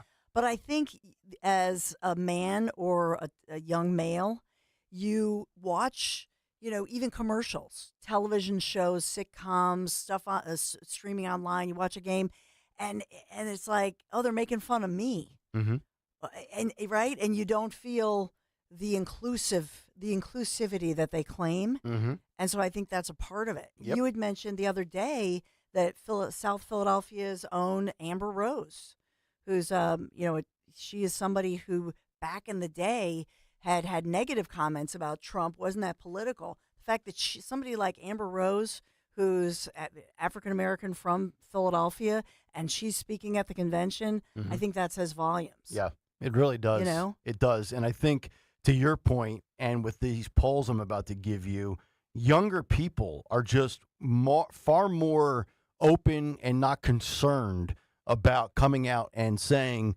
they lean right, they skew conservative, they're going to vote for Donald Trump. This is courtesy of Newsweek, MSN, and the Washington Post. They say the following: just 4 months until the presidential election where Trump will try to knock off Joe Biden, NPORS found that amongst all respondents, 47% said they were Republican or leaned Republican, while 46% say they were Democrats or leaned towards the Democrat Party. The poll conducted between February 1st to June 10th amongst 5,626 U.S. adults. And by subgroup, here's what really pops out. They found that the GOP is ahead on leaning party identification amongst 18 to 29-year-olds. Even though the sample size in 2020 showed Biden with a 20-point advantage, it is now shifted. Trump leads Biden by 3 points. That's a 23-point swing heading into the 2024 election, where Gen Z was comfortably in the pocket of Joe Biden and the Democrats. Fast forward 3.5 years later, and it's a small advantage for Donald Trump. And I'm sure there's many reasons for that. But Sean Ferris, the first one that jumps out to me is if you're in that 18 to 29-year-old demo, that's typically where, as an adult, you have the least money you'll have in your lifetime, the least spending power, the least capital, the least ability to buy a home. You're out of college. You're in debt. Maybe you're still living at home from 18 to 25 with mommy and daddy, and they're charging you a little bit of rent. And they're probably sitting back and saying, I can't afford to do a stinking thing right now in this economy. And that's probably, I would assume, just a guess on my part, the biggest reason why they want to vote Republican, because they want to have more disposable income. I think that is the number one reason. I think it is. And, speaking from experience, when I was in college and I was in one of my radio classes, and it was 2012, and we had we had to produce a feature for the debate at Hofstra University, Obama and Romney. And I chose to do my topic on the fiscal cliff. And my, rated professor wasn't very happy about it. It was, obviously highlighting the fact that Obama was going to raise taxes during a recession, which, the liberal professor, the centrist professor, and the conservative professor that I used in the piece all agreed, probably not the best idea. You don't want to raise taxes in a recession. You want to stimulate the economy. You want more disposable income in the hands of Americans so they can go ahead and support these businesses, et cetera, et cetera. And a lot of people in the class didn't kind of understand how it would impact them. And it was very simple. You look at your paycheck, you look at your pay stubs, you see all the deductions, and like, oh yeah, we hate those. We want more money. Okay. Well, if Obama wins, you're going to have, less money. And if Romney were to win, you would have more money. The Bush tax cuts weren't going to expire, et cetera, et cetera. Bottom line is people are thinking about their back pocket. They're thinking about their wallet. They're thinking about their bank accounts. And if you're an 18 to 29-year-old now, you see the median home price over $500,000. That's an amount of money you could probably, you probably never can't really wrap your head around. Okay. You have taxes going through the roof. You have inflation running crazy.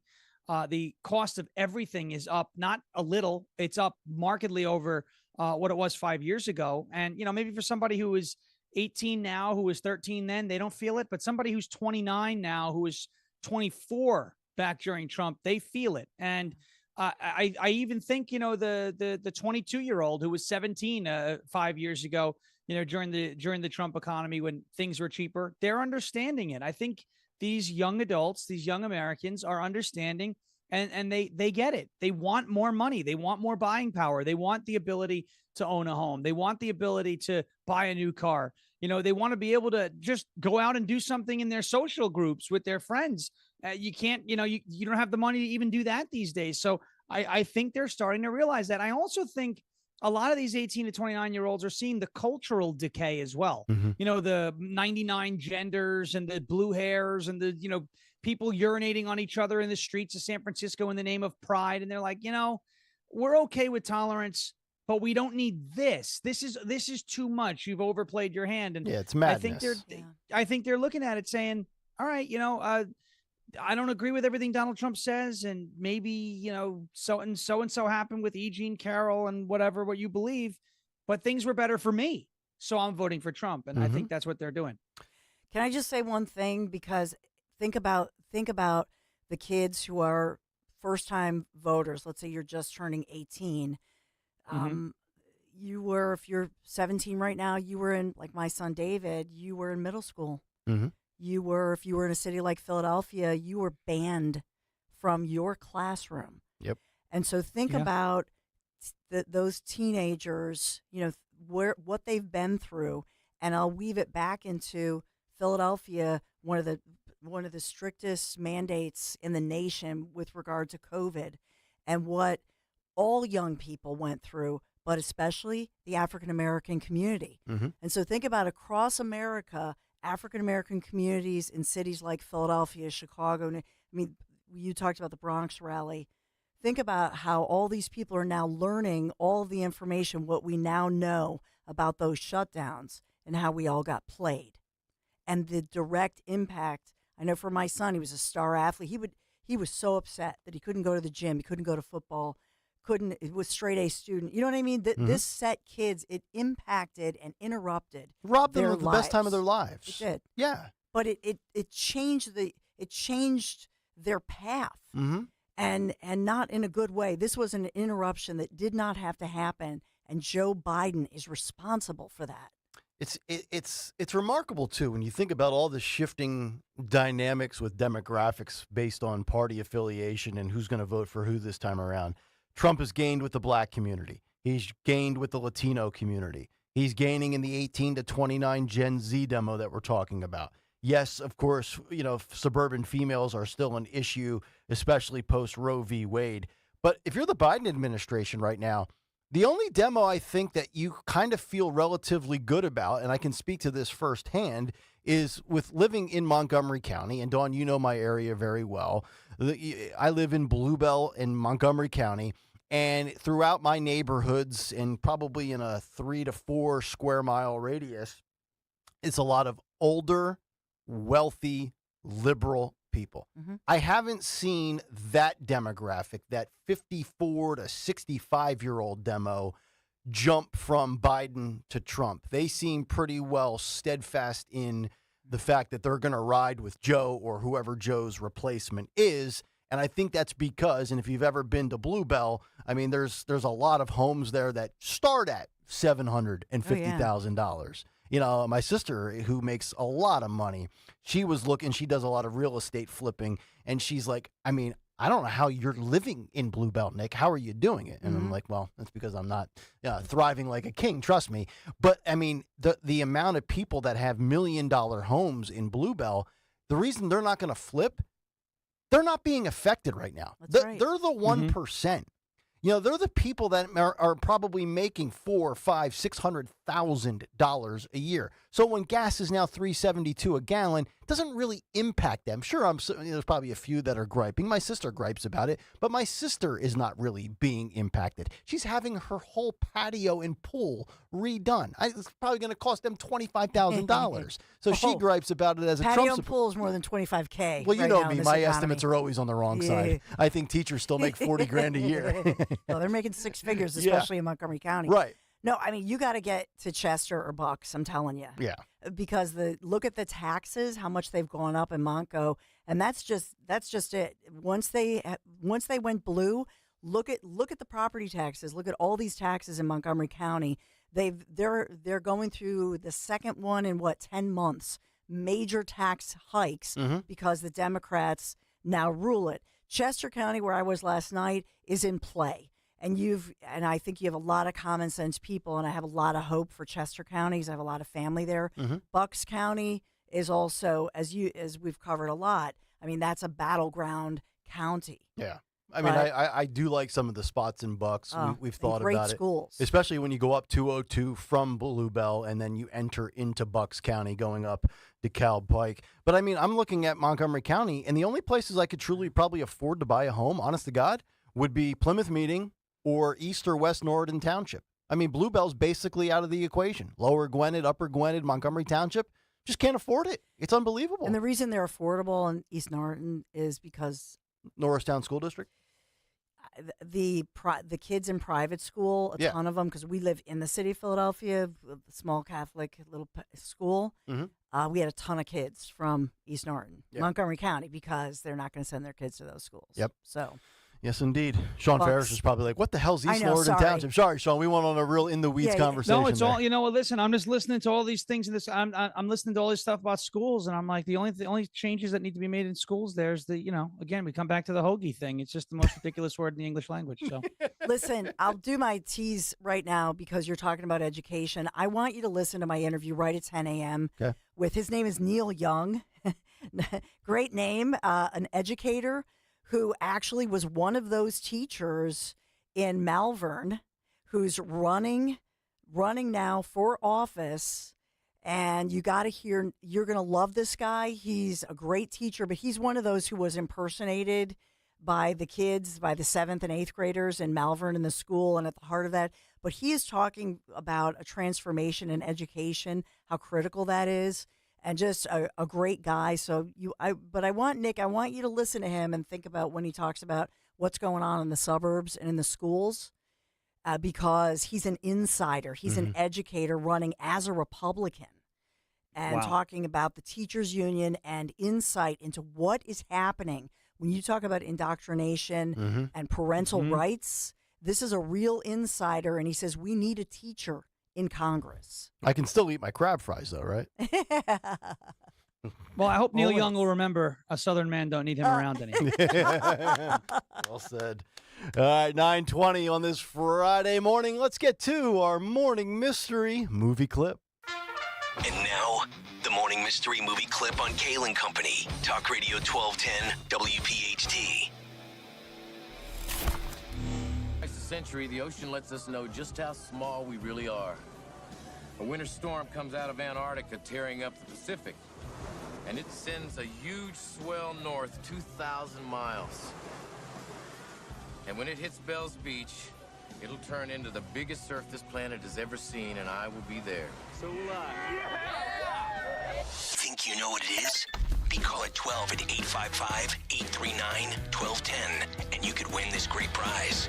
One last pair of tickets for the week to see Disney's Aladdin in concert with the Philadelphia Orchestra. It's coming up Saturday, July 27th at the TD Pavilion at the Mann Center for the Performing Arts. If you do not win them today, you can get them and find out more information at mancenter.org. That's man with 2 N's, mancenter.org. Caller 12-855-839-1210.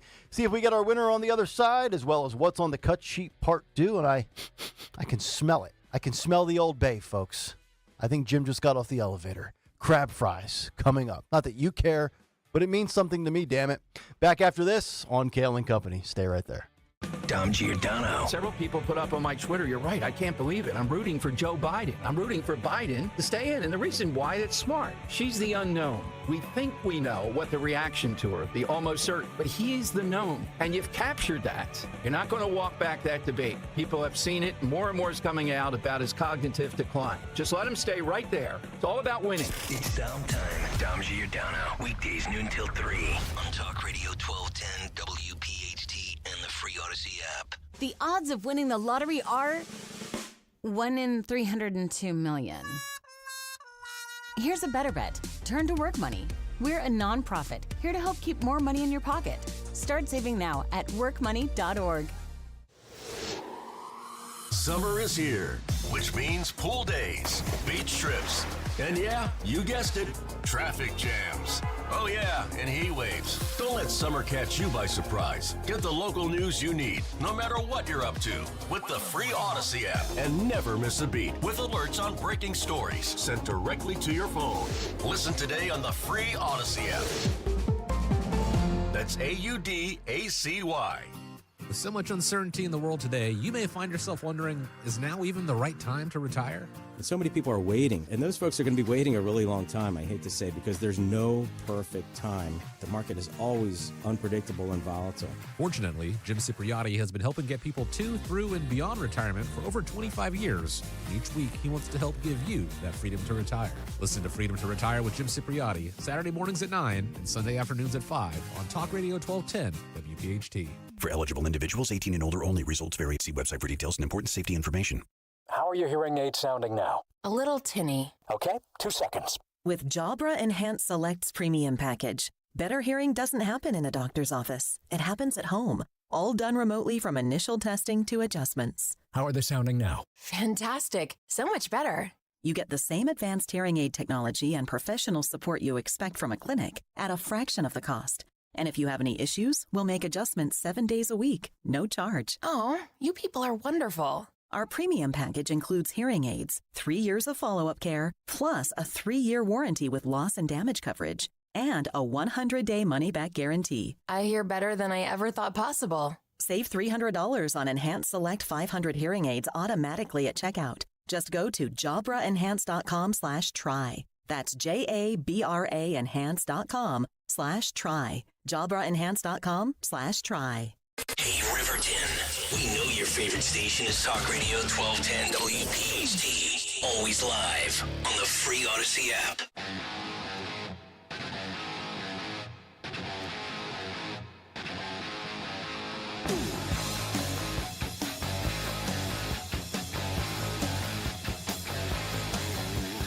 Girl, you really got me now. You got me so I don't know what I'm doing. Girl, you really got me now. You got me so I can't sleep at night. Girl, you really got me now. You got me so I don't know where I'm going. Yeah. Kayal and Company, 9:24. Friday morning, Nick, Dawn, and Sean as we head till 10 o'clock this morning. Just about 25 minutes away from finding out what's on tap for the Dawn Show at 10 o'clock, as well as what occurred today in music history. And we're going to get back to the cut sheet in just a few moments. Part due, just a mere minute or two away. But we have our winner for our morning mystery movie clip. We have Jill in Collingswood, and she is with us this morning. Jill, good morning. What movie clip did we just play for you, dear? Good morning. That was Point Break. Yeah, Point Break. Congratulations, which, by the way, came out on this day in 1991, 33 years ago. How about that? Time flies. Miss Patrick Swayze. Yeah. Jill, congratulations. You've got the Disney Aladdin tickets, and you have fun on July 27th, all right? Thank you. You got it. Jill in Collingswood. Best Patrick Swayze movie of all time, Dawn Stenslin? Any idea? Are you a Ghost fan with back in the day when Whoopi Goldberg, before she ended up on The View? Oh, my gosh. What a movie that was. Knock it off, Sam. Sorry, the bad Whoopi Goldberg. Roadhouse. Wasn't he? Roadhouse. Every guy loves that movie. Yeah. My mom was a big Patrick Swayze fan. Aw. Yeah, she thought he was hot. I think of him in the doing the Chippendales. Oh, with Chris comedy Farley. With Chris. I mean, that was hysterical. Dancing Back to when everybody's SNL was good. everybody's working for the weekend. Yep. And Farley takes his shirt off. Oh. You know, you talk about missing somebody that we lost way too early. Chris Farley leaving in what, 1997? Sad. Although he went out on top, though. He went out with a great 36-hour stretch. That's how I plan on going out personally. You stop it. All right. Let's find out what's on the cut sheet. Part due. What's on the cut sheet? Part due. Oh, yeah. Yeah, cut sheet part 2. If you thought we were done with the big guy, Kamala, and all of the shenanigans and jokes and one-liners that ensued last night, you were sadly mistaken. And the writing is on the wall when the money starts to dry up, folks. Let's go to clip 18. This is from a report out of CBS Chicago that says a fundraiser for Joe Biden during the upcoming DNC has been canceled. Clip 18, courtesy of CBS Chicago. First to that breaking news, new concerns for President Joe Biden. CNN is reporting that a big money fundraiser scheduled for Chicago next month will not take place. Let's get to our Charlie DeMar. He's live in the loop with more on this. Charlie?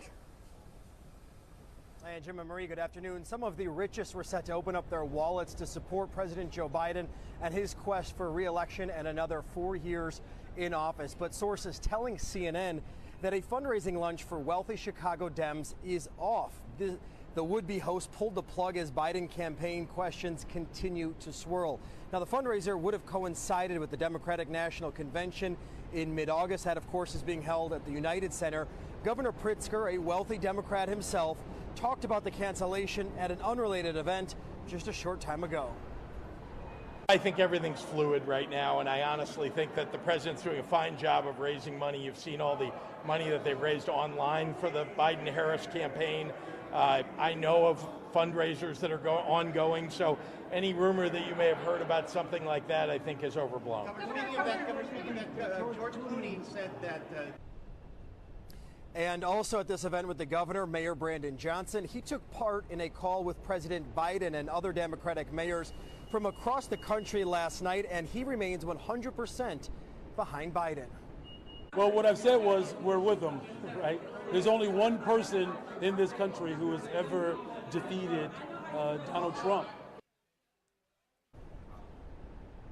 And the growing list of prominent Democrats to call on the president to step down now includes Hollywood superstar George Clooney, seen here with Biden at a White House reception in 2022. Now, Clooney wrote a guest essay for the New York Times titled, "I love Joe Biden, but we need a new nominee." Clooney goes on to detail his concerns about Biden's age, saying the Democrats cannot, quote, win in November with this president. Now, Clooney joins a growing list of Hollywood and Democrats, high-ranking Democrats, calling for the president to step aside and not run for a re-election bid come November. But Joe Biden staying steadfast in his quest for the White House, saying that he is the guy for the job. We are live in the loop. I'm Charlie DeMar, CBS 2 News. Jim and Marie. Charlie, thank you. Yes, Charlie, thank you very much. You know, I always say, follow the money. The money will answer all the questions. And we saw this, Sean, about 3 or 4 weeks ago, all the reports coming out of Silicon Valley that all the bazillionaires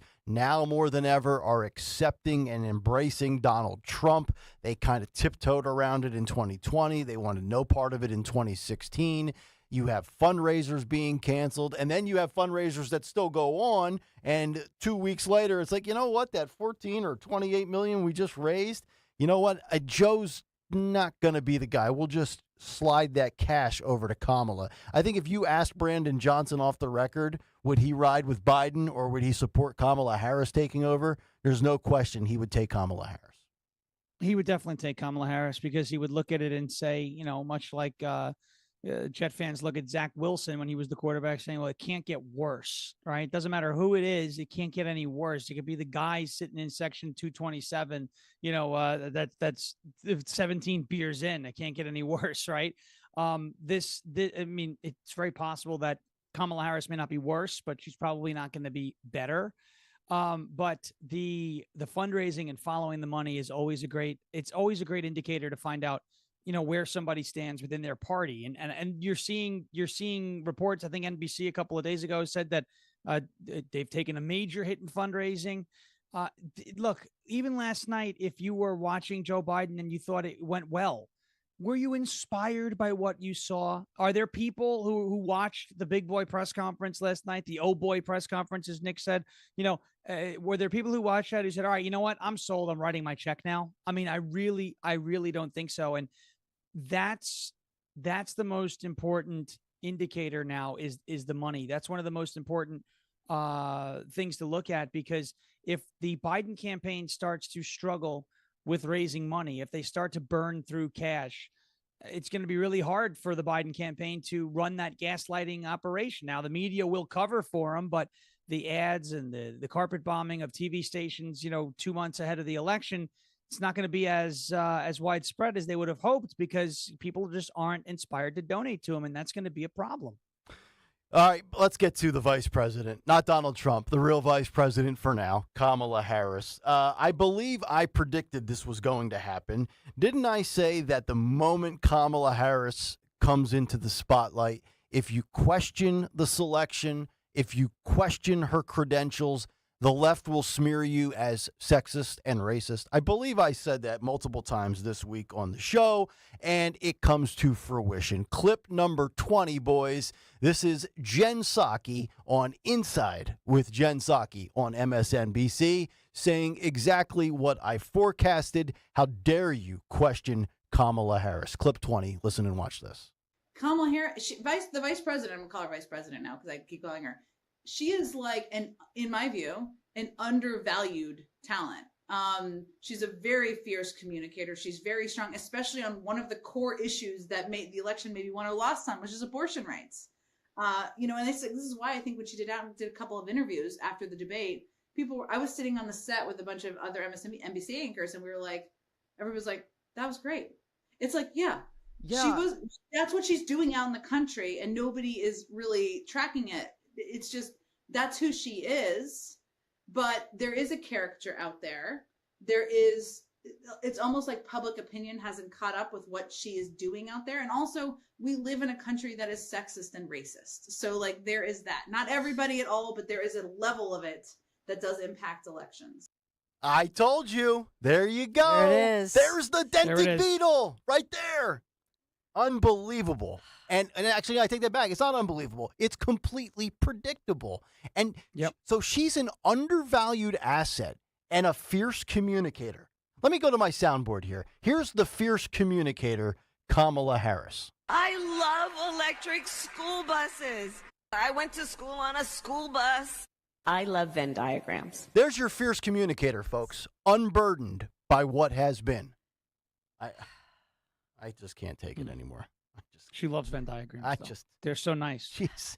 Venn diagrams. I wonder what she would tell you she likes the most about the Venn diagram. Is it the stuff in the middle? Is it the stuff on the left or the right? What is it? That's, what, if I ever get the chance to ask Kamala Harris a question, I'd say, listen, Madam Vice President, or I don't know if you go by Trump now, not sure. What is it that you love most about the Venn diagram? This is something that America needs to know. We'll see what she says. In a administration full of terrible communicators, she's right up there. If we were to sit here and rank who is the worst public speaker in this administration, you're going to have your pick. You've got the Binder, you've got Kamala, you've got Joe, all bad communicators for different reasons. I would probably argue that John Kirby is the best speaker of the bunch, which is why he handles the heavy lifting that they don't want to put on the Binder's plate. He's the real big boy. He's the biggest boy in a room full of infants and children, to be completely honest. So she's a fierce communicator. By the way, that was Jen Psaki doing a TV appearance from what looked like to be a closet or her bedroom. Another person working virtually. Circle back. I thought Democrats were supposed to be hopeful about America. Yeah. Right? Mm-hmm. That this is a great country. Yep. But now she's saying, oh, no, it's a racist, sexist country. Get ready. That's the next wave of bullet points coming out if she becomes the nominee. All right, we'll take a quick break. That'll do it for Cut Sheet Part 2. Pete Cherokee, he's got the crab fries. We'll talk to him about National Crab Fry Day on the other side. And then we'll find out what's on tap for the Dawn Show and Today in Music History. Back after this. Next week, Rich Zeoli will be at the center of the political universe in Milwaukee and the Republican National Convention. Listen afternoons 3 till 7 every day next week for live coverage of breaking news. The inside scoop from top political experts, what's happening on the convention floor, and the issues that matter most to you. Which candidate will defend our democracy and freedom? Power always resides with the people. Always. Rich Zioli, live from the Republican National Convention. Afternoons 3 till 7 all next week. Only on Talk Radio 1210 WPHT and on the free Odyssey app. Prescriptions require an online consultation with a healthcare provider who will determine if appropriate. Restrictions apply. See website for details and important safety information. Subscription required. Price varies based on product and subscription plan. Hey guys, did you know there's a generic form of Viagra that works just the same but is 95% cheaper? And you can get it online at hims.com/joy. Through Hims, you'll get a free medical consultation to determine the ED medication that's best for you. Discreet shipping if prescribed, a 100% online process, and a range of treatment options, including trusted generic alternatives to the name brands, at up to 95% off. ED is personal, and at Hims, so is treating it. Just go to hims.com/joy and get connected to a licensed medical provider online for free, with zero copay, no expensive appointments, and no awkward face-to-face conversations. To start your free online visit, you need to go to this exclusive address, hims.com/joy. That's hims.com/joy for your free online visit. hims.com/joy. The good and bad with home improvement projects. The good, you save a buck or two. The bad, Kevin, there's no hot water. so you move on to the car. Kevin, what's with the car? Good news, you can recover from these. Kevin! Well, most all of them. But when it comes to your retirement, a mistake can be devastating. Call Joe Yakovich at JML Financial Group. He's been helping folks prepare for retirement for over 30 years. That's why he's able to correct your do-it-yourself problems before they're problems. Get your complimentary assessment of where you are now and look at some of the retirement boxes you haven't even thought of. Kevin! You can't YouTube your retirement. Call Joe Yakovich at 856-925-6674 or visit jmlfinancialgroup.com. Securities and investment advisory services offered through Brokers International Financial Services, LLC, member SIPC. Brokers International Financial Services, LLC is not an affiliated company. Wesley Financial Group is not a law firm. If you own a timeshare, don't miss this public service announcement from Chuck McDowell, founder of Wesley Financial Group. If you receive an unsolicited phone call or mail piece to discuss selling, renting, or especially canceling your timeshare, don't fall for it. If you really want out of your timeshare, hang the phone up immediately or throw that mail piece in the trash and contact your timeshare resort or Wesley Financial Group for assistance with your timeshare. As the only Inc. 500 timeshare cancellation company, our knowledge, experience, and results has made Wesley a trusted resource for over 40,000 families we've helped get out of their timeshare. Give us a call, and I'll send you our timeshare exit information kit free with the straight facts about your timeshare and all of your options for cancellation. Call for your free info kit, 800-329-2121. 800-329-2121. 800-329-2121. Don't let woke win. Follow 1210 WPHT on the free Odyssey app. Download it now.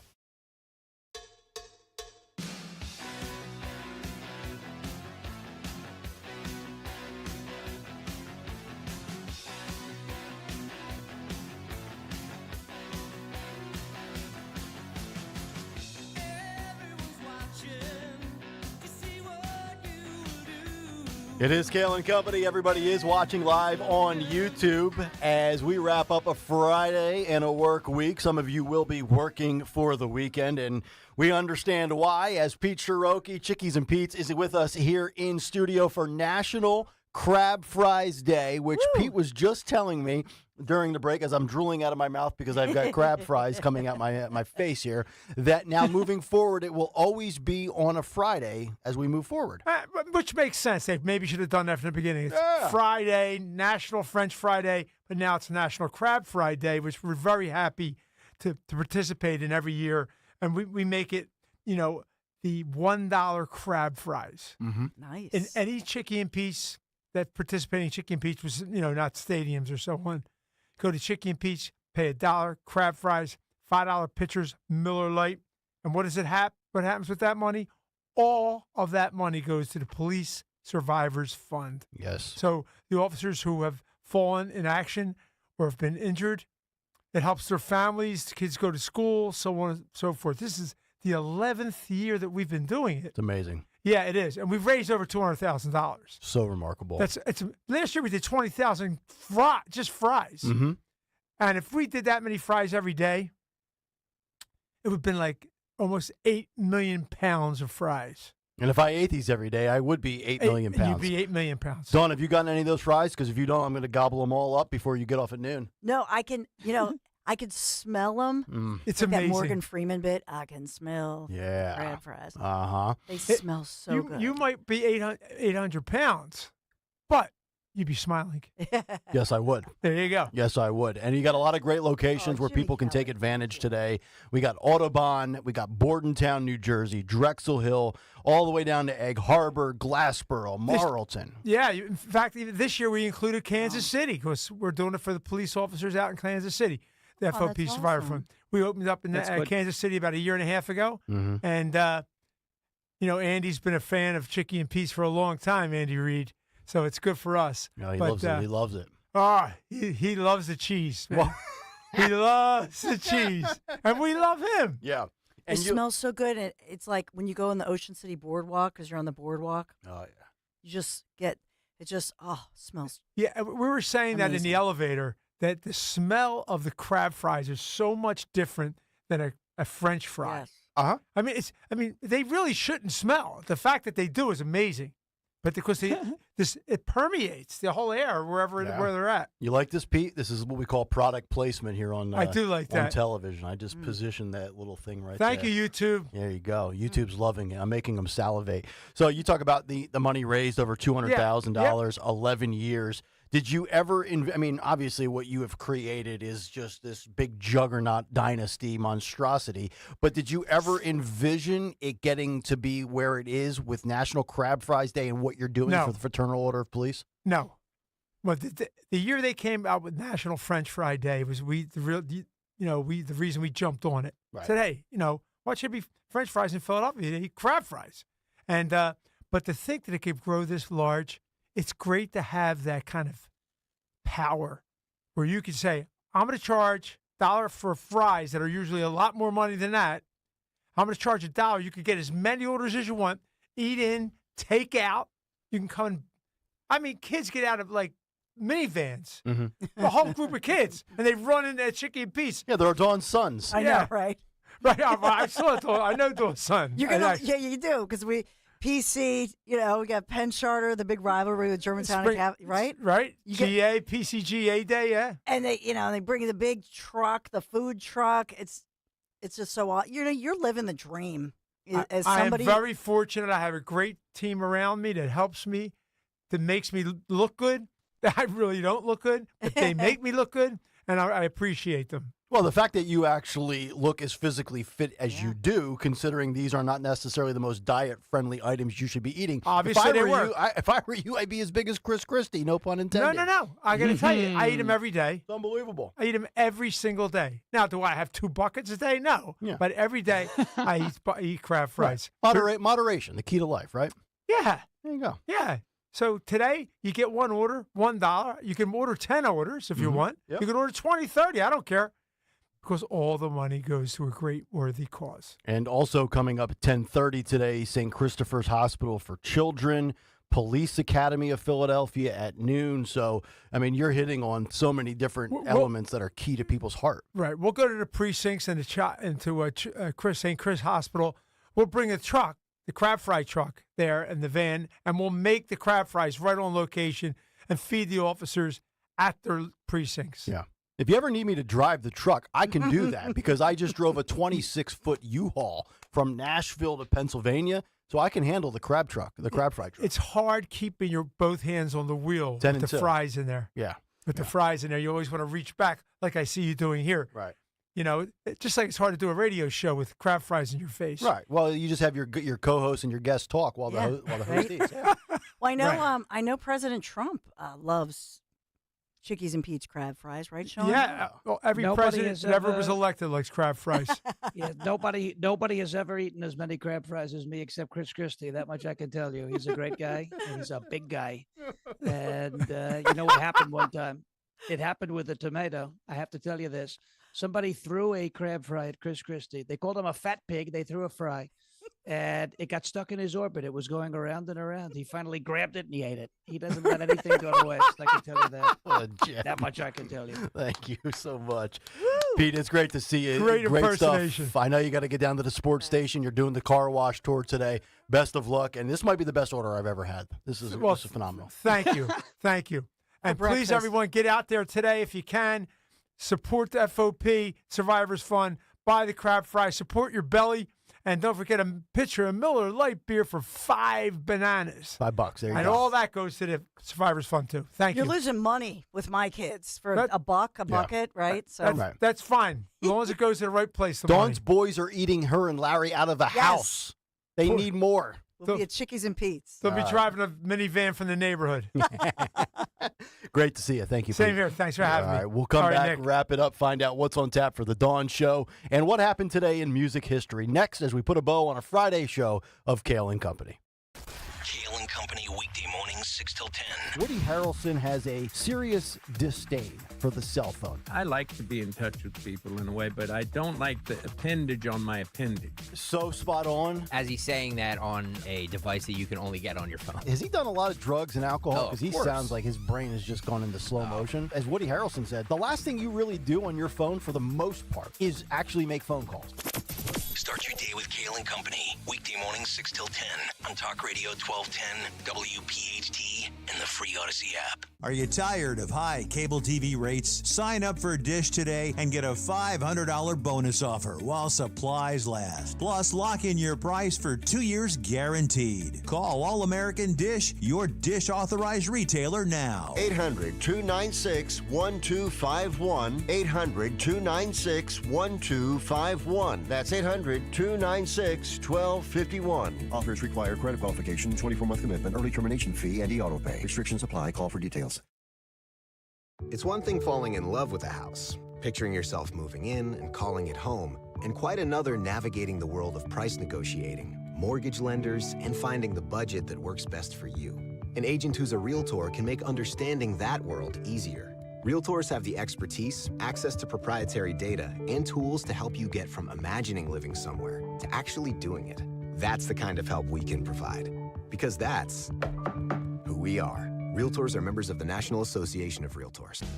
This is Larry Steinitz with Investor Schooling. Do you know when the best time to buy investment properties is? It's now. It's always now. You just need to learn how to buy them correctly. Go to investorschooling.com and sign up for a complimentary class this Thursday night and learn how to buy investment properties and make money every time. That's right. That's what we teach. We teach how to buy investment properties and make money every time. Go to investorschooling.com and RSVP right now. Take a class this Thursday night at 7 o'clock. That's investorschooling.com. This is Larry Steinitz with Investor Schooling. Don't go through life ignorant about how to become a millionaire. Learn how to invest in real estate, the stock market, precious metals, and learn from an expert. At Investor Schooling, we teach these things and more. We only provide education, and we will teach you how to leverage real estate, how to leverage the stock market, and how to leverage precious metals to make more money than you've ever made before. Go to investorschooling.com and take a complimentary class this Thursday. We will see you there. investorschooling.com. That's investorschooling.com. Calling on Blackwood to follow 1210 WPHT on the free Odyssey app. Download it now.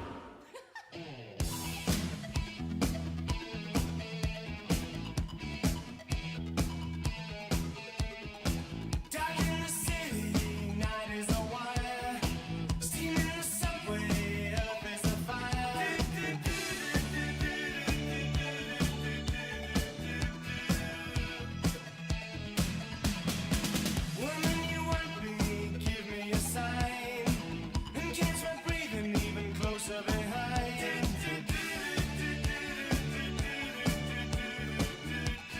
9:50, Kayal and Company. Final moments. Friday, July 12th, as we put a bow on another week. It's going to be a great weekend.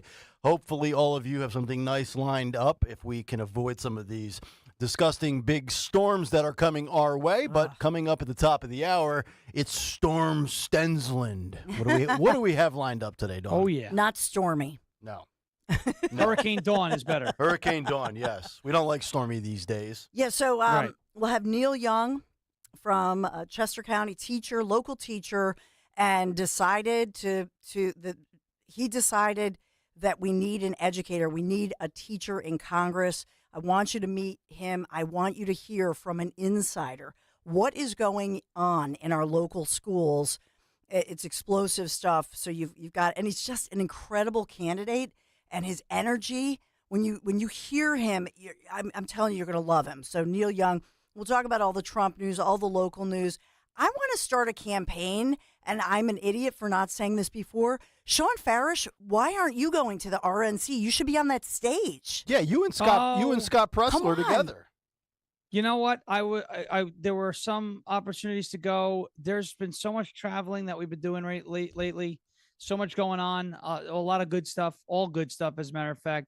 I would love to go to Milwaukee. I'd love to be a part of the RNC, but I'm not going to be there. But we'll be having fun, and there's some stuff remotely that I'll be doing, and it'll be a good time. But it would have been fun. It would have been fun to go.